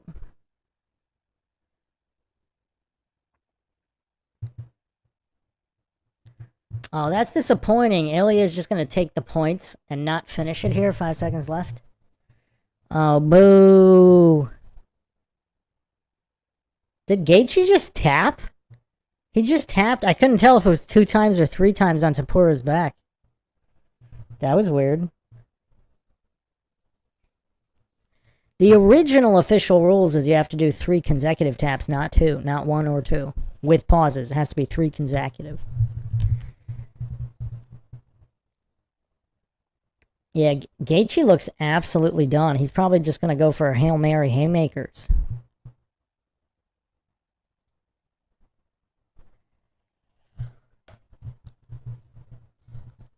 Oh, those were some vicious body shots. Yeah, if he starts unloading those body shots again, it's all over. He might have some broken ribs there. Those were hard shots. Oh, man.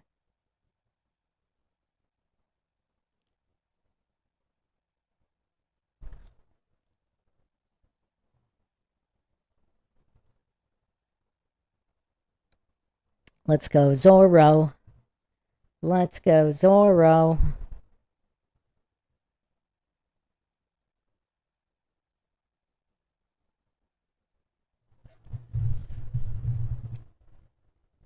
I'm kind of disappointed in Topuria. He had the finish there, and he just cruised on points. That's not cool. Ooh, nice knee to the body by Gaethje. Alright, is Topuria going to finish it right here? Is Topuria going to pour it on to come out on top? Is Topuria going to top off this fight with a finish victory?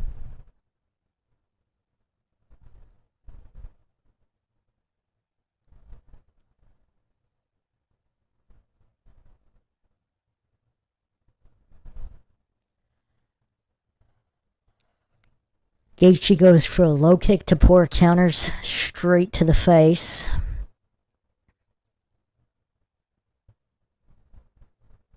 Ooh, Gaethje with the right hand. Half decent landing there.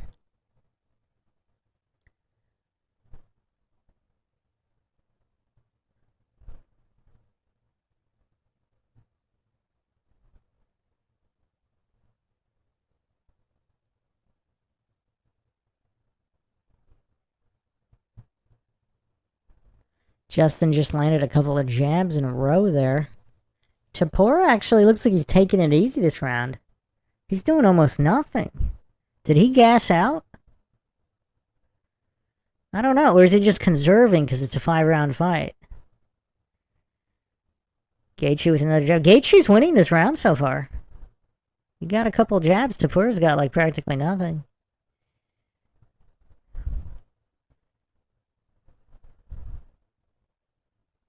Oh! A hard right hand. And now he's got a choke. Does he have a choke? No. Topuria stuck his head out. Why did he go for the choke? I don't get it. He was so hurt. He's getting some more punches in. That was crazy. Why didn't he just follow up with a... Oh, I guess he's completely gassed, but... Topuria back to his feet. That was crazy. That's what Topuria gets for trying to cruise.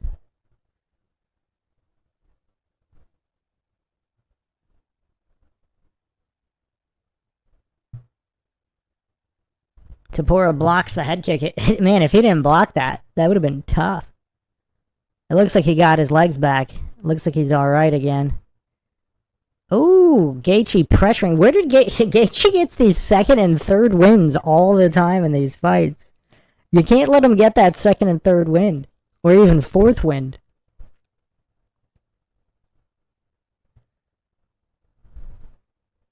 That's a good point. Cormier says that Topuria hasn't experienced like any real wars because his fights are so one-sided. Whereas Gaethje's been in here with these back and forths many times. Many times. Oh, more hard shots. It's weird. Topuria just keeps moving forwards. Like he doesn't... It's not like he's not backpedaling or using footwork defensively. It's like... A minute 15 left here. It looks like they're both pretty gassed out. Oh, man. Some uppercuts from Topuria in the clinch and some knees now. But he's still... I don't know if he's fully back or... Okay. 2 hard lefts there. Maybe he's back. Ooh, hard right shot. Gaethje answers with a hard left. He's trying to bait Topuria. He's got his arms down, and Topuria is basically running now. That's the smart move for Topuria. 40 seconds left. He took some damage there. Topuria took 2 bombs in the past few minutes.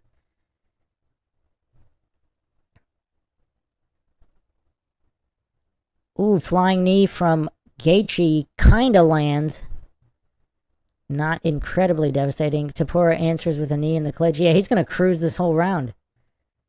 He should have finished him in the second round instead of cruising for points. 10 seconds here. Gaethje definitely won that round. I don't even know how to score that. Was that a 10-8? Topuria got a 10-8 in the second. Nah, that might be a 10-8 for Gaethje. Maybe. Topuria really didn't do much. That might be a 10-8. And then I think Topuria had the first one 10-9, maybe 10-8.5 is how I scored it, but I'm sure the judges had it 10-9.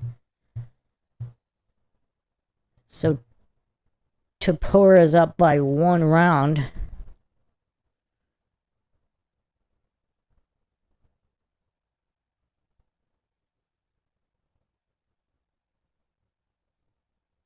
What the heck? No, I thought he said he can see, not that he can't see.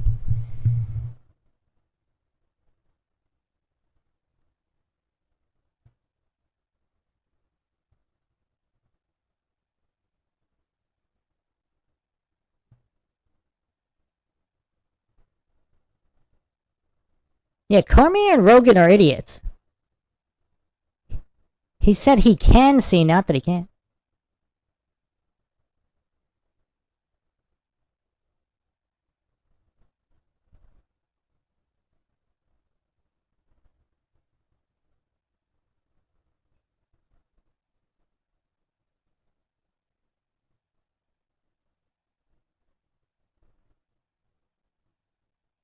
What the heck?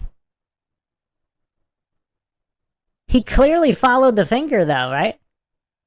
We just saw that. Like, the cut is way under his eye. It's not even close to his eye.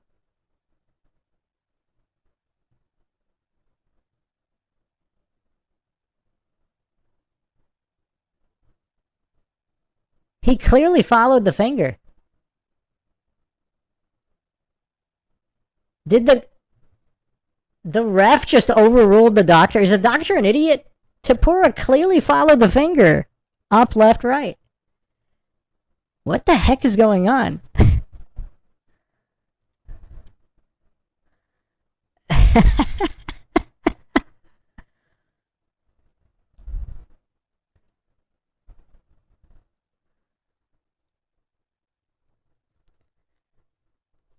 Yeah, he did get extra recovery time.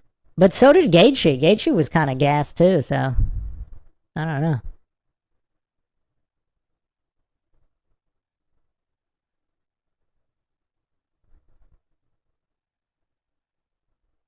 At this point, it's whoever swings and hits hardest is going to win this.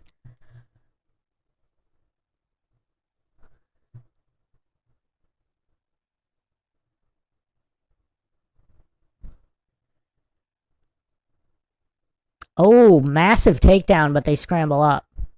He's got his head.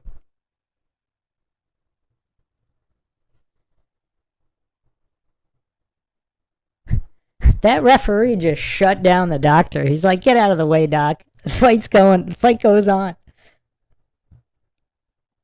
Ooh, another good body shot by Tapura. How are either one of these guys still going? It's kind of crazy.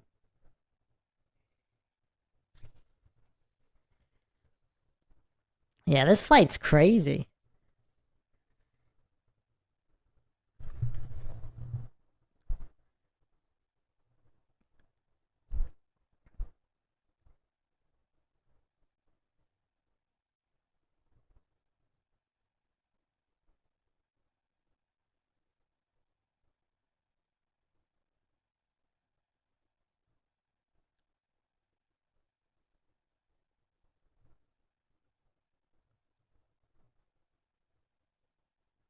Ooh. Hard punch from Tapura.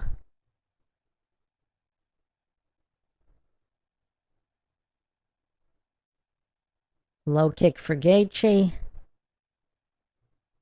Is this actually going to go to decision? That'd be crazy.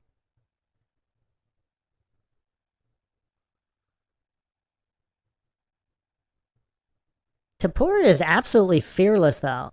Like, he got rocked that hard, and he's still walking Gaethje down. Like, this is crazy. Ooh. Tapura got hit with a knee, answered with a punch, and Gaethje turned his back and ran away for a couple seconds. That's crazy. Ooh, another hard punch from Tapura. What is Gaethje's chin made out of?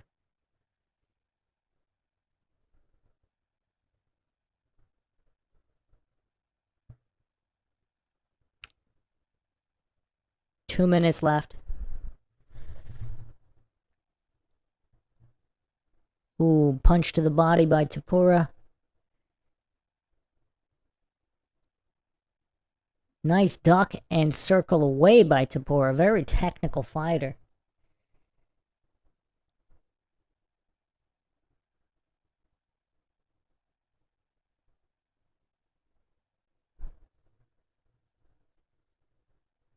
Gaethje got a hard right in, and another one.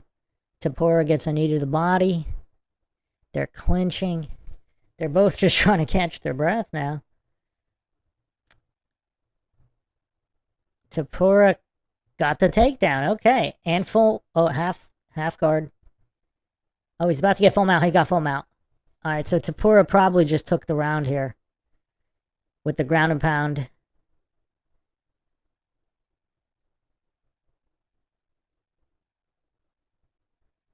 Finish the fight, man. Finish the fight. Oh, they're back to their feet. Ooh, hard left to the head, or right to the head and then left to the body by Tapura. How is Gaethje still alive? This is crazy. Wow. Anik just said they both landed 131 total strikes. That seems impossible. They both landed exactly 131 strikes on each other?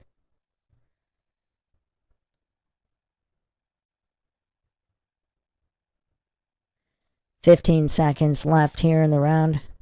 Some knees to the body. Gaethje's on top now.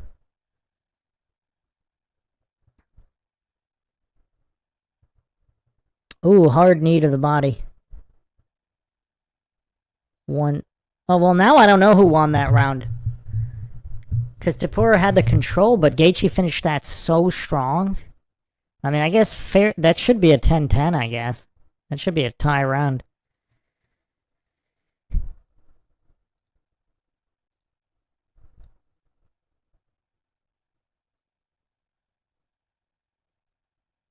They just called the fight between rounds crazy.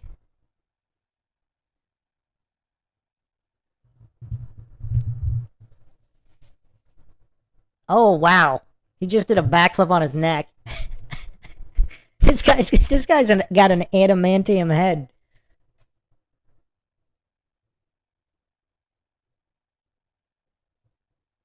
This is what happens when you try to cruise, right? Like if Tapura had tried to finish the fight instead of cruising that second round, that's what opened Pandora's box right there.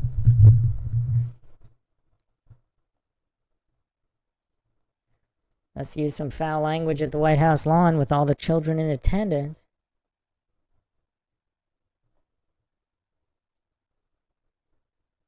Austin MP goes 5-2 for his predictions tonight. Yeah, that was crazy. That's a crazy fight. I still got Tapura in the rematch. How is Trump still awake? Fist bumping the first lady after a cage fight on the front lawn. If you had asked Justin Gaethje like 2-3 years ago, are you going to be fist bumping Melania Trump after fighting on the White House lawn?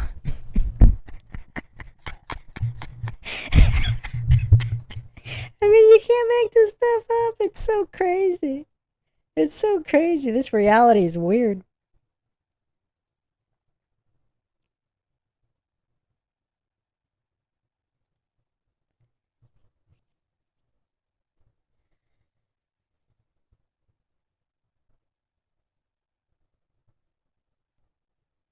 So his brother wanted him to finish the fight, but one of the other cornermen stopped the fight. How does that work? Like, how does the hierarchy of cornermen work in stopping the fight? If any of the cornermen stop it?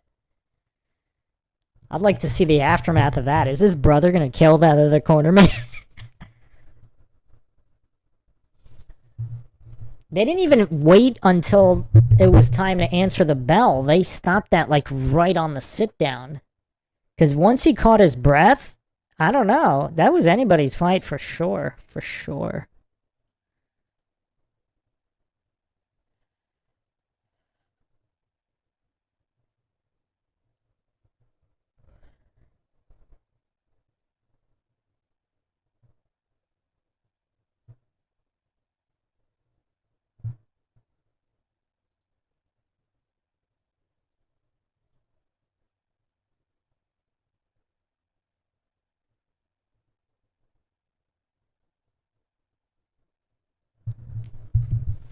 Well, there you have it. So that's it for tonight. Hope everybody enjoyed the stream. If you want to help support the podcast, you can do it to our PayPal. Check the link in the description. Make sure to subscribe, like, and share. Twitter, Facebook, Reddit, Patreon. This is Bruce McGuire. Signing off. Catch you guys.